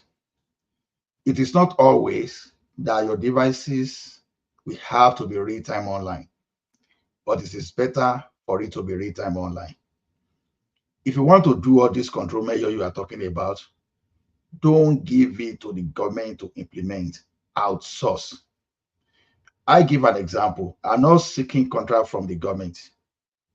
If you give me that contract, for example, to implement managed service to capture, to prevent all those people stealing time, in that country where you say there is no technology or server, I will implement it successfully. Because don't forget that we now have alternative like solar. You know, we see have alternative like using SIM card. You understand, to activate. So the thing is, even if you are not going to capture everything every day, you can detect patterns over time that, okay, you know, these people are not coming to the office. You know, we know people that are not coming to the office regularly. Even these days, the technology has advanced to the extent that even your smartphone can even be something for you to log on from, and they will capture the distance where you log in from. So a lot of ways to capture this data. So we don't have to, yeah, we need server, but where are you going to put the server? You can decide, okay, I want to have my server where I can get electricity, but how am I going to reach those servers? You can start using different links to get to that place. So it's not that difficult. You are going to get it. So to me, we need that because here where we are, our jolly time, because I've seen, it's not as if they told me. I work in an environment whereby people using fraudulent means to circumvent the insurance policy that were claiming fake money. People that will come to the office and will just sign in and just walk away. You know, the time they drove them away, oh my goodness, it was like tsunami. So to me, technology in Nigeria is okay to restrict and control all those stealing they are doing in Nigeria today. Thank you.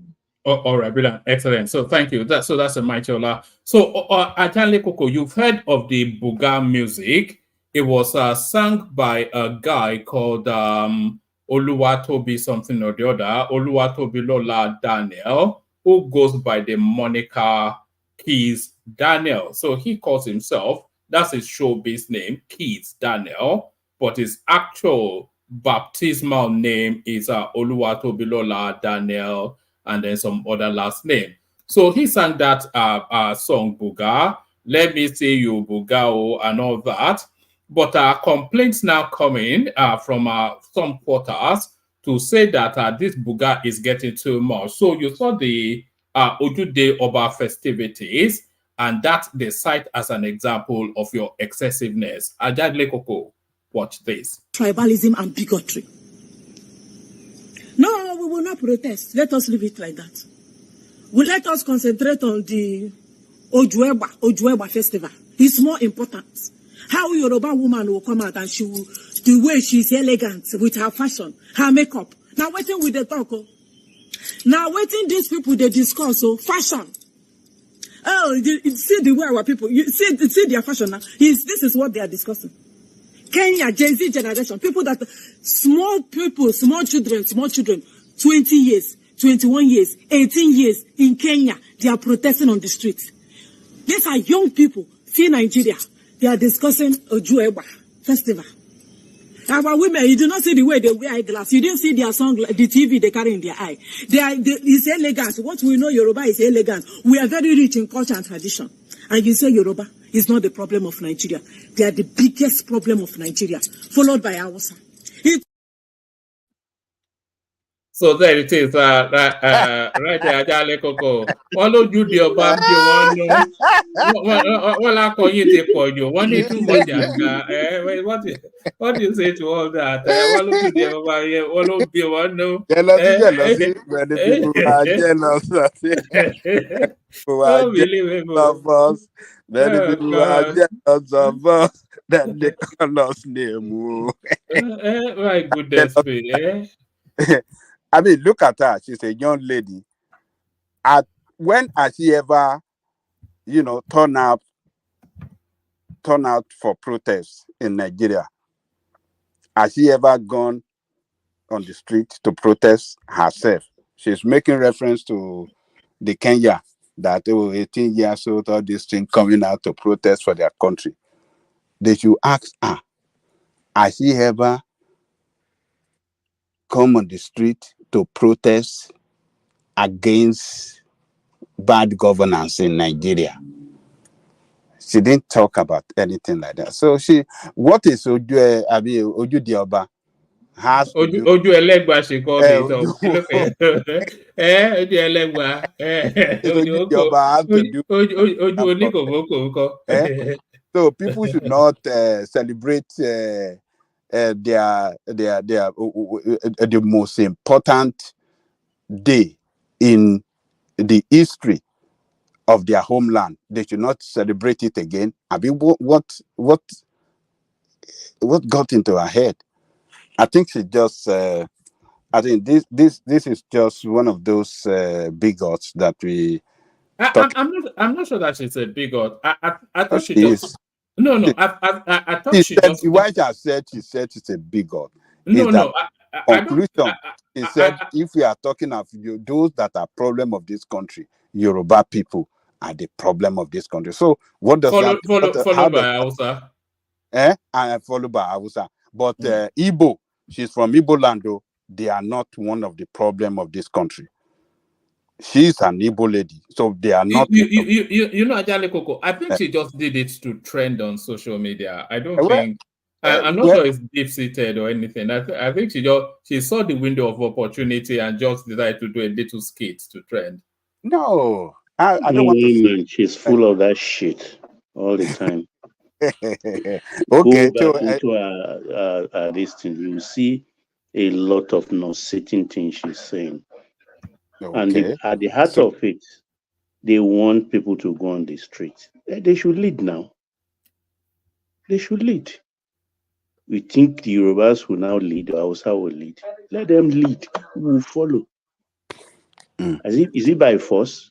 Kolata has told them before that those who know how to do protests, they are in government and they are not ready to protest.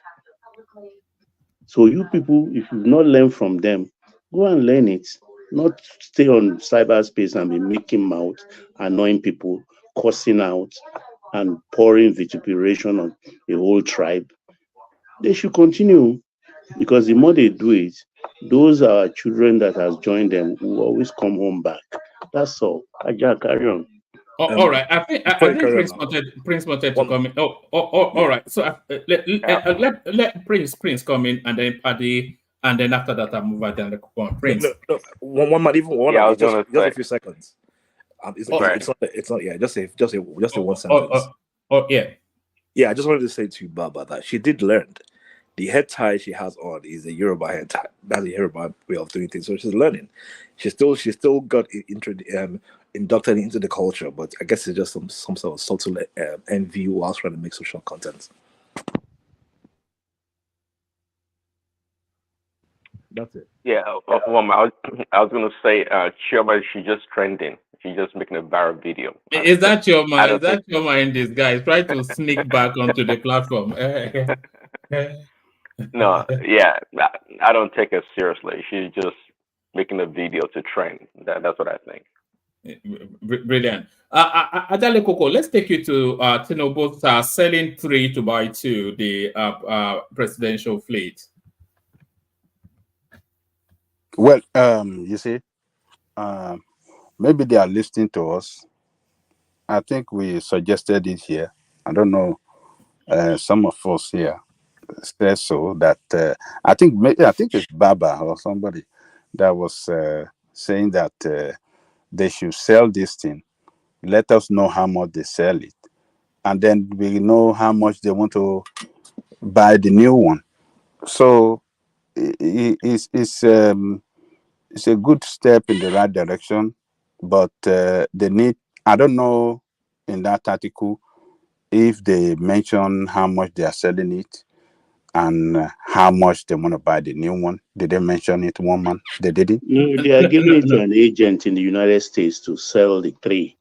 When is he going to sell it? I don't know. Okay. They know where they are going with us. Come on, Wawa. So, well, look, I think is the right thing to do. We don't want anything to happen to the president. We don't want, particularly when it's Who is we? Who is we? Define that we. I'm not sure that's a universal. I'm not sure that's a universal will. That's not a universal One we. man don't like you. Well, that will include you and me, and Baba and some all of us here. I know. It's Commonwealth now. Yes. So we don't want anything to happen to him. So, but we just want them to come out clean and let us know what is going on, why they want to change it, and why they want to buy a new one. They don't have to. I mean, it's a simple thing to do. Hey, this thing has been. They bought this plane 20 years ago, or maybe more than 20 years ago. It's been acting up. They should mention several times if when they can't fly, they have to do this and do that.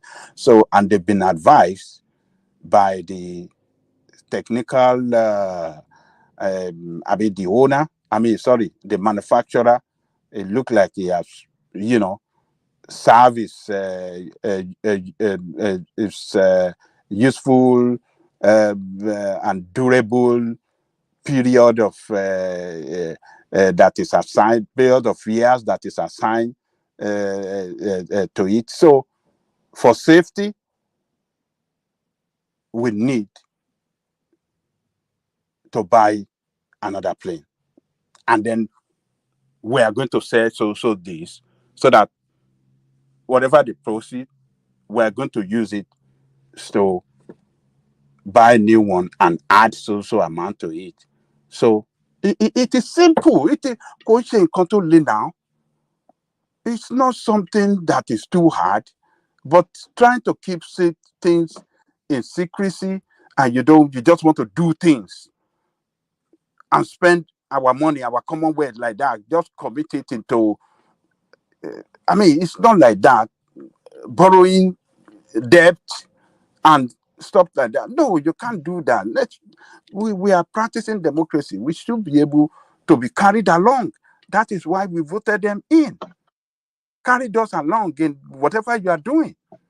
We say you people are enjoying the best of the best, but why can you just be spending money lavish, like big, and then we are just showing it to us that look, only you people can hardship, particularly this time that Nigeria are going through hardship. Nigeria are very hungry people. They are not happy people. So it is time for them to start running, a transparency, to inject transparency in the running of the state and show some level of accountability. They should, respect us, for God's sake. So it's a good thing that they want to sell it and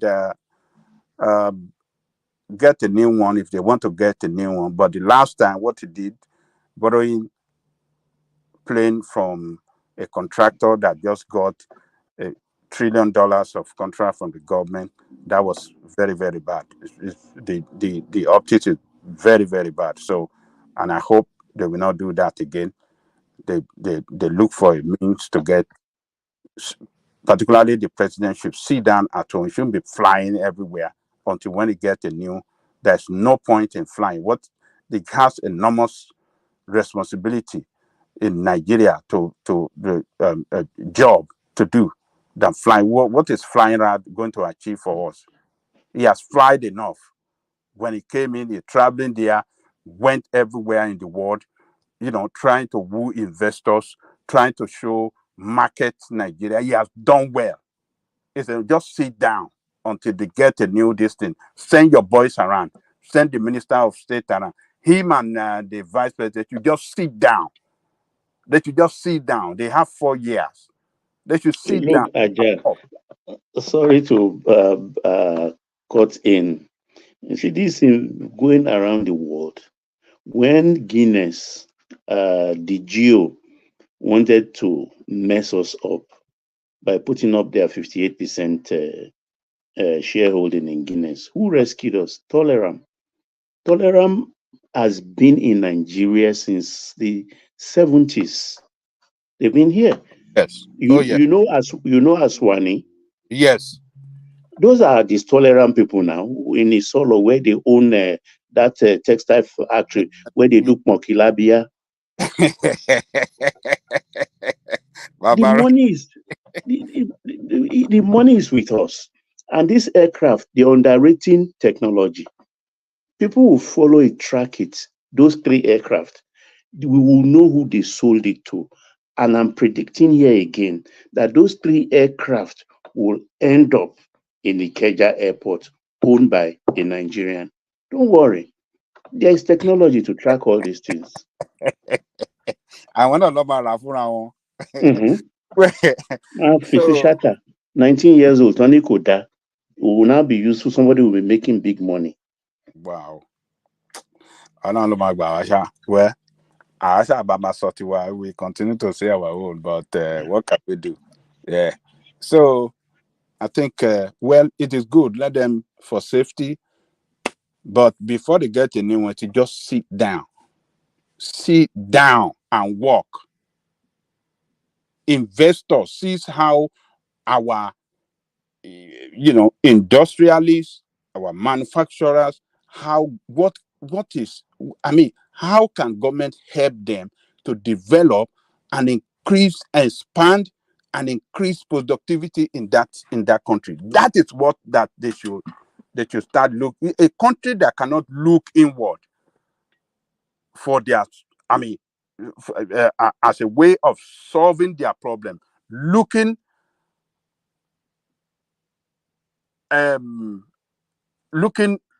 outward, looking outside for help. You won't get the help. Obama told us this when he came to Africa. He knows what he's saying. He told African leaders, he told them in Ghana, when he went to Ghana, that Africa must solve their problem inwardly. They looking outside, thinking that outside will come and solve your problem. They will not solve it. Obama said it. He's a black man. He knows and he didn't know what he was talking about. He was just talking. What has he ever created? What has he ever done? I even find that argument, Prince, somewhat. I'm not sure if it's a non sequitur. I'm not sure if that's the term. The countries in dire straits doesn't have money, it doesn't have technology, it doesn't have anything, and you're saying the president should sit at home and resolve it without going to the spaces where those things can be sourced. I mean, I know it speaks to populism, but does it speak to logic? One man, wait. But They that's say the we are character owing. of Hold Obama on, right there. please, Prince Daddy. Yeah, they say we look. Let's put things in their proper perspective. Out of that about $100 million we are owing, 55 billion of it is domestic debt. 55 of it is domestic debt. The rest is between federal government and state government, not just federal debt alone. States are involved also. It's only about 46 or 42% that is foreign. So the domestic debt is okay. And most of them are owed to banks. So we can sell internal bonds. We can give them some assets. We are not going to do head cut for anybody, but if we are in a tight corner, if it's a domestic debt, that's easy enough. But it's the bulk load. Foreign debt, if you even work out the foreign debt to GDP ratio, it's still permissible under Bretton Woods institutions regulations. So let's get this thing in perspective. Nigeria has the money. Imagine if a government or states and federal, they are owing domestic debt $50-something billion. Then you know there's money in the country. It's far higher than our external debt. So going out to meet any other people, I just give an example of the Aswani family. They've been here. They are from Indonesia, but they are Indians.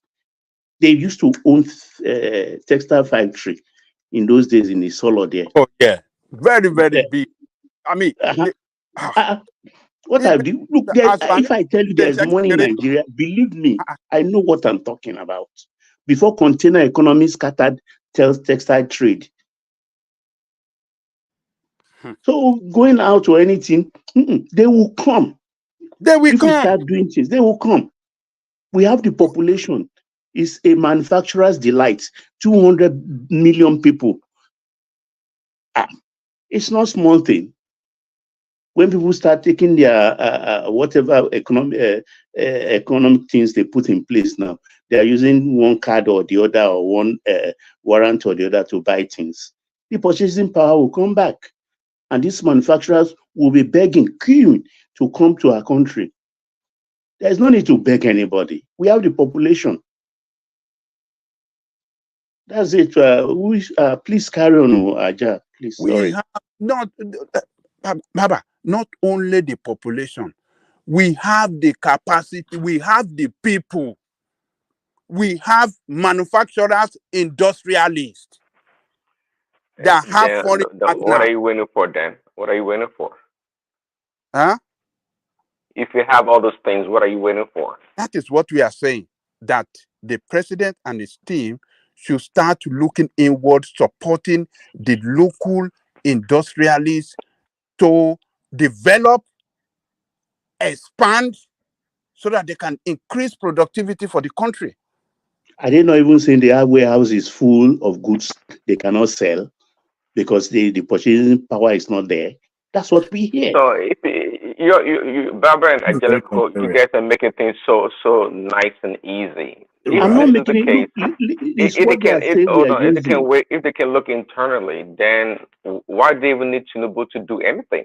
How come Okay, let me give you another example, Prince Daddy. The OML 275, is it? The one that has been dragging how many years? Who ended up settling it and buying it up? O&O, local company. O&O bought that thing up and paid cash. That's another example. I can give you several examples. Oh, yes. We have capacity. Oh, okay. Maybe I don't know. So are you saying that we're doing well? Are we doing well? Is what you're saying? The country is doing well, I guess, in the private sector? No. By no means, I'm not saying we are doing well. But I'm only telling you things that are out there. We hear even people manufacturers association of Nigeria say, look, they have warehouses full of goods they can't even What kind of? sell. I'm sorry. What in this container economy that we run from China and everywhere else? So what kind of products do they have in the warehouses you're talking about? Well, Or what are they manufacturing? I mean, every day we talk on this show about we're not manufacturing enough goods in the country, and we're importing. And today you say we have so much goods in the warehouses. What is going on? Is this misinformation it from? is the Manufacturers Association that said it in their several interviews, not once, not twice. And I think it was Kolata a few days ago even said, I think if I'm quoting him correctly, that look, they say there is insecurity in the north, yet all the things we are buying, rotten tomato disease, are coming from the north. So the bandit didn't see them when they loaded those tomatoes or pepper or the yam they are now slicing in Lagos. Something is amiss in Nigerian administrative space. So yeah, a lot of people think we are self-sufficient. And I think that's what I'm hearing from you guys, that we can do it all by By no ourselves. means, I'm not telling you we are self-sufficient, but I'm saying that this is our situation. Figure it out for yourself. That's it. Look, all countries in the world that are developed today or developing at a fast pace, go and check them. Check what they did inside them country by themselves before foreigners will come or investors come to join them and start bringing investment there. You must No, just give us one or two countries. Don't say all countries. Like, give us example, please. China, number one. And then you can look at all those countries in the No, that is Asia too. not true. See, each country, they have their own unique case, right? In the case of China, it wasn't because they looked internally. In fact, quite frankly, if you remember, in the time of Chairman Mao Zedong, they actually failed woefully. That experiment that they did with Chairman Mao led to the death of 60 million Chinese people. It's well documented, and that was because they looked internally, trying to solve their own problem, and they didn't do well. They failed woefully. Not until the West actually engaged them. That you are reading the Western world lies. Who told you? If Chairman Mao build the foundation of China, what China is today, he built it. What are you saying? No. You want to talk about You want to talk about the success. You don't want to talk about the failure. Well, okay. You can search your agenda way. It is true, and I actually got confirmation from the Chinese people. But you know what? I actually had a Chinese professor in Mandarin in grad school, and she talked about Chairman Mao. Chairman Mao is well revered in China. Despite what happened, what he did under his leadership, is well respected. The Chinese people still love him. They don't castigate it. They don't talk bad about Chairman Mao. But nonetheless, his policy failed woefully. There's no doubt about it. Again, it's well documented. They even killed the wife. They killed Mao's wife. If you remember your history, yeah, she was killed. Okay, well, by the same time, they do revere Chairman Mao. Not everybody. I mean, it looked internally trying to solve China's problem. My point at the end of the day, from Japan to China to even India, all these countries, are developing because they had external help, and they still do up to now. And that's why the Chinese appetite for the theft of America's IP never stops. That's why they are growing. Everybody looks to the outside and bring it inwards to develop. You can't just look inside. What does Nigeria have inside to look into? What exactly are you talking about? I disagree with you about China. I disagree with you about China. They did not. Prince Daddy, They both didn't China steal. and US, both China and America stole IP from each other. So And it's I agree with neither you. Exactly. So No, hold on. What did America steal from China? What Chinese IP did we steal? no, the fact that I'm not telling you offhand does not mean it doesn't exist. Yeah, I can. No, it doesn't exist. And Okay, why back did in America? industrial, Why did the back in American industrial factory? period. Why did they all rush to China to establish? Oh, come on now. You know, because what? Prince Daddy. Yeah, because they have a workforce that is experienced and labor is cheap. No. Forget about experience. Answer that question now. No. Answer the question that Baba just Say, asked. Why is America to that taking question, American workforce is actually more experienced than the Chinese workforce. Okay, the reason why they went to China. Hold on. Well, they started with textile with China and with Nike and these other apparel makers. That's how they started before they gradually went into technology OEM assembly, right? But let me tell you, American workers were more advanced. Prince Daddy. Prince Daddy. What's the question When it again? I'm comes to sorry. technological advancement, apart from the warfare that America is still believed to be the leading, country, when it comes to military hardware, I think the China is the China's are more advanced in technology in some aspects than No, United States. you don't know. A lie. That's not true. What have they tested? What have they tested? I mean, let's use 5G. Let's use 5G technology. Even though the story that people were trying to say, oh, China is stealing the IP of 5G. Okay, before America started dreaming of 6G, the Chinese are already ahead. What about that? Okay, look at I'm the not way they disputing build what the you're talking bridges. about.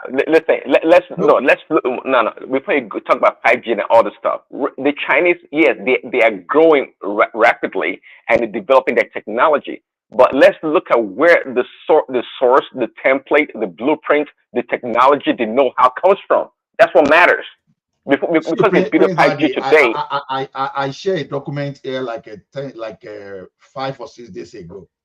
In the history, while I was referring to ASAP about 10 something, when maybe 1072 or thereabout, when the Chinese people were building ships that displaced 3,000 tons of water, the UK, who happened to be the father of the modern America, you understand? It took them almost 500 or 600 years just to build the one that would displace just less than about 300 tons. The metric tons of water.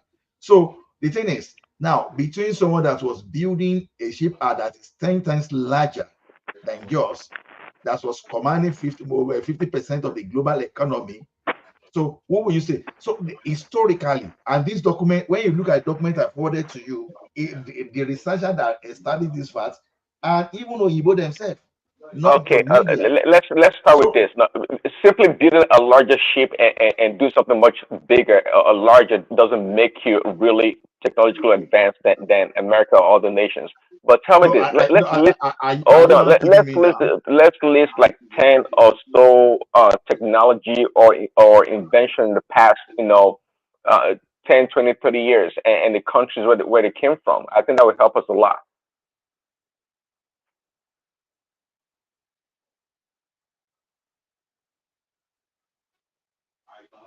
Anybody Yes. All right. Let Ajale Koko land, and then we're going to Prince Daddy. Ajale Koko, back to you. Before you land, just hold on 1 second. Let me acknowledge Kulata's super chat. They said that we should be acknowledging the super chat. I said that Southwest governors to bolster farm security by establishing specialized units within Amotekun Corps. We discussed this a few days ago. So thank you, Kulata, for that. I think that might well be out of sequence with where you wanted to insert it in the conversation. But thank you, Kulata, nevertheless. Sorry, Dewale. Hey, woman, I take God beg you.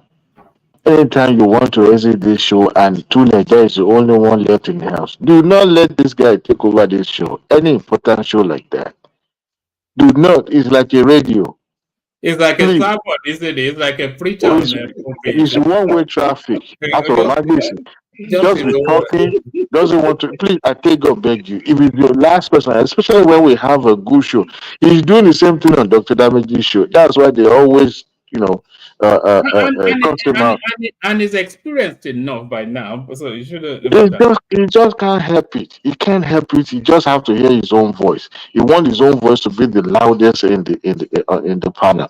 Please, I take God beg you. I beg, please. I think he shares that with Mike. I think they try to assert No, Mike get coconut head. Instead, they listen to people. But this one, now radio, one-way traffic, no receive at all. At all. I beg. But anyway, there's there's nothing we can do about them now, can we? Because it's part of their behavior, Mike and Tunaija. And do you know why? Every single one that, yeah. Apart, and they are the one available at least to keep us late in the night, because apart from Mike, apart from Tunaija and Thomas, so we just have to manage them that way. Because that's not on the day when you have important topic to discuss. This guy last night, even Pansat carrying trouble come out for the platform. You can imagine if Pansat refused to join the show. That's when you know it's as close to the it should get a gold medal for that if he's able to subdue Pansat. He called Pansat. Pansat no Greek call. Pansat didn't answer. He said, "I'm listening to you," but he didn't join in that conversation. The guy is just, yesterday was terrible. Every single one.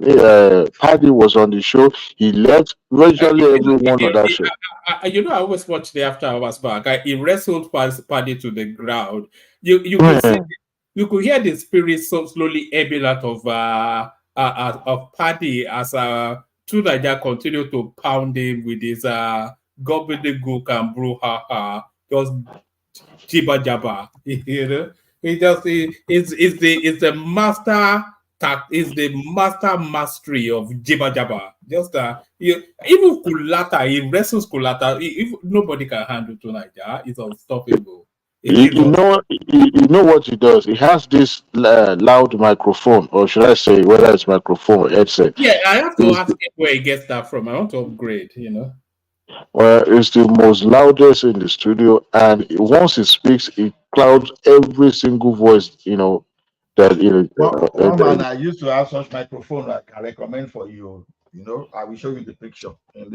Is it headset combo? So I don't want to stand, because I find those standalone microphones, I find them too pretentious. It's almost like putting. What we're just doing is streaming. I don't want to put a false notion that I'm broadcasting or just streaming, just blogging. That's all. It's just. Okay. This one. Yeah, but it's a combination of headphone and mic.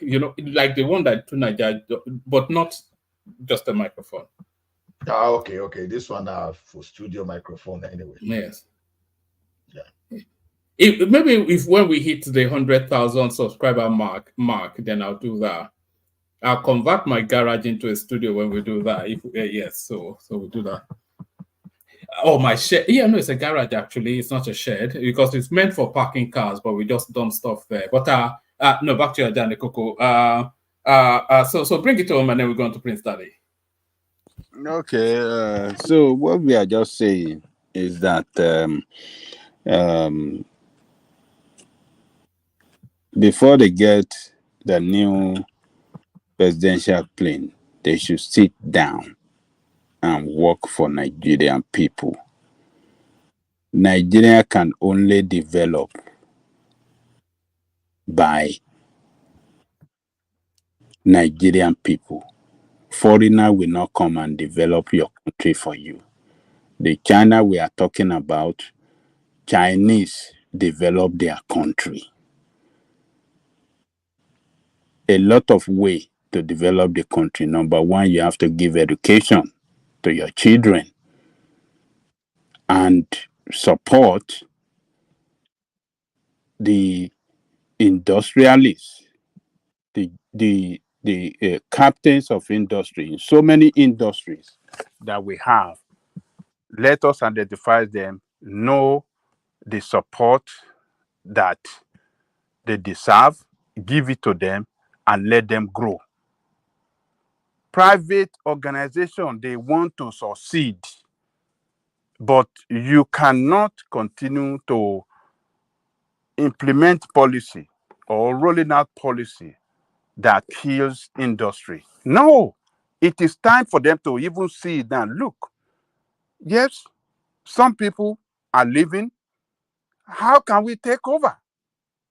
That is what Baba just, an instant that Baba just, told us now about the Guinness. The Guinness is leaving. Then this Korean, are they Korean or they are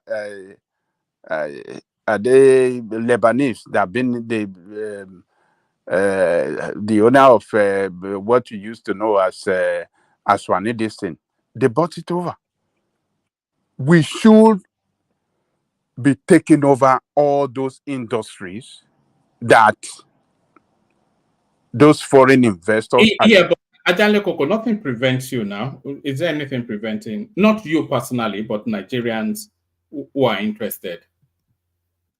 There's no restrictions on them to take it over. The smaller ones that are developing, they should be able to help them to develop so that we can increase productivity that will, turn the economy around, and more job be created, more wealth to be created, and then we start to export what should be exported so that we can earn this forest that we are badly looking for. The forest that they are getting. I apologize. I didn't want to interject you. Yeah. Okay, land the point. I just wanted to say something. So the forest that they are getting now, they are all borrowed. No, hold on, Ajale Koko. What is stopping Nigerian business people and from buying up those spaces? What I'm saying is that, look, they are operating under a very, very difficult business condition. The business condition is the same for these people that are coming in. Who are the people? Look, when these people left, Procter and Gamble. Sorry, Baba. I think Paddy wanted to come in, but the Netflix people took over now. So what I'm saying is that, look, one man, Nigerian businesses, industrialists, manufacturers are operating in a very, very difficult condition. Government should sit them down. No, hold on. These people coming in to buy Guinness, they are coming in. They are Nigerians too. They are here already. Yeah, yes, but they are to operate under the same set of business. All they are bringing is money. They are coming to operate under the same business conditions as every other Nigerian entrepreneur. That is what we are saying. That look, the government should look into more Nigerians industrialists that can, improve, expand. What can they do to improve and expand on what they are doing currently? They are facing a very, very serious, business, economic challenges in Nigeria. It's not good for their business. So they should sit them down, know from them, manufacturer association, see how they can roll out a policy in conjunction with manufacturer association that can take us out from a country of that depend on foreign country to a country that can start to produce, can start to move towards a a productivity. That is what they should be doing now. It's not traveling abroad. Traveling, and all this money they are getting from abroad, they are borrowing it. We are a very big country with all resources that gifted by God, and how do I describe it? People that are competent as well. Let me even support your point. Hold on, Baba, hold on. Paddy wanted to come in, so he was just waiting for a pause in Ajande Koko. Yeah, let me lie. Well-educated people that are competent, but the system is pushing them down to succeed. No, we can't continue with this kind of system.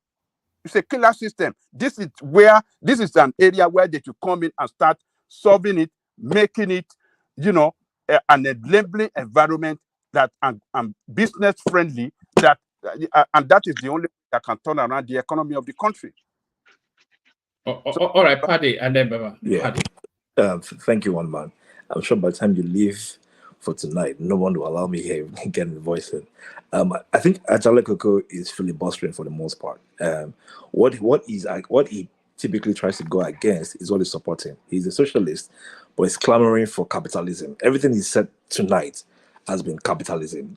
Government should make an enabling environment for people to come in to thrive, where they can create opportunities. That's literally capitalism. However, the same thing you're asking for is what you're stopping them to not do. You're saying that the government should make enabling environments. No.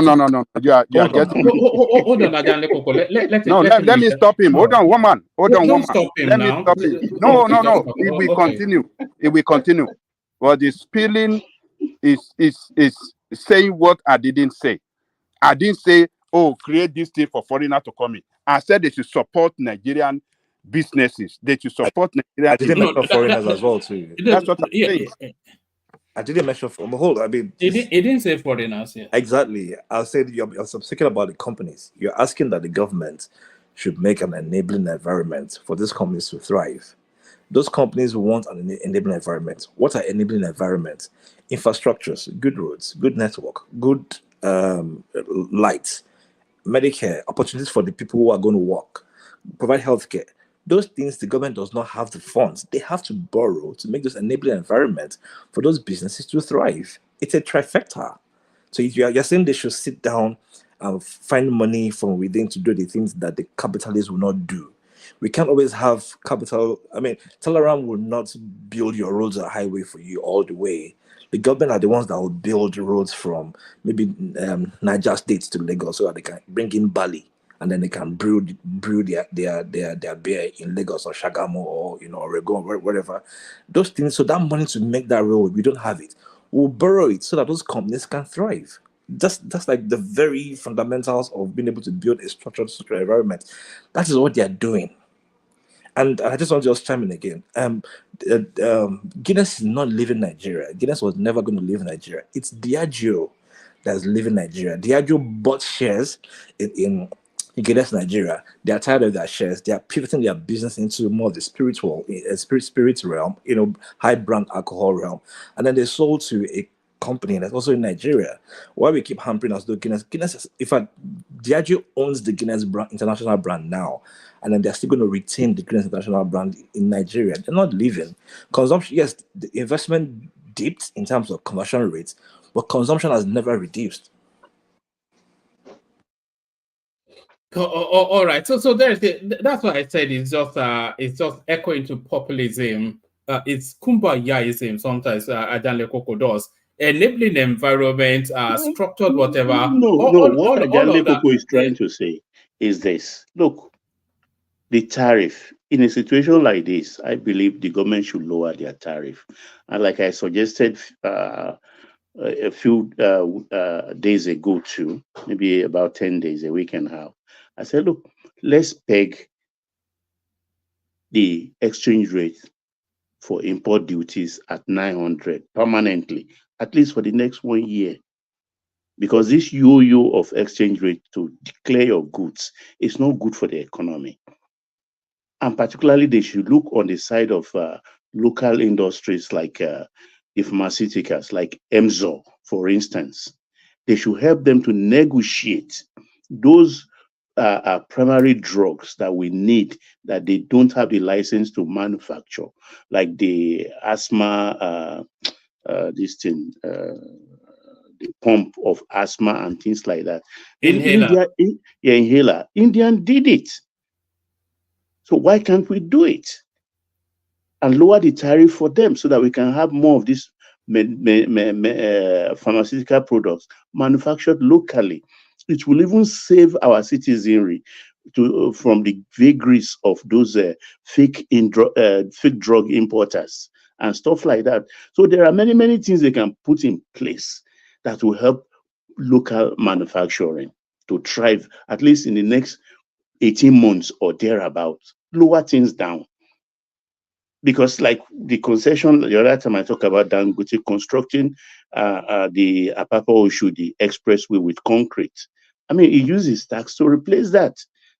And I think there's another company that is doing it, I think, to Ogun State too, which Buhari gave that concession. A lot of kind of, let me say, economic magic can be brought to bear in this time. We have to think outside the box. We don't have to do that which is the norm. So I don't see anything. I don't see a big deal. Look, when Procter & Gamble, the manufacturer of Pampers, left, the Turkish company that manufactures Molfix, another brand of diaper, took over the assets. So it's like one soldier go, soldier come. And I put that to the market because the only thing that is hindering them, apart from tariff, is the power. If there is availability of power 24 hours, like Shetima promised the people in Agbara Estate, that estate corridor from Agbara Street to Songwater, there are a lot of industries there owned by Indians and Nigerians, manufacturing a lot of things, though they are not the big heavy-duty stuff, but they are manufacturers and categorized under the SMEs. It's power that is a problem. So if they have sufficient power and maybe they subsidize them to an extent that the power suppliers can bear, fine. All we just need is for them to, the economic team came in late. I know they've not been played. We are treating this government at times is that it's been there for 9 years or 8 years. It's just 13, 14 months. And all the ministers' economic team, they've only been in place for about 9 months. So we'll see results definitely. I believe so. They are not stupid, even if the economy is stupid. So is Prince Daddy on board? Baba, are you aware that many of these companies who are leaving or who have left, they left because they've lost their profit margin that they've set and enjoyed over the years. It's because they also have local competition who has pushed who has made alternatives cheaper and more valuable, and hence they can pay. Procter & Gamble didn't leave because because of dollar rates. They left because they have. No, I call them fair weather friends. Exactly. So they are leaving because they've been enjoying that monopoly for centuries, for decades, and now they can't compete with those markets anymore. So what that means is that we're not going to have local vendors, local business owners who will not thrive. Remember when we had Tomapek? Suddenly we are having you are hitting it on the head. Yeah, hold on. Paddy, the example will be the earpiece narrative, right? Where earpiece that's another one. Yes, where earpiece was able to cut by a quarter what these people have traditionally charged us, gouging us for money, just extorting and exploiting. So earpiece is able to, for an example is the tickets that were going for about 15 million, they're able to sell it for about 3 million and still make a profit. So that then tells you that those people were just RAPI engineers. Woman, do you know Qatar Airways? Their ticket is even now cheaper than Airpeace. They want to run Airpeace down. And this government should be allowed alerted to their devices, evil devices. Qatar ticket is cheaper. So they know this before, like you said. So they are not doing it. So ticket to where on Qatar cheaper than SV? To London or to where? To London, but you have to go to the home base first. So that is a drawback. Oh, okay. Yeah. So Nigeria should see that and Airpeace is direct. And this one is direct. So direct is more expensive than stopover now. That is the normal practice in aviation industry.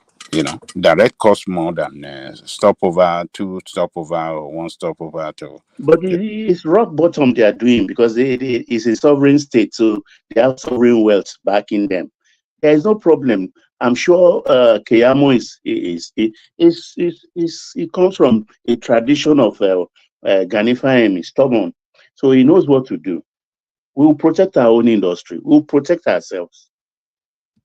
So let me leave. But what I would just say is that look, borrowing all throughout the 8 years of Buhari, we borrowed. We have seen where it landed us. So, and they want to continue borrow. When will we stop borrowing? So it is time to use how much they are, those borrowing they are collected over, to inject it into commit it to support industries and let those industries flow. You can't tell me, do you know how much did this guy announce yesterday that the custom man in Lagos, is it not 170 billion that he said they realized a day? I don't know if somebody listened to that guy when he was making a statement that they. I don't think it will be a day. 170 billion cannot be a day. I think it's a day. It's a day. I listened to him. Maybe somebody can pull the video. It was a day before yesterday that he was reading this thing. I was surprised. Why should it be a day? So if they are making so much money from, what do you call it, tariff and all these things, are those not good enough to build our roads and do some other things? I know they have other commitment to debt repayment and other things that they want to use money for. But look, we have to manage our resources well to develop our country. It is not all borrowing or depending on foreign donation and borrowing that can develop. It cannot develop. It doesn't develop country. People in the country, people in charge of the country, develop the country by looking inward, using the best of the best brain in so many fields to develop their country. That is the way it works. That is why I'm recommending that you sit down and start looking for a way of identifying the best of the best way in every sector of the economy, and then give them the job to do to develop the country and use the little resources we have to support them to achieve results. That is my recommendation. So let me leave it there, one man. Do you mind if I ask a quick question? I wanted to move on. Yeah, I do apologize. I just want to ask Ajale Koko, why the government... all right, but Ajale Koko, be brief with the response to that question. Ask the question, yeah. Why the governments borrow? Why do you think governments borrow money? Well, when government borrow, do you want me to give you a Nigerian context or the way it operates in the world? Yeah. So, I mean, why the guess? Why? In Nigerian context, they borrow to carry out, they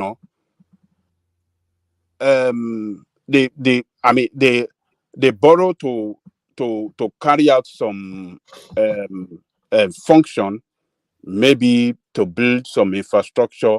To achieve some objective that will contribute to the, make economic impact in the life of the people, particularly in development of the country. But what we have seen in our country, they have borrowed so much we have not seen much to justify that. We have seen a lot. We have seen a lot. One man, Aleman Sorobai, but it should be able. Or the railways they have built all over the country. All the roads, all the ports, all the everything. We have seen a lot now. We have seen a lot, and yes. yet, the intra-rail system within Lagos, we have seen a lot. And yet, 2/3 of your population live. Yeah, no, that's a different narrative. You are saying we are all right. That borrowing should be able to make a turnaround in your economy, make an impact in the life of the people, and not just, we build road. I mean, we build electricity. We build. Well, do you know how much they are borrowed for electricity? No, let's not do go. We have electricity? No, one man. Let us do it. Hold on. No, let's not go. Can you hold on? Let's not go into a big topic so that because then we'll keep people waiting for even longer. But the only thing that would elevate people from poverty into something is infrastructure. It's infrastructure. It's electricity. It's roads. It's transportation system. So are we seeing improvements in that? Outside of electricity, we can say that we can visually point to items that are improvements from where we were. So when we elevate people from poverty outside of infrastructure, which is the enabling environment, that's just it, isn't it? Let me tell you one thing. Or alleviate, not alleviate. Yeah. Electricity will bring economic prosperity. When we borrow so much to develop our electricity capacity. But what have we got? Failed. All right? The road you are talking about, we failed. Yes, we saw some things, but it's still a failure. Many roads remain impassable in that country. Federal road. Go and check how much they are borrowed for those loans. It should have turned all our road into Dubai road. But where has the money gone? So if you're talking about, I don't know which other one you mentioned, where is even the pipe-borne water? All right. So let we all know this list now, but all right, bring it to me in about 2 minutes and then we'll go to the study. we tell us all how do I describe it? Do you want to tell me that it's educational infrastructure that they are built well, or the hospital health infrastructure they are built well? What have they built well for that country that has made a turnaround in the life of the people positively? Tell me. We can't defend these people. They have failed the country. So the continuous borrowing, we know where that borrowing, most of the time, they are not affected. They are not used transparently. We are seeing it most of the time. They are not used transparently for what it is, designed or for what that money is borrowed for. They have not used it effectively. Anyway, we all have passion for our country in different ways. So, but my passion for that country is to be a country that my children can go back, can go there to live. And their great-grandchildren too. My great-grandchildren can call a country, they can go and live with peace of mind. That is what they that is the situation we found ourselves today. One thing about radio, ó ń láti padà sílé tó bá máa padà sílé gbogbo wa pẹ̀lú èrè tó pọ̀. pẹ̀lú èrè tó pọ̀ àjò ní gbogbo wa wà. Ta ló lè guarantee, who can guarantee here wípé nǹkan tí òun kó jọ lájò òun fẹ́ padà sílé. Let's continue to pray that God will enter their heart to start working for Nigerian people. But as at the moment, it is no. They are not working for, they are working for themselves. And the future, only God knows. Let me leave it there. Thank you, Oma. Oh, all right, brilliant. Excellent. Thank you, Ajale Koko. So, Prince Daddy, you are up next. Prince, are you there? Yes, woman. Hello. Hello, all everyone. Right. Hello, Prince. Prince, let me use this clip to bring you in. It's somewhat to the conversation that I think it was actually that space that Apadi was saying that. But let me play you this clip and then you comment off the back of it. Hi guys, it's me again. So lately we've been seeing several multinational companies like the iconic Guinness potentially leaving Nigeria or handing over the reins to somebody else. It's tough, I know, but we need to face a very hard truth. Now, before I go any further, I want to make it very clear that these views are entirely my own and they do not cast any aspersions on any of the companies I mentioned as examples in my videos, either directly or indirectly. These views are entirely based on my understanding of the economic landscape in which I operate. Now, back to what I was saying. The truth is, many of these multinational companies have long benefited from our broken system, taking advantage of weak regulations and low wages. They were never here for our benefit, but they were here for their own. They've exploited our systemic vulnerabilities from poor working conditions to environmental damage. Corruption and bribery sometimes makes it easier for them to evade accountability. There's often an underinvestment in local R&D, I've said this multiple times before, leaving us dependent on foreign expertise. So why are they leaving now? With the current administration cracking down on irregularities, some multinationals are considering or reconsidering their presence here. Should they in fact stick with us through the hard times? Yes, I deeply believe so. But they're leaving after years of benefiting from our resources, our labor. The question begs now is, why now? What's driving them out now? Foreign companies are here for high margins, not to solve our problems, guys. When they leave, we need to ask, what now?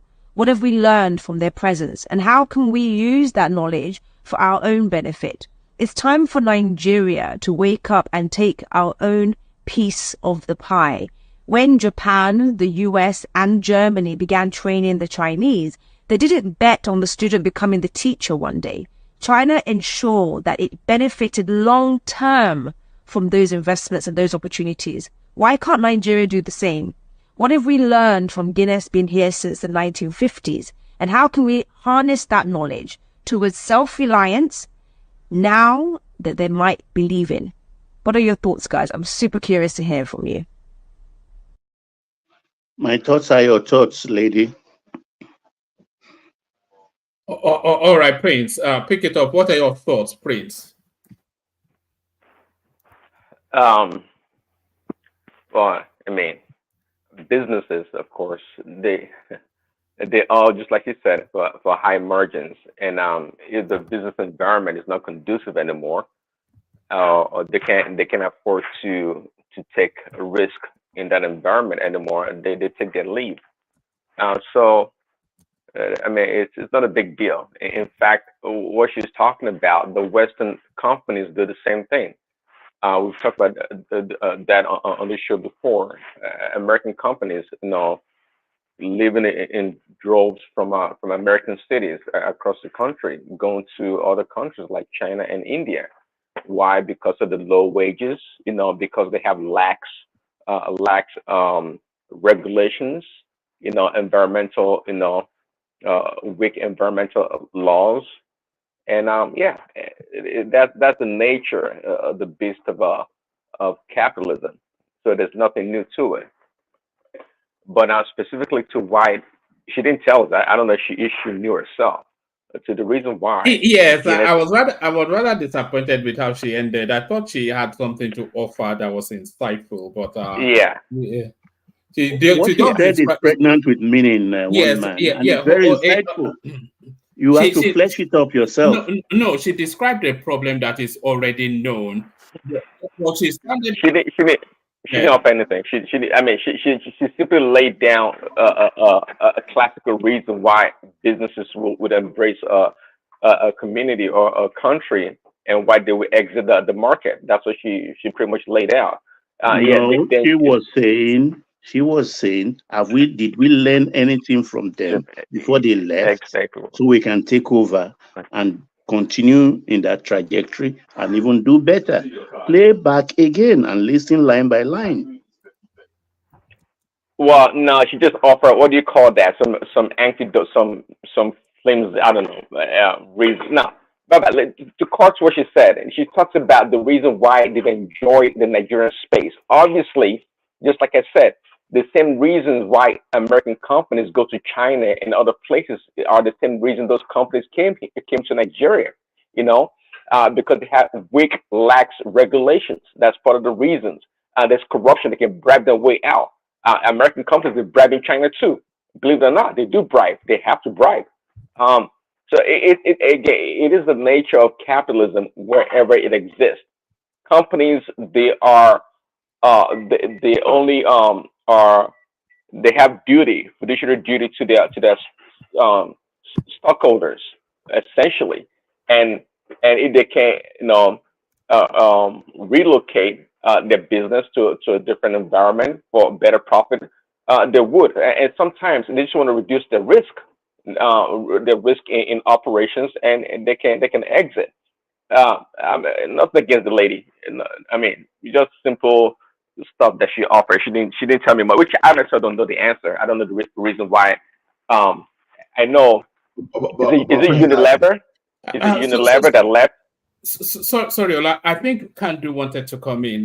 Did you want to come into that? Yeah, are you coming after him? Kandu, you are making comments as though you disagree. Kandu? Yes, good morning, good evening, everyone. Babaja, I greet you. One man, Prince Daddy, everyone. I greet you all. I've been listening for a minute, and I think the more I listen, the more I get a headache. There's been a number of good things that have been stated. I think at the end of the day, we just really need to wake up and start being part of the community of nations. I have the opportunity to look at what's going on all around the world, small countries, big countries, and I see people moving. And I think at this point, the government of Nigeria as it has been stated here multiple times tonight and on many other shows here, create that enabling environment. Yes, will it be best if the industrialists and the money holders can grow a backbone and just decide, okay, me, I'm going to take this sector. Me, I'm going to take this sector. That would be wonderful. But in any country that I am aware of in the world, the government also has at a minimum a regulatory provisions that they have to make. One of a problem I think of any country really is investors have to be able to know that if I go to a place, wherever that place is on the planet, and if I get cheated, there's a judicial body that I can rely on. And I don't know, I mean, I'm not saying that it is, but I don't know if we have that in Nigeria. It's never an excuse not to do the needful. I've heard a lot of people talk on this panel and on other places. Oh, the Dangote is a monopoly. Dangote is a this. At the same time, you want other Dangotes to take over. What do you want? Do you want people that have the resources, the know-how, the willingness to put their capital to work or not? People talk about Dangote being the richest black man or the richest African. If you know how much money that man owes, if you owe 1/10 of it, you probably have a heart attack. It's not easy being an industrialist. It's not easy being a business person. And that, like I said, that foolish woman that just spoke now, she needs to go and sit down somewhere. Capital follows returns anywhere in the world, whether it is money in the bank, whether it's someone going into production or manufacturing, it follows return. And one of my challenges has really been in any country where money goes. So look at Vietnam, for example. You would not believe the number of Chinese companies, American companies that are in Vietnam manufacturing not just regular motorcycle, motorcycles, cars. Vietnam is now importing cars into America from Vietnam, electric cars. With everything that they suffered through, 2 million people killed. But you have to get to a point. I don't really care who colonized you, who brainwashed you. After 64 years, at some point, you got to wake up. We're being left behind, not just Nigeria, but the world is moving so fast and so fast ahead that sometimes I just feel like, are we on the same planet? Are we really on the same planet? You know, obviously, none of these things started yesterday. Like I've said on here a couple of times here, during the 70s and the 80s, when we're supposed to be utilizing the abundance of resources that we had to be preparing for a future, we were busy doing Owambe all over the place, thinking that we have so much money that we don't even know what to do with it. And those who were in similar positions that invested what they have, they're enjoying the benefits of it today. You know, we have so many Nigerians leaving Nigeria. We have all these companies leaving, and some people say, "Well, let them go." And like that lady was just saying, these people came to Nigeria and quote unquote took advantage of us. They didn't take advantage of you. They came to make money. And any business person, any corporation make a number of determinations.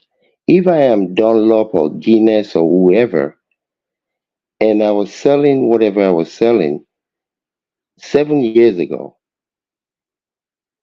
when Naira was 200 Naira to a dollar, 7 years later or 8 years later, it is now 1,500 to a dollar. And a lot of my input into my production, I have to import. That means just to balance, and I'm not talking about the labor. Yeah, you have a cheap labor force, but a lot of the other factors of production, resources, whatever resources, products you're buying to make what you're making, your cost, building, electricity. I went to First Bank of Nigeria in Lagos. You will not believe the number of humongous generators across the street that are powering that building. I mean, what are we doing?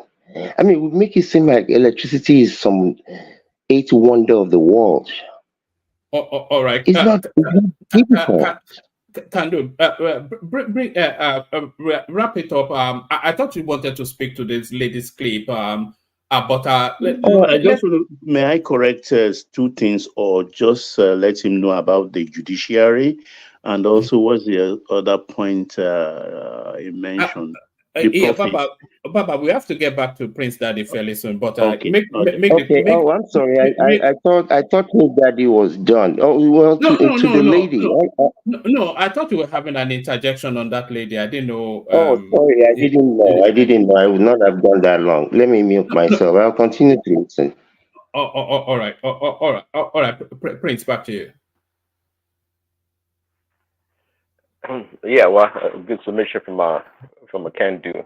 So, yeah. What else? I mean, Yes, we were talking about the ghost workers in the civil service, Tinubu selling jet to buy a new ones, and Soludo inviting Obi back to Apga. So that's really what we're wrapping the conversations around. see, the entire Nigerian space is about. I think it's a department for undermining. There has to be one. Everything about Nigeria is about trying to circumvent the system to make things difficult. And it's always to me, laughable when people call Nigerians a little stupid. Rather, it's the other way around. For you to call them stupid, not knowing that what they're doing is deliberate, it makes you rather look stupid. They know what is going on. I mean, there's nothing going on in that country. I've said it many times on the show that that someone is not trying deliberately to circumvent, to make it difficult, because in the chaos, in the challenges, that's how they make their money. They know that's part of the whole deal. I think Candy mentioned generators powering First Bank of Nigeria.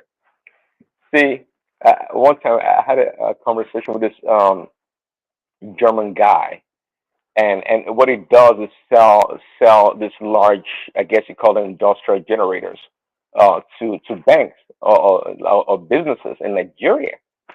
Okay, that's his business. And during the conversation, I was able to detect that he knows himself that this is never in the interest of the government or the people in charge to make sure that we have adequate or constant electricity in that country. Because because some people, he didn't tell me that he was bribing anyone, or how his business really works. But I can read from our conversation that somebody's getting paid, and someone is allowing him or his company to sell those generators in Nigeria, and it's benefiting someone or a certain group of people. That's the way the system works. So that's just the way Nigeria Prince works. Daddy, can I interject if you don't mind? Sure, go ahead. Yeah. See, what I see in this our situation is this. What that lady said, the foreigners are taking our advantage of us. She has spoken well, no doubt about that. I disagree with that. Well, yeah, that's mine. That's my opinion. They see the weaknesses in our system because they know that we panders towards consumption of foreign goods, and our policies and our institutional weaknesses allow smuggling, and even when it's not smuggle, for people to bend their way around our rules. They were doing that, and they were enjoying it while it lasted. Like, but just answer the question. Now, wait, It's hold on, our hold on, policy. hold on. Now, you see these excuses of electricity we give today. Yes, it's true there's no electricity, but when we are talking about large-scale investment, a real large-scale investors in your country that really means to invest without that loopholes of importation to substitute, we put everything on ground. MTN Etisalat, Dangote, and even the oil and gas companies, they are not giving those excuses. When Unilever was running to Ghana just to take advantage of the tax holiday, you understand, he was believing that he would do everything there and still come and market the products in Nigeria. In the same country whereby we complain that no electricity today, we still see Guinness, Nigeria breweries, and those people that are really ready to make money directly because of the direct investment, they are making money. Why all this Turanchi is so simple? If we tighten up, because like what Baba is saying now, even in the 80s, we have many Nigerians, local manufacturers. We've lost all those our entrepreneurs. You know, in the 80s, our local manufacturer dominated the economy of the country. All these foreigners, they are for whatever they want to grab. But the only thing I can talk about the they government couldn't even compete then, Ola. Exactly. But what I should have encouraged now, the government is doing the right thing now, and I will tell you why. By the time we can find stabilization at the point of stabilization for foreign currency, it's going to be a game changer, because there's not going to be loopholes of subsidized forex again. And those people that want to take position, they will take position based on your monetary and fiscal environment. So, okay, you want to come in, so let us engage. No, I mean, you said they're taking advantage of Nigerians or Nigeria. I don't think so. And you said it yourself. In fact, your statement shows responsibility for our lax policies and regulations, and the reason why they are profitable or successful in Nigeria. It's not their fault. They came as a result. That was the attraction to Nigeria, and it happens all around the world. Now, investors will go to places where they can take.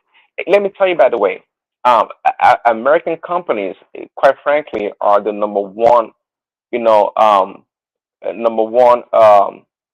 Companies that take advantage of lax environmental regulations across the world. In fact, they do it even in America. That's why many times they go to states or go to smaller towns or cities where the local government is not that endowed. Let's put it that way, and they can abuse the regulations there, circumventing the national regulation that prevents them from doing certain things. American companies do that. So trying to single out what other companies, like, I don't know, what they do in Nigeria is nothing unique. It's part of the game. It's part of the capitalist model or template of operation. What you can measure, you can't really control. Now, if you don't measure, if you don't put a limit on what these people do, these business people, why would they want to limit themselves? Why would they want to gag themselves? They are not the lawmakers. They came and saw what it is, and they are able to play game. They're able to play ball and succeed in that environment. Maybe the time is up right now. The business environment is changing, no doubt. And maybe new entrants, new policies, and it's making it difficult for them to be profitable, so they exit the market. Not a big deal. Not a big deal. That's how things work. No. You see, that's why I'm talking about our policy. Let me give an example. If you follow the trend of American investors in China before, you will see these guys, they were not bringing their money to America. Rather, they were using they were expanding the economy of America, use the money, because the incentives in China were just too great for them to expand their business. And capitalists, they want more. You understand? So you look at, if you want foreign money to stay in Nigeria, go and look at what they are doing, what they were doing to all those investors in American investors, Western investors in China, for them not to bring their money. Because if they were to bring their money to America, they will pay tax, and they were avoiding those tax. Maybe not the thing you declare, then go tax, Abi. So what you do not know, that reside in another country that is not open to you, If you like, send your investigators, you will just know what they want you to know. What you don't know, you will not know. Right. Yes, we can actually make some of these investors to stay back in our country. Of course, it is possible. But what we need to do is you identify the right investors that you are going to license. You know, and you have to give the right incentives. A free forex, like subsidized forex, for example, is never a good incentive. But tax holiday for like say 25 years now, the premise of that is that you mean that when you create that country or you create that industry, you are not importing people to come and take jobs in Nigeria. You are actually creating jobs for Nigeria, and whatever tax break you are giving to these people, you are getting back through taxation, through the payee, right? So to me, that's why I'm saying they are taking advantage of our policies. So when you have stabilization, when you stabilize your monetary and your fiscal environment, then you will know the real investors. Because what I'm saying today is this: is some guys, despite non-electricity that we use. Ola, please give me one second. Can you let one man round up, then we can continue our conversation? He wants to bail out. Yeah, one man. All right, let me bail out and then let Prince Daddy get back to the. I think he was about to go on to the ghost workers and everything. But thank you, Thomas, for that. So, Bosun, Tope, or there's Kulata right there. Of course, you know Ayo will be there, and there Ayo is right there. One Nigeria also, he documents himself. Kulata carries on still. Oscar Blackbone, there he is right there, and Kulata asking a question with that. So thank you for all of that. Thank you, everyone. So Prince Daddy has the floor, Thomas, and then from Prince Daddy, we've got Baba, we've got Kandu, Remis there. So still plenty of conversation. So back to you, Prince Daddy. I think you're about to go. I think you're about to go to the ghost work. Oh, okay, all right. Thanks, Woman. Yeah, look, Thomas. Yeah, hello, my brother. How are you? Good, how you doing? Happy weekend. Yeah, same to you. Yeah, one more talk about the ghost workers. You know, it's part of the Nigerian system. I don't think I have much to say about that. It's again, it's the system is designed to be inefficient, and people just like foreigners take advantage when they come to business. So too do the local people take advantage of the system also, and so it's not a big deal. It's part of the whole game of taking advantage of whatever is available to you. But one would think though that tracking employees, okay, would be would be a much easier task, for the government. Why are we having ghost worker?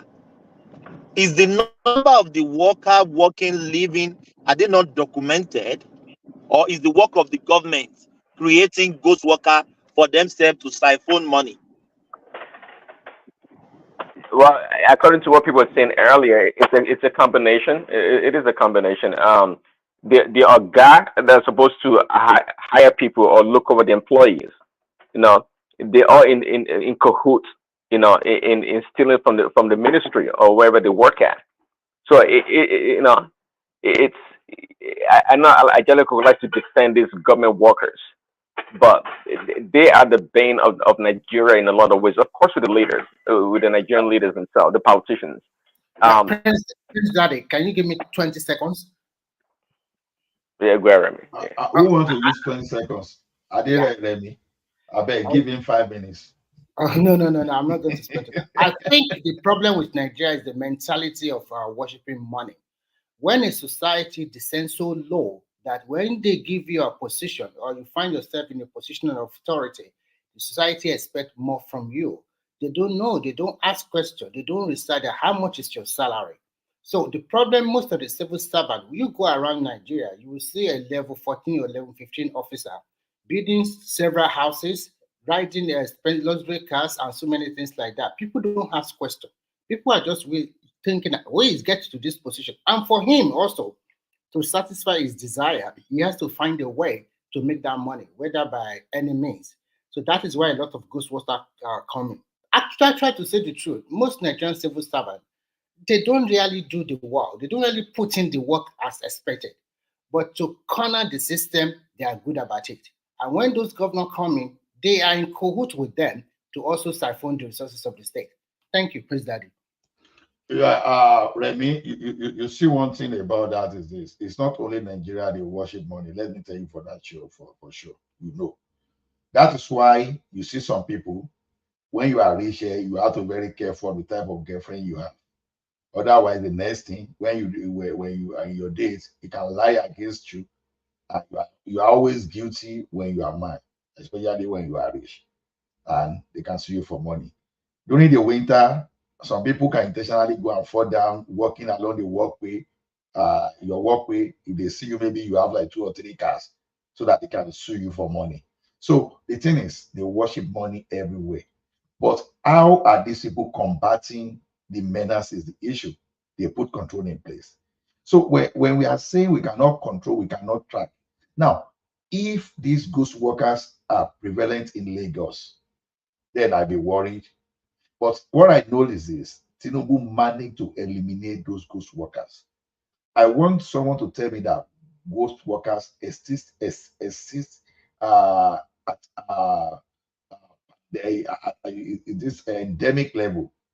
When you talk of a Lagos civil service, if they are not in existence up to that, then you ask yourself question: why can't they escalate or cascade what they have at the level of Lagos State to other part of the country?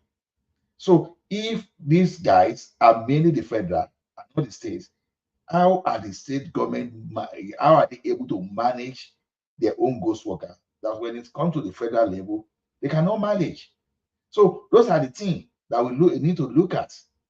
So to me, it's not about worshiping, because that is what the ministers, when you appoint ministers, look at the guy with immigration and all this thing. Look at how he's forcing, how is he forcing those immigration officers, those people in immigration, to do their job? So how did this guy, because we say we don't have technology, for example, how did the additional manage to implement that e-wallet that solved the fertilizer subsidy fraud in that country? So it's a function of we, and I insist, putting automation in place. Okay. So it has worked. It will happen, Ola. It will happen. Nǹkan tó ń tán lọ́dún eégún ó máa tán. Àbí bàbá tó bá pẹ́ títí ọmọ alágbà ẹlẹ́kẹ̀kẹ́ máa tanra yín bẹ̀ ṣá. Simba òpómúlérè mọ́lẹ̀ jà kan. You see that they solve the problem in Lagos State. That's the problem. They solve the problem. The issue, Ola, if you remember, to solve this problem of ghost workers, that was the reason why they introduced IPPIS, to have a unified payroll system for all federal civil servants. The initial thing they discovered is that some people work for state and they as well work for federal, and they were collecting salary even in 2 places. And you can see some institutions like ASU. You have a lecturer that is working, and that is why you see ASU going on strike, because they don't want to join IPPIS, because they are working in multiple places, not even local, full-time work. Yeah, that's true. That's true. All these Nigerians that you see on social media that have japa, that they will be condemning government and speaking ills of the country, that they are the one collecting this salary that we are talking about.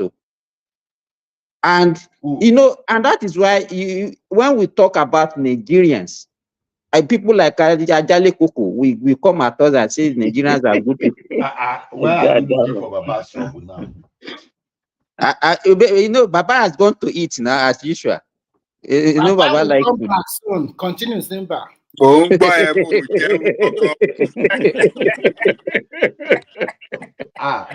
me and Showore are playing that. So that IPPIS work initially, and if you remember when they introduced it, they saved billions of naira by eliminating all these ghost workers. But the issue here is that the people employed within IPPIS that are working in that department are actually the one sabotaging these things. And that is why I don't know what we can do to actually change the orientation of an average Nigeria. Most of all of us, let me say all of us, but most Nigerians are working against the survival of that country. Somebody, listen to. Did you hear what I said earlier about the Nigerian system? Is designed deliberately to circumvent everything that goes well in that country. And it is in the interest of everyone, including the civil servants, that the system doesn't work well. I mean, I don't know what it takes to right now that we have NIN. What does it take to get a biometric of all the damn employees, state and federal, and put them in the system? Thank you, Prince Daddy. We're talking about this as if this is rocket science. Of course, it's not rocket science. You can get people to put this together in a month. Yeah, in a month. If they can't match your bio to anything, you don't get paid. You don't get paid. Yes, sir. In my workplace, what we used to do every month is that there is a because it's very difficult to actually make people to come to work and sign every day. You understand? In fact, I know there was a time even on this platform that we are talking about here in Saudi Arabia, we sign in every day on our phone. And the reason, and you cannot sign on your phone in your house. There's a radius from your place of work where you can do that.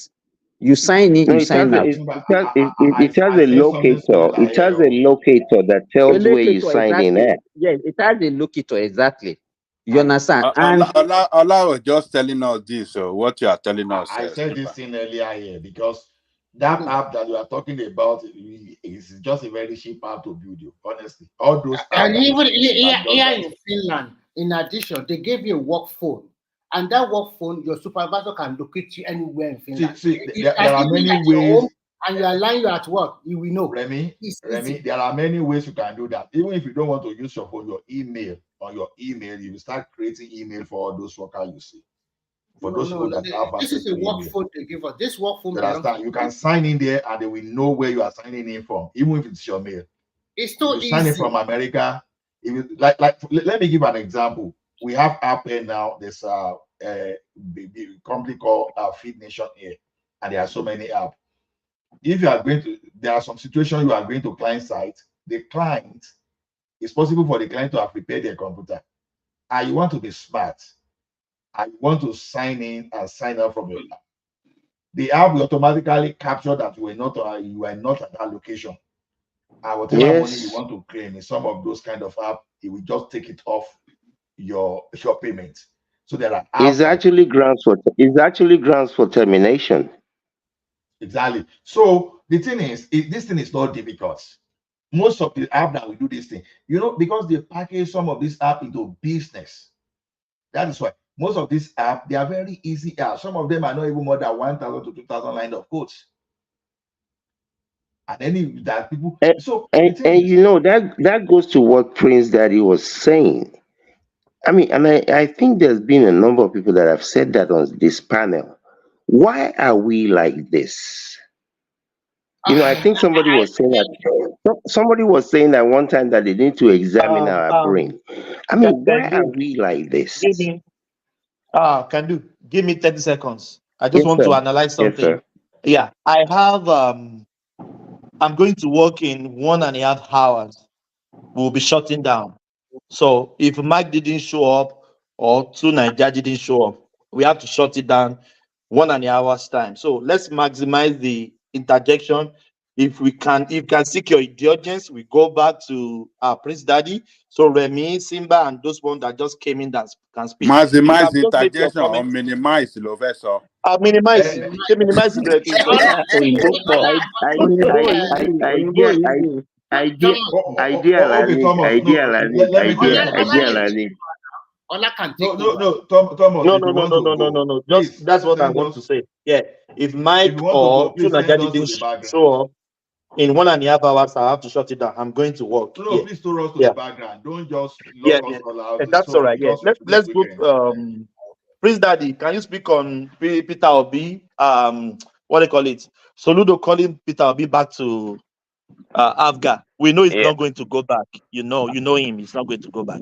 Yeah, let's hear from that. Then we yeah. can go to people, the new voices that just came in. Thank you. Okay, yeah. Thanks, Thomas. Yeah, I've got. Now, I think Soludo is trying to mock trying to mock Peter Obi actually. Somebody was trying to make a comparison earlier that Buhari joined a party and it brought the Northerners into the folds. Then Tinubu did the same thing, brought the Southwesterners into the folds. But the mistake with that analysis is that those two parties are national parties, or those two individuals were working with a national party that's widely acceptable to all Nigerians, regardless. Uh, as much as APC is not strong in Southeast, I think they have two states. They still won elections. APC actually has given the configuration of the Southeast politics. APC is actually doing pretty good, if you ask me. And that's, of course, not the last election, but I think they have one or two governors in They the have Southeast. Ebonyi and Imo. Oh, APC is doing great. Out of 5 states, they have 2. APC is doing wonderfully. Okay, if you ask me. Please, Daddy, people like Ekene that will come here and be crying about the people of Southeast is not they are not party affiliated. It's only that during that election, they prefer voting for Peter Obi because he's an Igbo man, and that's why you see Right. widespread. You understand? If you look at that election critically, you discover that okay, look at even some of them. We have APC has senators in the Southeast now. The same election, you understand? So it was actually a tribal vote that the happened during that election. So it's not a party. APC they actually do very well in the Southeast. Yeah. But what I can see here, another dimension I can see here. Don't look at it as if Soludo is trying to mock Peter Obi. If Soludo succeeded in bringing Peter Obi back to Apga, it's going to help his re-electionary process also. I hope you know that. So it might So be he's doing it doing for his own selfish reasons. Is that what you're saying? exactly. That's where I see it. But Prince, let's be fair to Peter Obi, even though we know he doesn't like to build anything. But is Soludo trying to make Peter Obi fail? Why did I say that? Please, Daddy, don't let us deceive ourselves.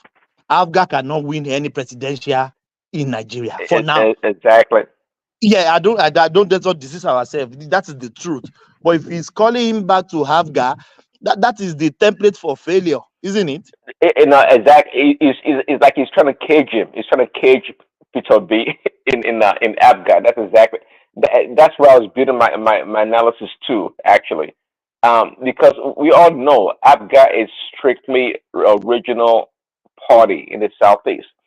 They don't have any single other presence across the country in any other region. So Peter B going to Apga is not going to work. It's not going to work. I mean, it's not going to work, not at all. So, just like I said, if he goes to Apga, it's like Soludo is trying to cage him in Apga and render him useless, essentially. Who knows? President, what I see here is that if you think everything is about opportunities or being an opportunist, time will catch up with you. That is what is catching up with this guy. You don't want to put in the work, and you think everything should just be laid on the ground for you. You just pick it up from there, and then you think you are going to be getting the same result. Everybody now, the cookie has come home to crumble. What is the option left for you? If you go back to PDP, PDP will never give you their presidential ticket. If you go back to APC, will not even allow you.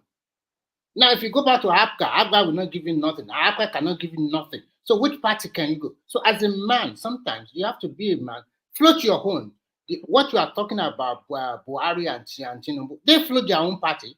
I remember Buhari with CPC and Tinubu with and Well, but I mean, let's be it's a fair. lazy person. When you are too No, lazy, but see, there's one thing to be lazy, and I've said it just like you said it. Also, we seem to have this pattern, jumping from one party to another. it's not But going to work. let's be fair though. See, see, Peter B is not jack of all trade. Let's not pretend like everybody's like Ashiwaju that can rally people, build a party from scratch, and do all this. No, not everybody has that skill. Let's not pretend. And we all know Peter B doesn't have that skill. Not at all. So trying to tell him to go build Labour Party is not going to do it. We all know he couldn't do it. He couldn't do it in Apga. He couldn't even see a PDP party that is been in for such a long time.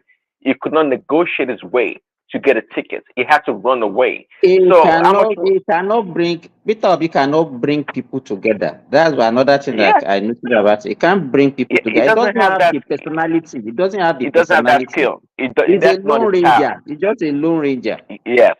And is a lone. That's the word for it. He pretends to be a people's person, but in reality, if you look at his MO, is truly a lone ranger. He does. He can't do it. And unlike people that jump on his bandwagon, I don't blame Peter B. He does. We all don't have the skills to do everything now. Let's not pretend. And that's not his forte. That's not what he does. That's not Peter B right there. So we all seen Labour Party crumble right in front of our eyes.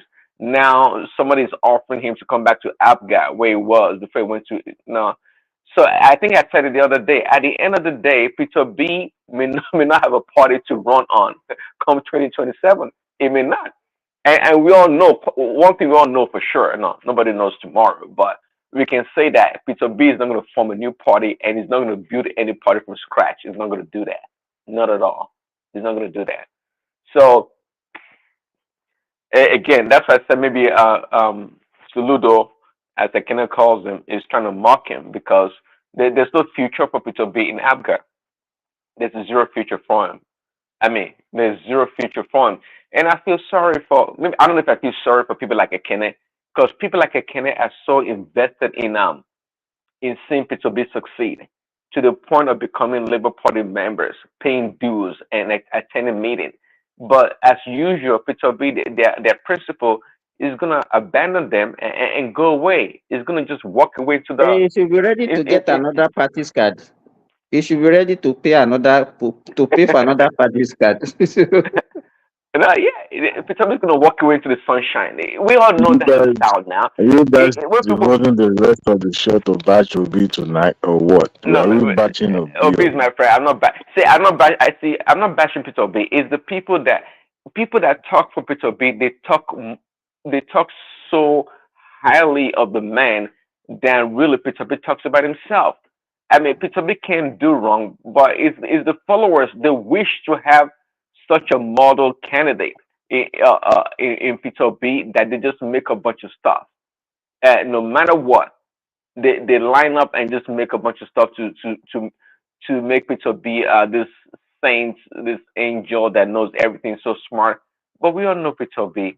We all know Peter B. He's not a bad man. It's probably a nice uncle that people want to hang out with and just have fun with. But his capacity, it doesn't have any. It was never in the same league as Ashiwaju. For where? No, it was never in the same league. Not at all. Not at all. He's barely a politician. I don't call him a politician.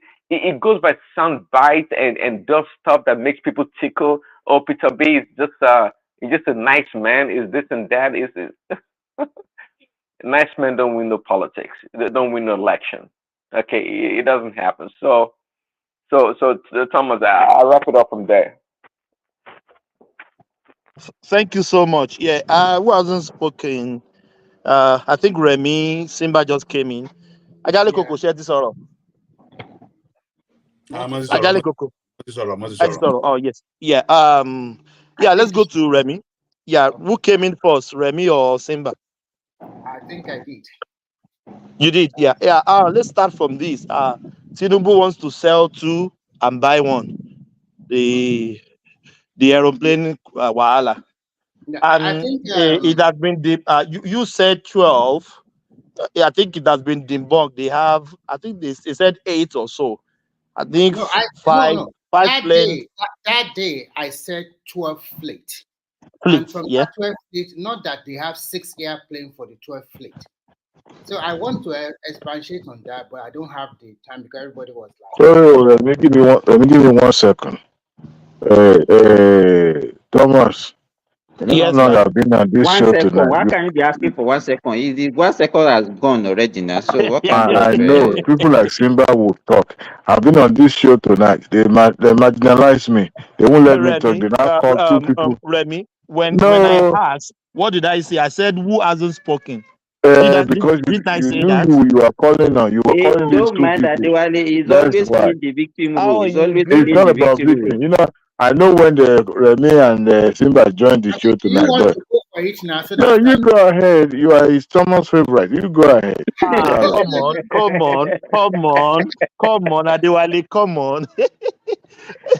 I do No, always playing the victim. Is someone's favorite is the woman's favorite. That's what he says all the time, Of right? course, I of wonder. course, that you know you are one man's favorite. We know that. Now these two right here are the Thomas favorite. That's okay. No, okay. Remy, Adewale is the southeasterner on our platform. He's only get marginalized all the time. Yeah, Remy, go on. Yeah, we'll go to Okay, I Adewale. think what transpired now is that they said they are going to put, even before that day, they have already said that they are going to sell some plane, but did not put a figure to it. Now that they came out that they are going to sell 2. And remember, all these 6 planes that they have, they are not the same type and Hello, my brother. How are you? they are not the same thing in terms of size and width. So maybe they only have Boeing 737 or 787, the business jet. That is what is used. Remy, which one is the one having fault? Is it the number one Number that carry one Tinubu is all around? the number 787. Nigeria Air Force One, what they call it. Yeah, Air Force Force One One, yeah. is the business jet. That is the one that is having fault, and another one. All the other 4, they are smaller aircraft. How many can But they they can carry? still travel far. I don't know about that because when you want to travel as a president, you are not going to pack only 10 people inside and you go. No, it doesn't work that well. So as a president, if you are flying, you have your security details with you. Some of them will be on the plane, and you also have some minister or whatever that will also follow you. So they It's not don't that. really go with one plane. No, I don't say that. If they have a wide body, they can carry as many people as a president. So you cannot just say, I want to fly to America and there inside the plane is just only 6 people. President don't travel that way. Within the country, it's quite understandable.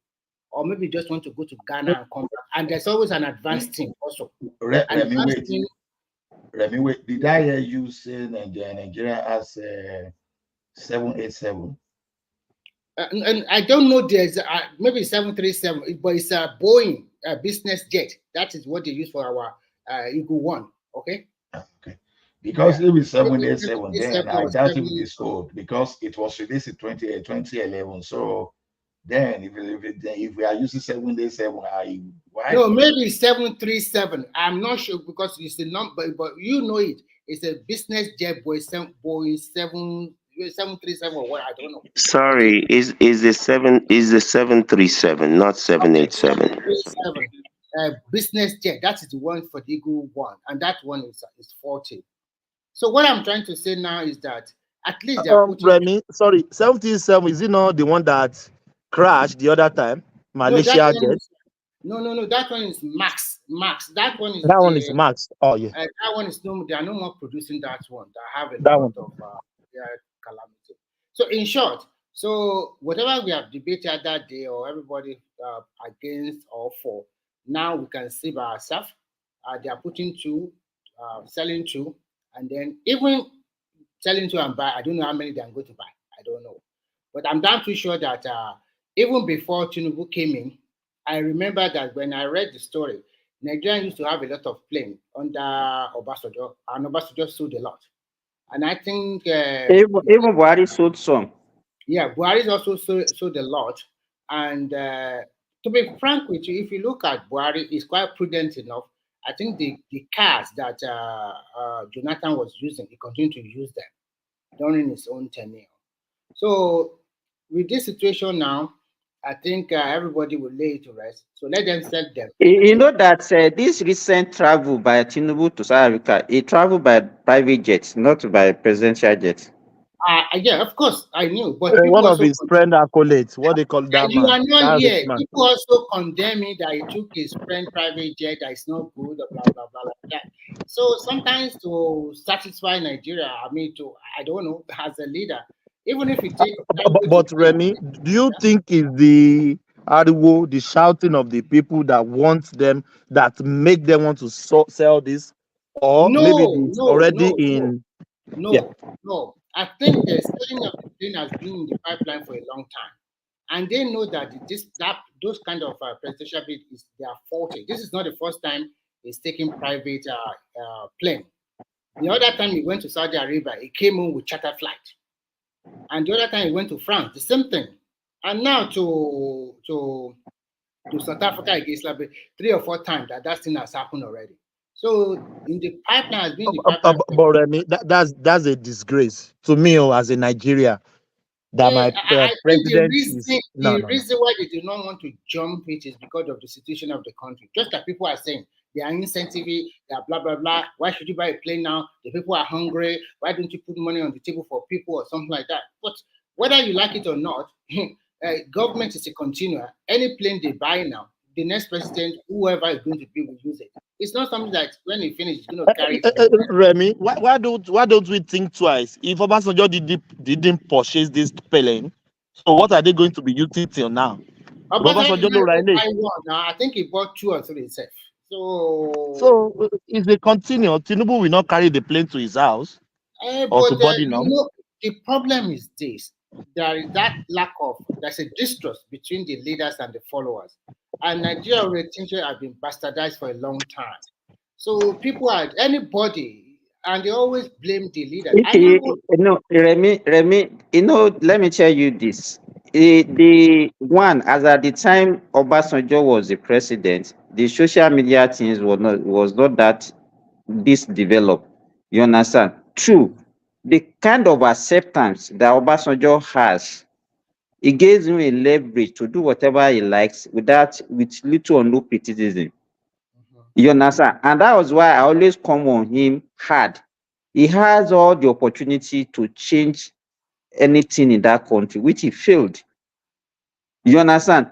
Any government that will come into that country now, even if you sneeze, people will criticize you. If you yawn, people will criticize you, and that's what you will get. So once you want to become the president of that country and you are there, I don't think you have to be listening to whatever criticism. Just do what you think is right for the people and move ahead, because you can't be responding to everything that you are doing. The problem we have now is this: Nigeria want quick solution, and there's so many things you cannot fix with quick solution. Nigeria want do it today, and I want that result tomorrow. It's never done that way. Things that have been bastardized for decades. Even if this guy is trying now and the result is not coming out now, people will cry more. And I don't blame the people too, because they don't trust their leaders anymore. So, and then orientation of average Nigeria is about how to grab the money. Those core leaders we have today, they have followers 20 years ago, most of the governors. But today they are governors, some of them are senators, some of them are rep, some of them are National Assembly, State Assembly member. Some of them, they were put into several positions. They were followers. Look at the age. If you are 50 today, remove 24 years from your age. Are you not a follower at that time? So when you talk, and people will think that you don't know what you are talking about. They are not leaders. Some of them are their early 40s. Some of them are even 40s as a governor. How old was that kind of person in 1999? Now compared to today. So that is the problem. And unfortunately for our country, we still believe in that ethnic or tribal politics that if you favor my people, then my people should be there. We are not working together as a team. The other time you guys are talking about the Chinese model and some companies are leaving Nigeria. What Chinese did, Nigerian cannot do it because now Chinese, they come together as a team and they understudy all these Chinese, American and British companies. They understudy them very well because they are in their country. Maybe they have their own factory or in alliance with Chinese factory producing various type of things. What did they do? They started floating their own company, little by little. And they started coming with inferior quality. And those inferior quality started sending it to the rest of the world. People complain, I don't want to buy this inferior quality. All those inferior quality you don't want to buy are those ones you are buying today. In car, you are buying your BYD. In phone, you are buying Huawei. You are buying Xiaomi, MI. All of these products are from China. When their new government, their new leader came in, he changed the system. They don't want to do, they change their orientation to technology and AI. And then Chinese, they are smart people. All those their factory, they quickly rush to Vietnam because they're cheap. Remy, my current Kana is a China China car. And they're very competitive and they're even more better. So that is the major reason you guys were able to accept them. And they kept on working hard. They don't, in China, hardly can you see, it's not that their leaders are doing wonderfully for them. China as a country is rich. But when you look at the total average of the people, a lot of people in China, they don't have that kind of money, only some selected few.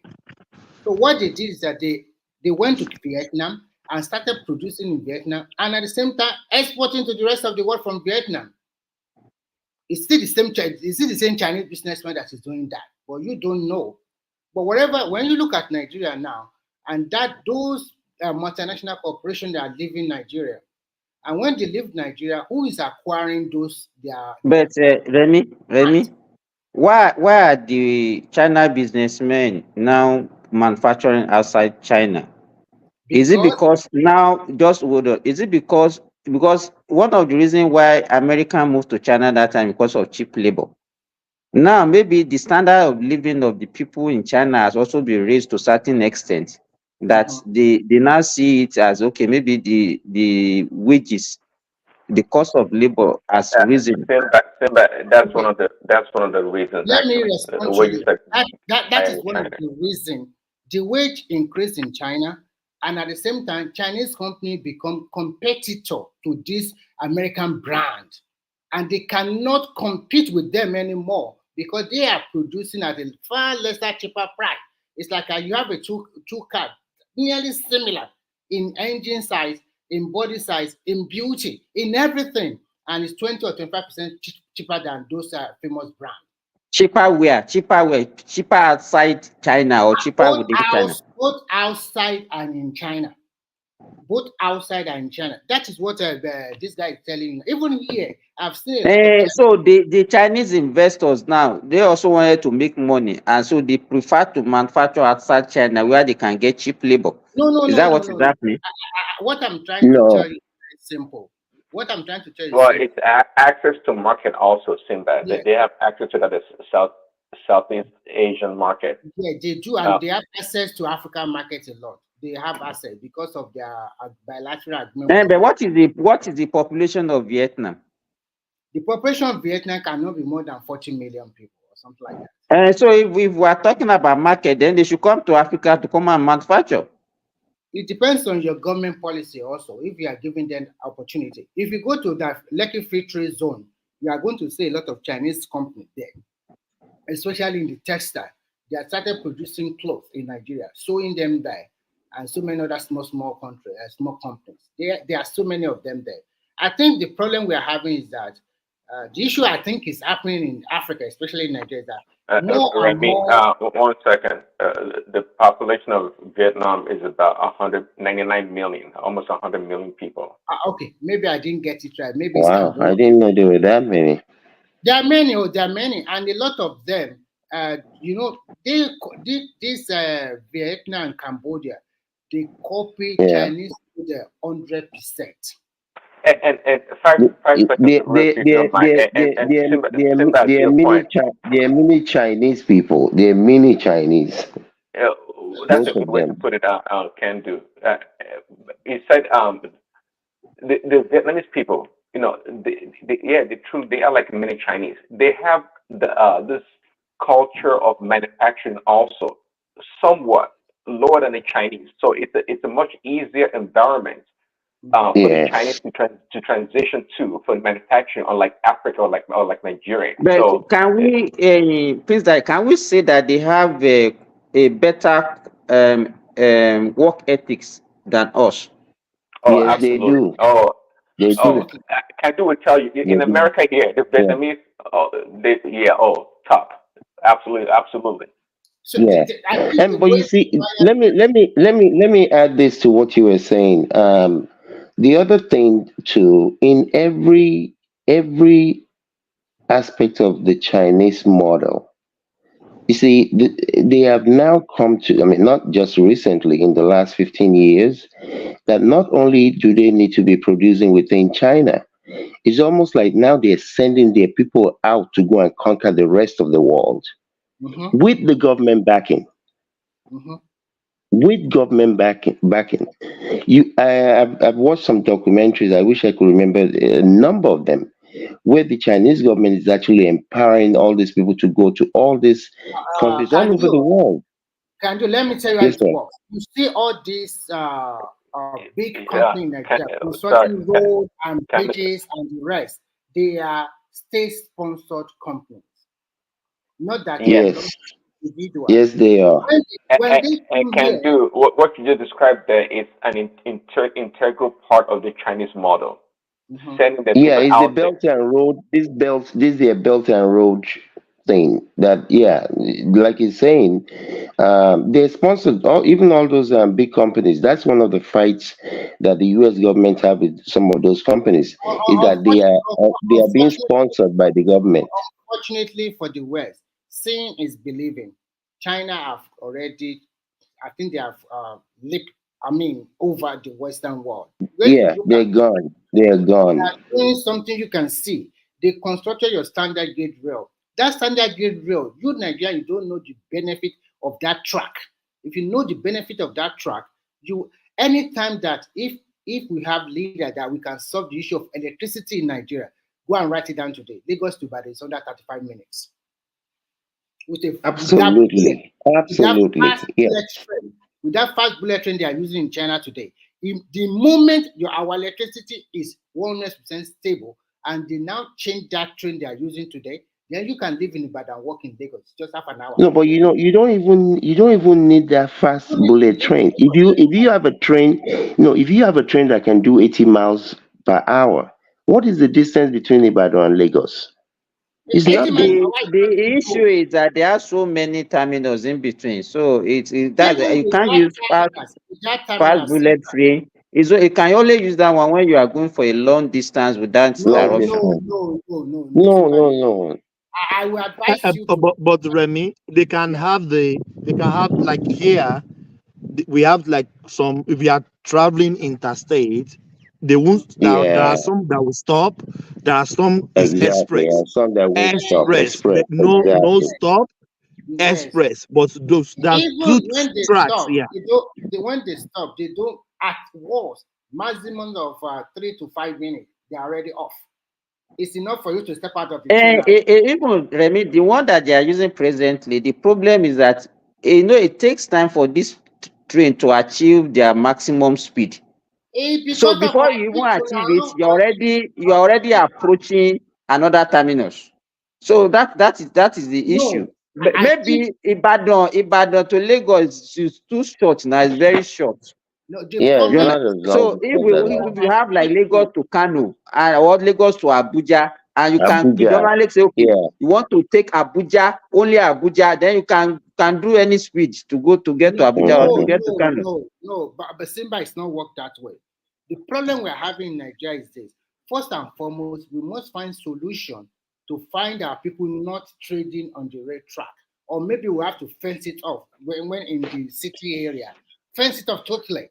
So when you fence it off totally, that train can get to maximum of 120 kilometers per hour. But now running at 60 kilometers per hour, it's too slow. Guys, 1 second. It's a joke. 1 second, Remy. I just Googled it. It shows 84 miles from Lagos to Ibadan. 84 miles. Yeah. That's about 135 kilometers. That's like nothing. That's nothing. That train is not running at the full speed. It's just running at 60 kilometers. Just like you said, Remy, it shouldn't take more than 25 to 30 minutes tops. That is what I'm saying now. When they have to maybe now have in between that 84 miles that you are talking about, like 6 to 10 terminals in between. You understand? So even here, you have express. You have some that are express. Those will not stop at any of those stations. Even in California, you have trains that will run from Alameda to San Francisco. There will only two stops, but there are other ones that will stop at every station on the same track. What causes delays actually those stations in between? What we're saying is you will have the rush. Okay, like I think they call them rush hour express. Those ones, when you enter, they're not going to stop. I think what causes delay is this: when they start from Lagos towards Oshodi and the red, they slow down at a slow pace. It's too slow because so many people are on the track. Crossing the road or selling some stuff there. Are those trains not going to be killing people in Nigeria? That is why I mentioned that they need to fence it around. And so because of that, we should not have train, Abi. And Nigerians, not people, they don't know train.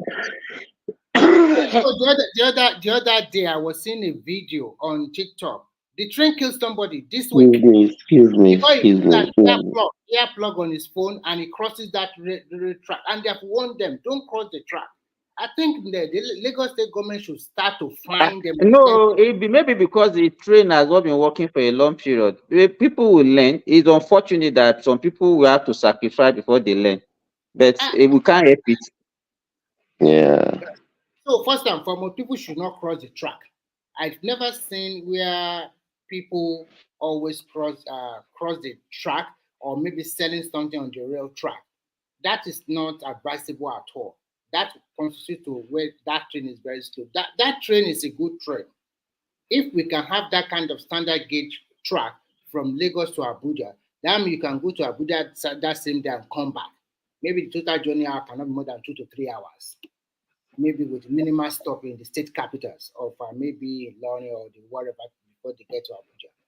So, but I think that's gonna take a while for us to get to that. I mean, to that place, because again, even the electricity that has been generated right now, distribution is a challenge. I mean, no one is saying that any of these things should stop. I passed by a Dangote. What they told me is a Dangote plant somewhere in Ikorodu, and I was looking at this place, and I was looking at the generators that you could see there, and my head was just spinning. That why can't this thing be powered by some of this small hydro thing? Why do you need generator? Can do. I think that standard gauge of Lagos to Ibadan have its own power. They have their own power. Okay. Yes, it is. Okay, that's true. It's designated. Under Buhari, we would have that the same standard gauge rail from Lagos to Calabar or Lagos to Port Harcourt or maybe something like that. But our House of Representatives, they kick against it. They say we are selling Nigeria to Chinese. We don't want it. At the end of the day, that contract stopped. The money we want to borrow for that standard gauge for that assets, it also stopped. Today, we lost out from that one. But let me make a clarification to what you are saying, and let's put in the right perspective. It is not that the House of Rep or the House of Rep just rejected the no. but the way and manner they wanted to borrow that loan was shrouded in corruption. And they called Amechi for questioning, or what did they call House Committee on what do they call this thing? This when they invite them to A for hearing, a hearing, hearing. hearing.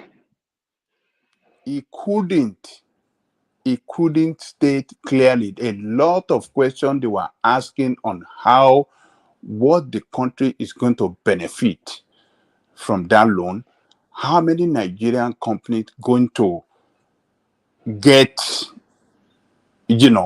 Baba, you're 1,000% correct. I remember that hearing. you He was remember even that laughing, video? just They were laughing. asking him Yes, how he many was even laughing.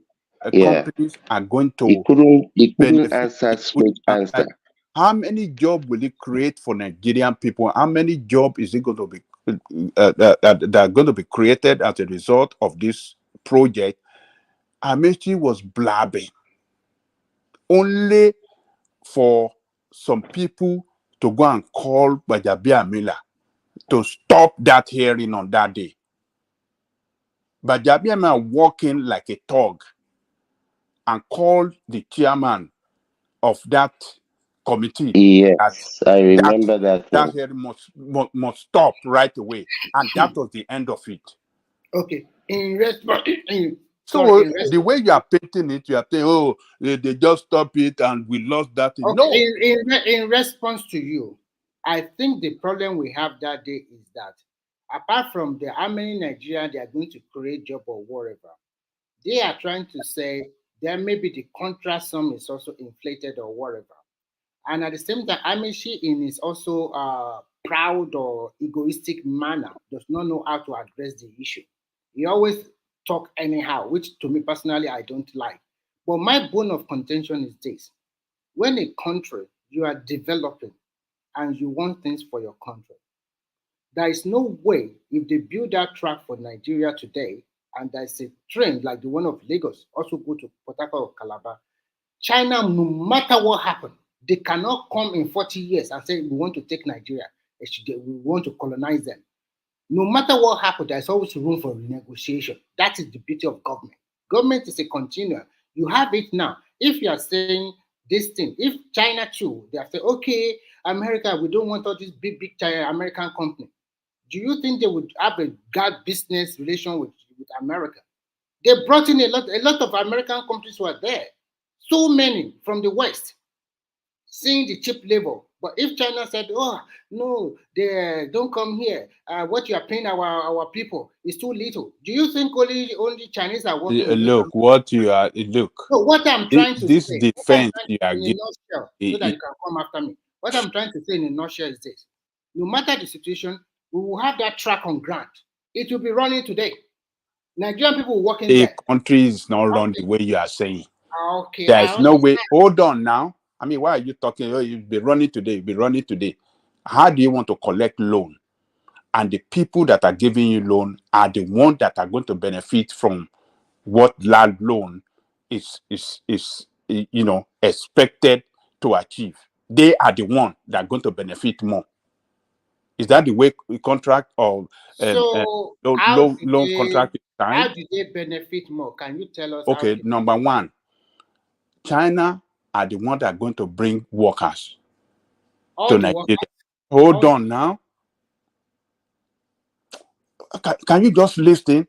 I don't get it when you give I all am this defense listening to you. I trying just asked to, you a simple to question. All the do workers. this. I Get it. And you heard what I was saying earlier. They called the minister that wanted to take this loan for hearing, and they were posing a lot of questions concerning this loan to him. He couldn't answer. And you expected them to just give him a blank check. Oh, just go and get it. Is that the way it's done? Is that the way it's done in Finland where you are?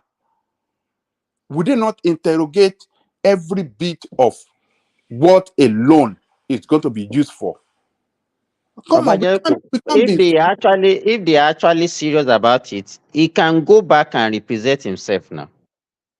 But yes. it's like they were not serious about it. They were not serious. They wanted to collect down and just do something, and you know,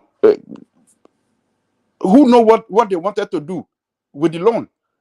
Maybe they want to use it for election. Can I just see? I think I've addressed this issue of borrowing money from China, and the lender benefit more than us. That's where we use it. Look at it this way: if the Chinese people are bringing their direct investment to Nigeria, they are not borrowing, or they are not lending us, and we are not paying back. If they carry maybe 50% Chinese to come and execute projects, we don't have problem. It's their money. So they are free to make money and we benefit from them. But we brought them to Nigeria. We borrow from them. We are paying back with interest. If we default, they will take over the investment. But look at it this way.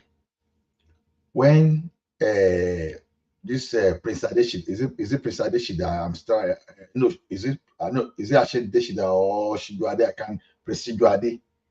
Right. When other Obasanjo, when they were planning this our national race system, Obasanjo introduced the local content then. We're even trying to build Ajaokuta, to use Ajaokuta to be the place they are going to develop and do our rail. But when the like of Yadua slowed things down, brought us backward in the also the policy somersault and all those things that he was doing. Now, when the like of Amechi got to that place, they changed everything entirely. Now, you borrow, and the Chinese expatriates, the Chinese company, they are the one now doing what some of those things that Nigerians are supposed to do. Basically, you borrow money to create job for the Chinese. That's what you did. And then the level of technology they were supposed to transfer, they didn't transfer because we heard, I cannot confirm this one, so don't hold me to it, because I'm just based it on what I read online and they show online, that some Nigerians, once they work for like maybe a year or 2 years, they fire them and get another set of people. So that is how the people that borrow you money, that lend you money, are benefiting. Number one, they use it to create job for themselves. Not for Ola, Nigerians. can you make that comment in 30 seconds? I'm leaving in 45 minutes. Okay. Simba hasn't spoken. Olatibo Zun is here. He hasn't spoken. Remy still have one topic to go. Yeah, thank you. Okay. So what did they do is that you just use it to create job for them, and we are the one that will be paying the interest. So that's how they benefited more than us. Okay, thank you. Okay, I think that one is settled. No matter what happens, Lagos to about to have their own. They're about to complete what they call Kano to Maradi. Only the south side we are talking about from Port Harcourt to Maiduguri, that loan was meant for. They don't have nothing now. So which other topic do you want me to comment on? Go to hold on. Thomas, you don't have to shut it down when you have to leave. Somebody else will shut it down. Somebody else will shut it down. Yeah. Yeah, no worries. Yeah. Remy, I'll go to Soludo calling Peter. I'll be back to Apga. What do you think? Okay, I will quickly, because I've said something before. I've said it before. If you are an opportunist and you think that every now and then you find it very easy, that is what becomes of you at the end of the day. For now, the option he has is for him just to go back to PDP.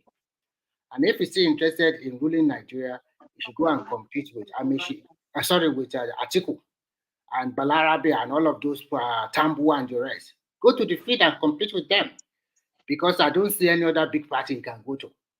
SDP will not give it to him. He cannot get, Apga is not widely something, and Labour is in a mess already. So that is where, if you're a leader and people are questioning your leadership, and you think you can just say, okay, I don't want to involve, You don't want to involve in a small party like Labour, but you want to become the president of a country so complex, a country like Nigeria.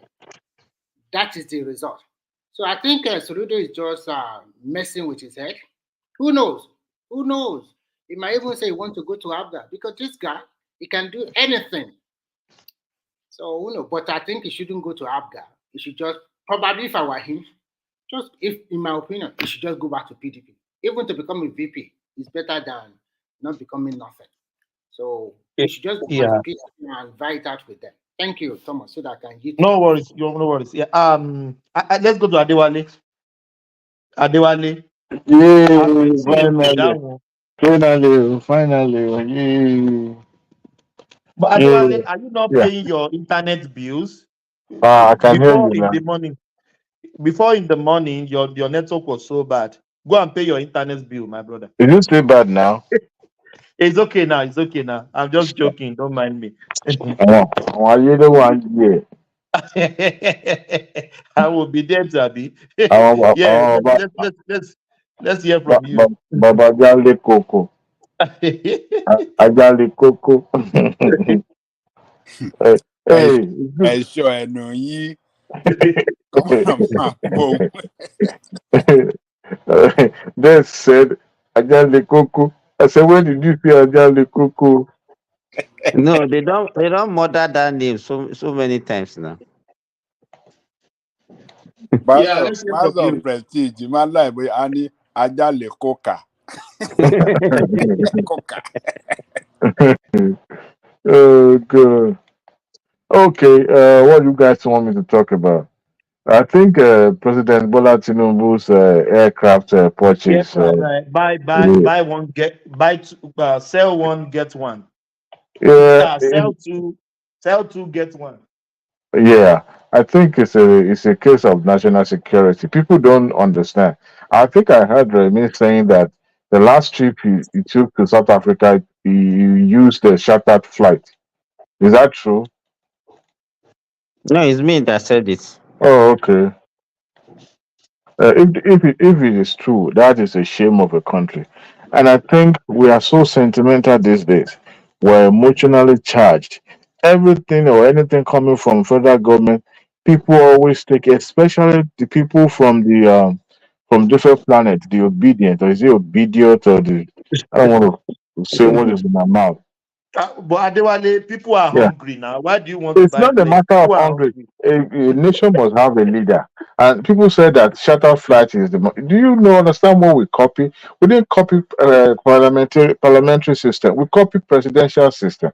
It's the most expensive of all type of governments you can find, and it's simply because the president is like the King Kong. Is the king, okay? And in the presidential fleet also, you don't just have one or two aircraft because that would be a shame.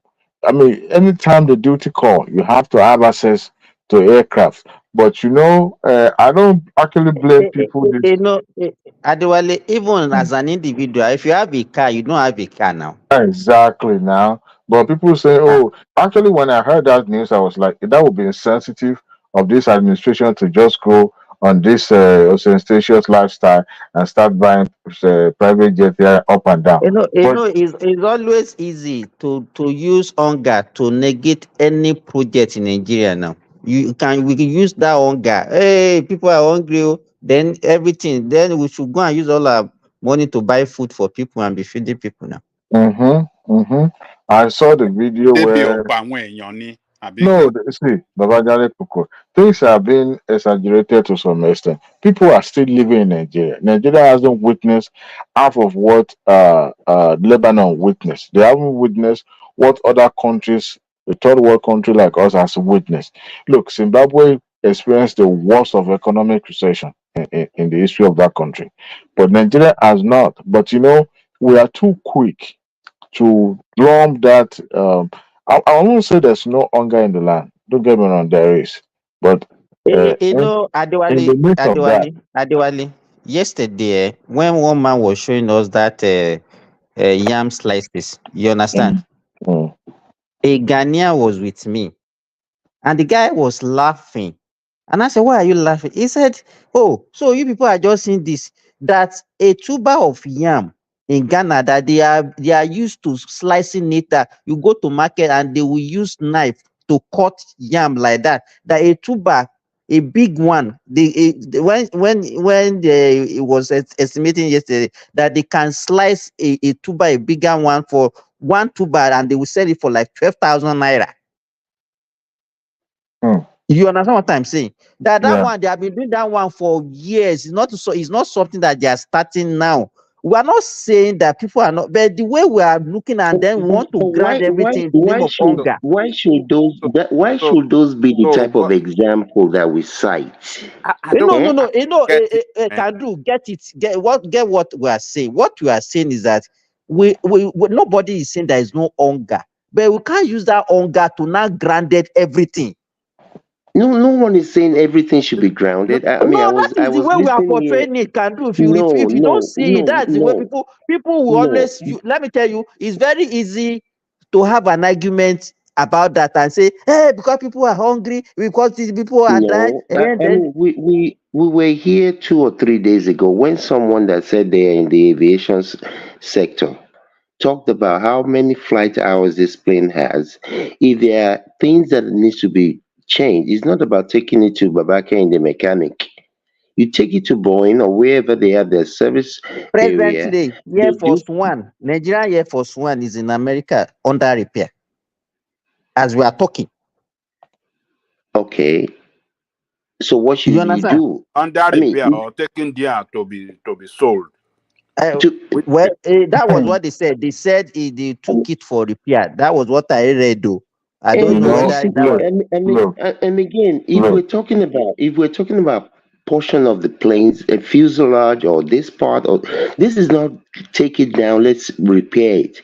They take the whole part of that component out and put a new one.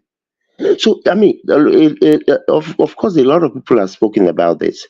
I think Baba just said it earlier on. Let the people in the know sit us down and say this is what it's we are not a doing. rocket science, my brother. You know, the I'm not office. saying it's rocket science, but explain it. Bring the people along. Nigeria Air Force is the one maintaining the aircraft of a presidential fleet. I actually have a cousin that actually works in that department. It's not something that the presidency just come up and say, I don't want this aircraft, so buy me a new one. No. As it is right now, to decommission a plane, from service, it requires a lot of paperwork. Okay. Now, in our situation, if aircraft is going to cost you not just money but your life, it's better you decommission it and find a way to dispose it in such a way that you can still use it profitable, instead of just allowing to deteriorate to the point that it will not be useful anymore. So for those who say, well, the economy is not sinking very well now, so we should not buy that. We should not embark on such a jamboree. I get it, but in a way, sometimes we don't know things and we think we know it, and we should defer to those who have expertise, knowledge about when it comes to presidential or when it comes to issues that has to do with national security. The person that spoke on here a few days ago, who said you're in that sector, they said that while we were on the panel, they went to go to go and look at, and he said somewhere in the 220 million. That's 2.2 or 2.4 trillion naira. Trillion. Oh no, I don't understand. What is 2.2 trillion? The cost of that plane, based on what he said he wanted to go and look at, or a similar plane, when you buy from Boeing, $220 million. Yes, it's going to be about it's not $220 million. It's not up to a trillion now. What kind of math are you doing? At what rate? Honestly, I would have loved when it comes to expenses like this, I would have loved it to be involved with the defense budget in a way that there won't be much Like the Nigerian Air Force budget or something like that. like No, that. Nigeria Army generally. No, it's in the No, it's going aircraft. to be flown by the Air Force. It's going to be It's flown in by the, the Air Air Force. Force is a subsidiary of Nigeria Army now. no, who sold you that? No, totally different entity. Why are you talking about this symbol? Even if you've never been in the military, you should know that there are different entity when it What comes I'm to. saying, Nigeria, Yeah. let me tell you, Nigeria Army, go No, and the check. Nigeria defense, the Army defense, has The Nigerian defense budget. They will all come under, but the Air Force, that's what I'm they saying get now. the no, but Not the Air army. Force You are have their you kept own, mentioning and army, Army have army. their own. They also Yeah. refer to all of them as army. Who refer Nigeria to No, them? Army Is ni it's you, the senior defense partner gbogbo budget. wọn. Nigeria Army ni senior partner, Air Force, all Baba the Is the Jale Koko? youngest, of the three subsidiaries. Baba I Jale don't Koko. know it as that. If you never been Don't in the let us argue military, about that. Can we just Adewale just make your comment? We need to move on, please. I'm very oh sorry. Well, okay, Yeah, go on, okay. Adewale. Yeah, it's when it comes to Nigeria, what do you call them? I forgot what they usually call them under the security apparatus. They are different entity completely, different from military, but they are all under Ministry of Defense. But the thing is that I would have wished that they budget for something like this in advance so that we won't start having issue when it comes to funding and there are some things we cannot compromise, and this is one of those projects that. Actually, I want to ask you a question. This Mm, presidential jet, is mm. Nigeria going to pay the money in full, or they are going to No, pay the no, money? no, no, no, no. They it's about installment payment. Who pays in full? And you So will bankrupt the country it now. can span like years before the pay totally finish, right? Oh yeah, absolutely. In a way, self, even after buying it, it's a point that after some time they realize that they probably will not be able to maintain it. Any government in power can decide to return it back to them and say, "Well, we don't." It's more or less like when you have a wet lease uh, operation, like all the commercial people does, where you will get it from the manufacturer and you start using it and you be paying instrumentally. But Nigerians are quick to condemn, especially the obedient. They did not see any good in whatever the current administration does. Our wishes will be that is in power or Atiku, or God forbid Atiku. At least I can still But manage the bid. the what you are Obi will be using Omolanke. Don't worry if it was him. Don't mind don't mind Adewale, him. you remember that yash that they also were crucifying the president. You know that one was put under the Navy this thing. Uh, But they still single it out and say no, it's for the president. So the same thing will happen even if they put it the under defense budget. the Yash was procured for training purpose, not because the presidency is gonna. There's no sea or water in Abuja. The presidency will be coming to Rivers State or Lagos State. But you hear what happened? Oh, you hear the backlash now. Yeah, but see, the Nigerian Navy is trying to explain. The Nigerian Defense Ministry trying to explain this, but nobody want to listen.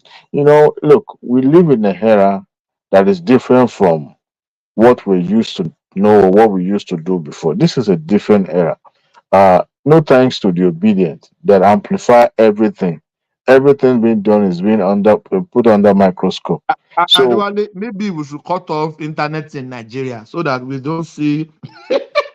that will people will still use the VPN to get across. Hey, look, I you was can't just do that joking. Yeah. because that would be criminal in nature, and anybody who does that can be subject to prosecution. But the bottom line is that I support social media regulation in a sense. If you look at the good that the social media has done, the bad part of it kind of almost as the same as the good that it does. What you're saying is that social media kind of not introduced but enhanced fascism in a way that if you look at from the Western world to the Africa, it helped to propagate some false stories, things that ordinarily shouldn't have even festered, linger on for so long to the point of destroying society. Look at it. I was struggling with my toddler. She was eating and with the phone on the left hand. I took the phone, she was crying. She stopped eating the food outrightly. So you can imagine the impact of not just the phone, but the social media itself. Now she's not on the social media yet, but I can tell you those YouTube are also social media as well. So the story kind of hooked onto. I mean, she's hooked onto the story, and now she's finding it Maybe, hard to. maybe he or her mother has been using the phone to actually appease her whenever she's crying. You understand? Okay, Yeah, they open something for her on the phone to be watching, and so yeah, the guy is already addicted. He's already yeah. addicted to the I phone. mean, even the elders, okay, the elders too, who's supposed to know better, also are addicted to this so-called social media. Look at the way the Aisha Yusufu was, dancing in the public recently. Even his our own people were condemning her, condemning an action that was you condemn, must you say everything about this presidency or anything? When it comes to the Tinubu's travel to South Africa. To Eh, me, eh, eh, but what you don't understand is that Aisha Yusufu is just making money. She's just doing her own business. she won't admit that, but everybody that has this By virtue of being an activist or a politician, whatever she calls herself, activist about people she like this not qualify for activism. she has millions of followers now, so Look, it's good money for her. in the days of IOB, even not Babala, Oyelaki, the former Afenifere spokesperson's wife. What's her name? This Igbo Okay, woman. Odulakin or something like that. The Markin, his wife. Then Odulakin. we're talking about female activists that knows what they're doing. Not all these Instagram activists that profiting the back of what they said they are campaigning against. I mean, whoever is listening to that, Yasari Sufu, as a mouthpiece of morality in society, is probably deluding him or herself. No, so when you have a situation like this being amplified by these people, it makes it hard for the government to do their job because distraction. Can you imagine? Bayo no longer had to devote time to address that or to debunk that Ramaphosa did not ignore Tinubu. To me, honestly, it's a But Adewale, why are these people so heartless and barbaric? I The still want to guy believe greeted this. Tinubu. Let me tell you, Mr. Thomas. Thomas, Mr. Thomas, why will if me, I'm the aide of anybody, I would not disgrace myself to even be talking. Who cares even if South African government ignores Tinubu? Why is that an important thing to anybody's life? That's Because just No. absurd. they want to It's ridicule the man important. at all cost. What You we are cause in the you heart are of ridiculed Nigeria, Adewale, let me say this. somebody did not No. They will acknowledge say you. South Africa, they don't accept his presidency. And That is who why they cares? ignore him. Why do you care if You, they do you, or not? they Jesus. invited Laulu Akande, the former spokesperson to former vice president. What's his name? What's his name? Former vice president of Buhari. Forgot his Okay, name. Osibajo. Oshibajo. Oshibajo. They invited him to channels, and I believe he has one channel, a show on Channels TV because I've corresponded with him before. I responded to some of the show that he posted on YouTube. I was attacking him vigorously, but I was disappointed to hear him saying that the diplomatic uh, group would have handled that situation. That Nigeria deserve first role in that particular occasion. In my where I was sitting and I was looking at the man like, what is this guy talking about? There's one thing to just try to stand as an authority on any subject matter. That's another thing to be, delivering yourself. There's some things that if you don't know, you don't know, and you keep quiet and let people that knows how to deal with it talk about it. First and foremost, inauguration in any country is a private affair, pure private affair. When Tinubu was inaugurated at Abuja, even the former Vice President General Gowon was present in that occasion. hardly you will see camera on him because he was sitting somewhere obscure. But we are too quick on this part of the world. Our president has to be in the front. It is true that Nigeria holds a special position in Africa, but we are talking about internal domestic ceremony. You are there to witness. You have Of no all role to things. play in that place. So even if they sit you in the back row, you are just there at the invitation. So president of United States will go to any occasion, they will put him at the back. Baba Daniel Koko, let me say this again. When was the last time you saw foreign dignitary at American inauguration? It's a private domestic affair. If you invite, no. If you ask anybody that American works in a foreign American affairs tradition. ministry, yes, Every country have their own tradition that they cherish and they practice at the best that they like. So American tradition is when they're doing their own swearing in, it's all American affair. All right. that's what I'm saying. So, but That you are there at the invitation, at the pleasure of the hold on, person that has been in. hold on. Okay. Nigeria is the biggest. Please let black. us stop this thing, Babajale Koko. That Let for a me domestic issue, Nigeria has to play the front row let me role.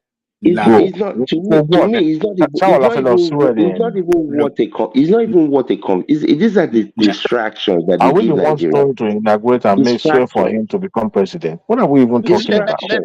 We don't even let Ajali Koko land. Let him land what Okay. he's saying. Because criticize him there. there's Yeah, something that's let not him even land. worth. Ajali Koko, let's say what you're saying. òótọ́ ọ̀rọ̀ korò ń gbà mí. Kò sóòótọ́ ọ̀rọ̀ nínú bíbá yìí.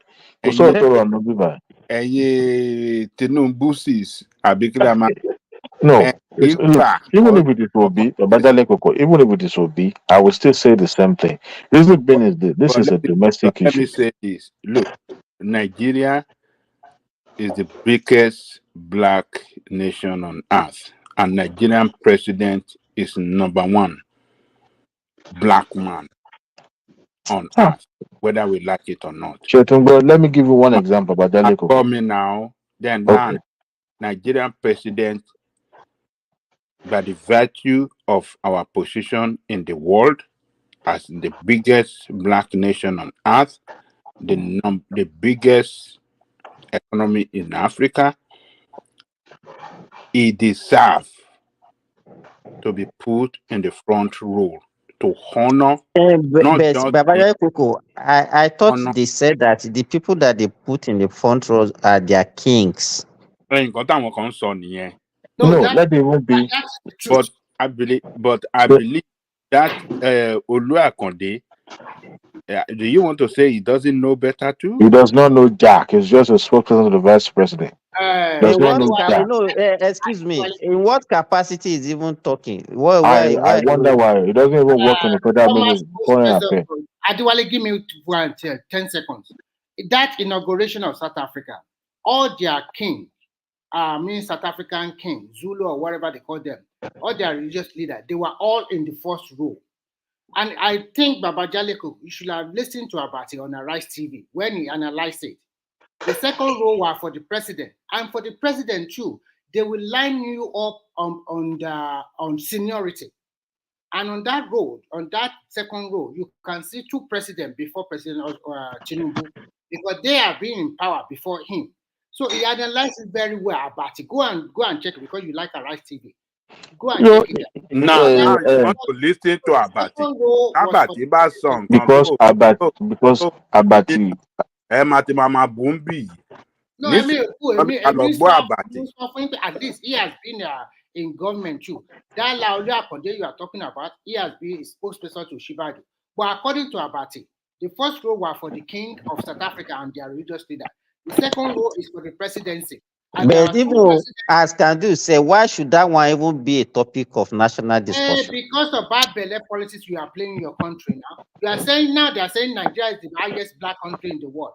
The highest black country that is going to several places with higher plane, with a shattered flight. Sometimes I wonder. In fact, I'm getting tired Because now, instead of us to be talking about serious matters in Nigeria now, we every week we talk about frivolous things, national anthem, Because obedience, no thanks to the obedience now. Tinubu was Who not would have known? shaking, Saudi Arabia. It's just, I don't understand us again. Simba, Nigerians have never for once have a front row witness to presidency before ever until Tinubu becomes president. Even in the Aso Rock, there are some places that cameras never got to. But as soon as he become president, you will see camera going into his office, into inner chamber of his office, without any interest. And Nigerians watched it on national television, with nostalgia. That's to tell you that things are changing. That's why you see Nigerians thinking that they understood how government works. They don't know jack. First and foremost, Tinubu does not have ambassador in South Africa at the moment. They have some staffs that works at the embassy, but some of them don't have the authorization to do some things. But let's think of it. This is just a private issue. And people are saying, oh, why is he not in the front row? Nigeria is number one in Africa. By the virtue of his office as the chairman of ECOWAS, he should be in the front row. We like to major in the minors. That's what it's sounding like to me. Majoring in minor stuff. Can do. As we are finishing the fall of Tinubu during the Democracy Day, we started this one now. Maybe by next week we'll see have another one to discuss. Simba,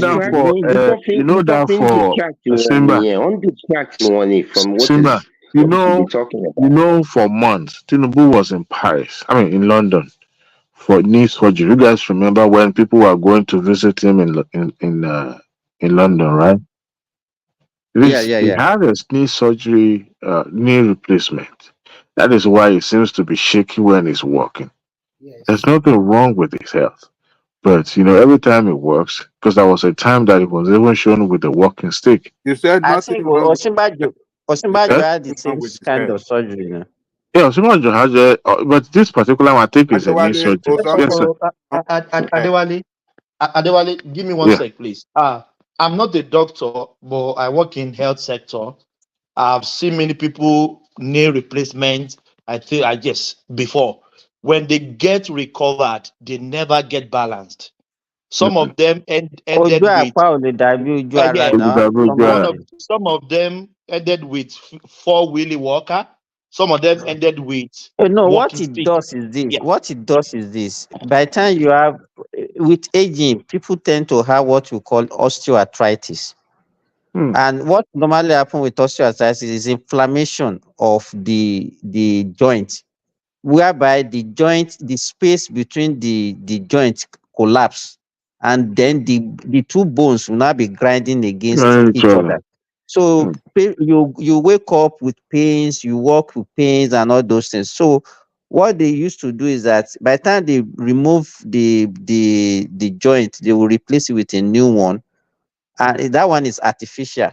The only thing that you'll be able to walk and the pain will disappear, because that pain can be unbearable. And what is life with pain? So but even those who are familiar with Tinubu's in the 1990s to 2000. So Baba Shubu Adewale, because see, Ajare Koko, you want to tell me that you have never fall by having a misstep in your life, even at a younger age? You want to tell me it has never happened to you? No, that is not the issue. What is the issue? Adewale, the narrative that Adewale was trying to paint was that, because he had we remember he went to do surgery, so I wanted him to land on that build up he was doing concerning the leg and the no, he was talking about the way he walked. Tinubu in the year 2000s when he was the governor, he walked briskly. He lifted his leg. Then he wore normal shoe. If you look at what he's wearing now, more or less like a loafers with more or less like a flat sole. Hardly you will see him with real shoe now, if you look at his leg seriously, you won't see him wearing real shoe. It's usually flat because he drag his foot now whenever he walks. So it must have been the consequence of the knee surgery that he did. And you have to think of it. There's a stress on that And particular knee gym. surgery doesn't affect your brain. I Oh, saw many people with you knee surgery here. don't mind people that are just want to score sheep goal just to mock somebody and make him feel.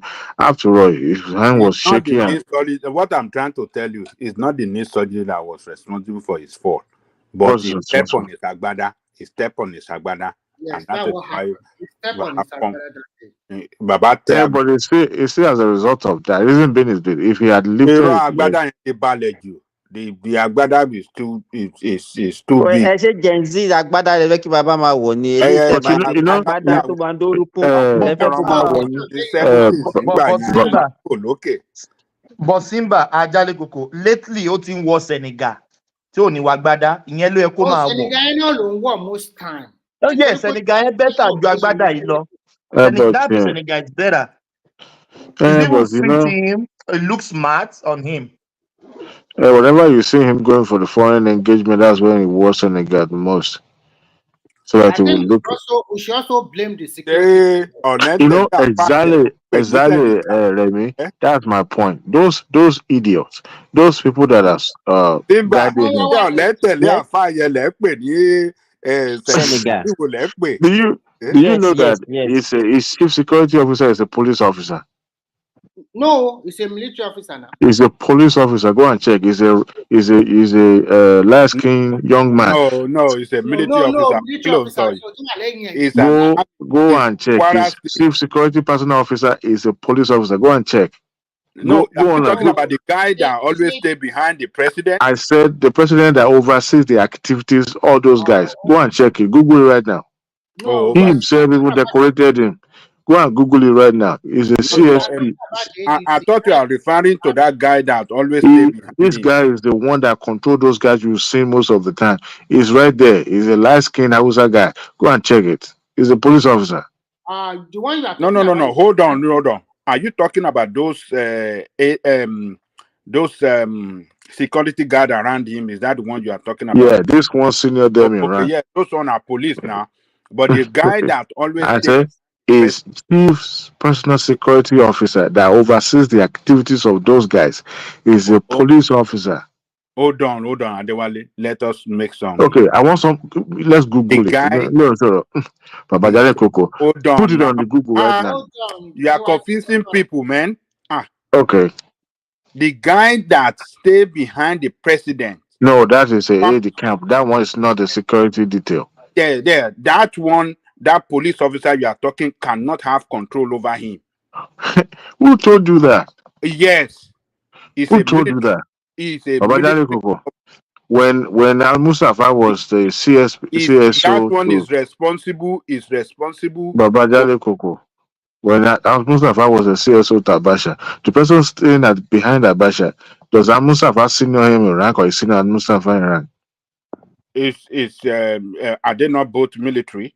No, Al Mustafa was just a major then. The person staying behind the was a colonel. He's a police officer. Ausaka is even a young guy, probably in his late 30s to 40s. Yes. He's always in the shadow. Please conclude that Simba will round it up. I have to go in 10 minutes. They say one man said you should leave us. No. We've changed it. You can put us on background now. I mean, I have to shut down first before I put you in the background. Shut down now. If you want to shut down now. Yes, Simba. Let Simba go so we can. Yeah, Simba. I haven't finished what I was talking about. Yeah, finish in some. Let me land up with that. The chief security, personal security officer has talked about. You see, the person behind Tinubu is just the military aide camp. The story behind that has been a long-term tradition in the military. Now, in his rank, I believe he's a colonel or something, and the guy is well read. But that is his job. It's not the security. He's there to assist Tinubu in official capacity by ensuring that passing books, passing, whatever is being given to Tinubu, you get it from him. However, the person overseeing the security activities or details of Tinubu himself is a police officer. It's always in the shadow, not always, where you see those guys. It's always in the shadow. Is a tall guy, not tall, light skin. In fact, to the point that he himself decorated him when he became president, decorated him in Aso Rock. So you can Google him, you will see him, and he still there is an Hausa guy. If that guy failed in his position on that day, because one of those guys should have been up there watching his stuff in a way that so as soon as he's about to trip, then catch him. But that is how I believe that negligence will happen if someone had been planning something more sinister against the president. That person will have succeeded because number one, that will have caught the security people unaware. And it's unfortunate. I think stuff like this will never happen in an advance. But of course, president do trip. Don't get me wrong, but in a way where you have them around him. Because if you see the way he rolled, he could as well slam his head or his jaw or something, and it's unfortunate that they will be standing next to him and not helping him. After all, Biden fell, but when the Biden fell, there was no security details around him at that time. So he was by himself climbing the stairs of the aircraft. So, but this time around, they were standing behind him, and none of them. It's not even supposed to reach the ground before they take him I'm if they are telling you, doing their work. when they knew his condition, they should have been the one. There was a time it happens to be now, but before the guy reached the ground, They caught him. pick him up. Yeah. They caught him. Yeah, that is how security works. That is how aid works. If you truly at somebody's service, then you'll be able to know. I mean, make prediction. All this thing goes to training. Adewale, I was even thinking before he step up, somebody should have been up, held his In end. front of him. That is the step now. Telling It you, doesn't matter. People if can they say could, he doesn't have strength. Somebody could have been up there, held his end, then he climbed up. you know, among the security operative, the reaction, or is it reactive or reactionary time should not be less than at least 1 point something minutes.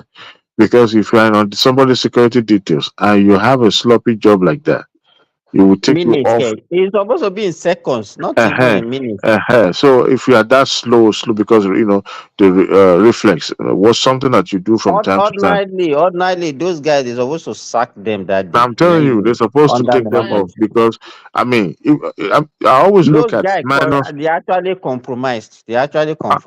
I'm looking at it from if it is actually a scenario where his life is actually in danger. That's how you will see them doing the sloppy job. By not, I mean, look at. Please, I have to go. Let's Simba. Simba, I'm very sorry.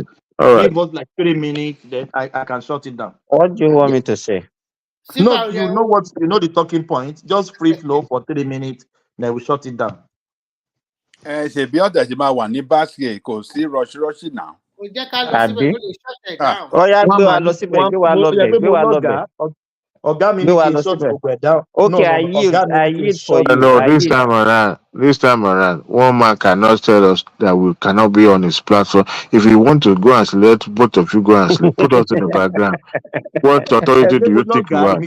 Even this is one man's show. He does not have power on all of us on this show. We will tell him not to shut it down. Even we will sue him if we decide to do otherwise. So put us in the background and go your own way. Yeah, I have to go. Thank you so much, guys. Yeah, I'm sorry. I'm very sorry. I have to ride to work. Ṣé Bíṣẹ́ ló ń lọ nítorí church ló kú mọ́ lọ gbogbo gbà? Ṣé Bíṣẹ́ ló ń lọ báyà bí church? But I'm going to work, but I'm riding on my power bike. Then we can still be talking. So I'm riding on the power bike. Ọjọ́ bá wá sí Nàìjíríà tọ́wọ́ àwọn èèyàn rẹ̀ bá bọ̀. Thomas. Yeah. Wà wálé ọlọ́ọ̀lówó lọ. Tọ́wọ́ àwọn èèyàn bá bọ̀. My brother, ayé kan ló wà. Na only one life we get. Power bike, long. Yeah, ṣe fẹ́ rí ni. Máa fi hàn yín. Really chef one, I'm like power Yeah. bike. Like power bike. Èmi kẹ̀kẹ́ nà pep ni máa yín gùn tó lóun kẹ̀kẹ́ power bike. Àbí kẹ̀kẹ́ moblet yẹn gan ló ń gùn tó ń Àwọn oníṣẹ́ká bùlà pápápápá. Àbáwọn kẹ̀kẹ́ tó máa fi ń gbàjọ yẹn. Àwọn gbogbo tó máa fi ń gbàjọ yẹn. Rí dáadáa o. Olówó ìkẹngà, olówó igbó. That's my motorbike. Yeah. Èyí ìwọ là ń wo àárí motorbike kankan jọ. Báìkì èmi ò mọ̀ bọ́ ṣe ń gbé kámẹ́rà sẹ́yìn o. Bàbá òkè o. Ó dàbọ̀. Ó ní. Hey, That's my power bike. Tinubu is trying to construct the road leading to your village so you'll be able to ride home whenever you want to come. Ọlọ́run ní jẹ́ kí n ride in Nigeria. They want them to kidnap me. Don't forget. Yeah, thank you guys. Yeah, so much. Yeah, see you guys. Happy weekend to you all. Yeah. Okay, Simba, you can continue now. Okay.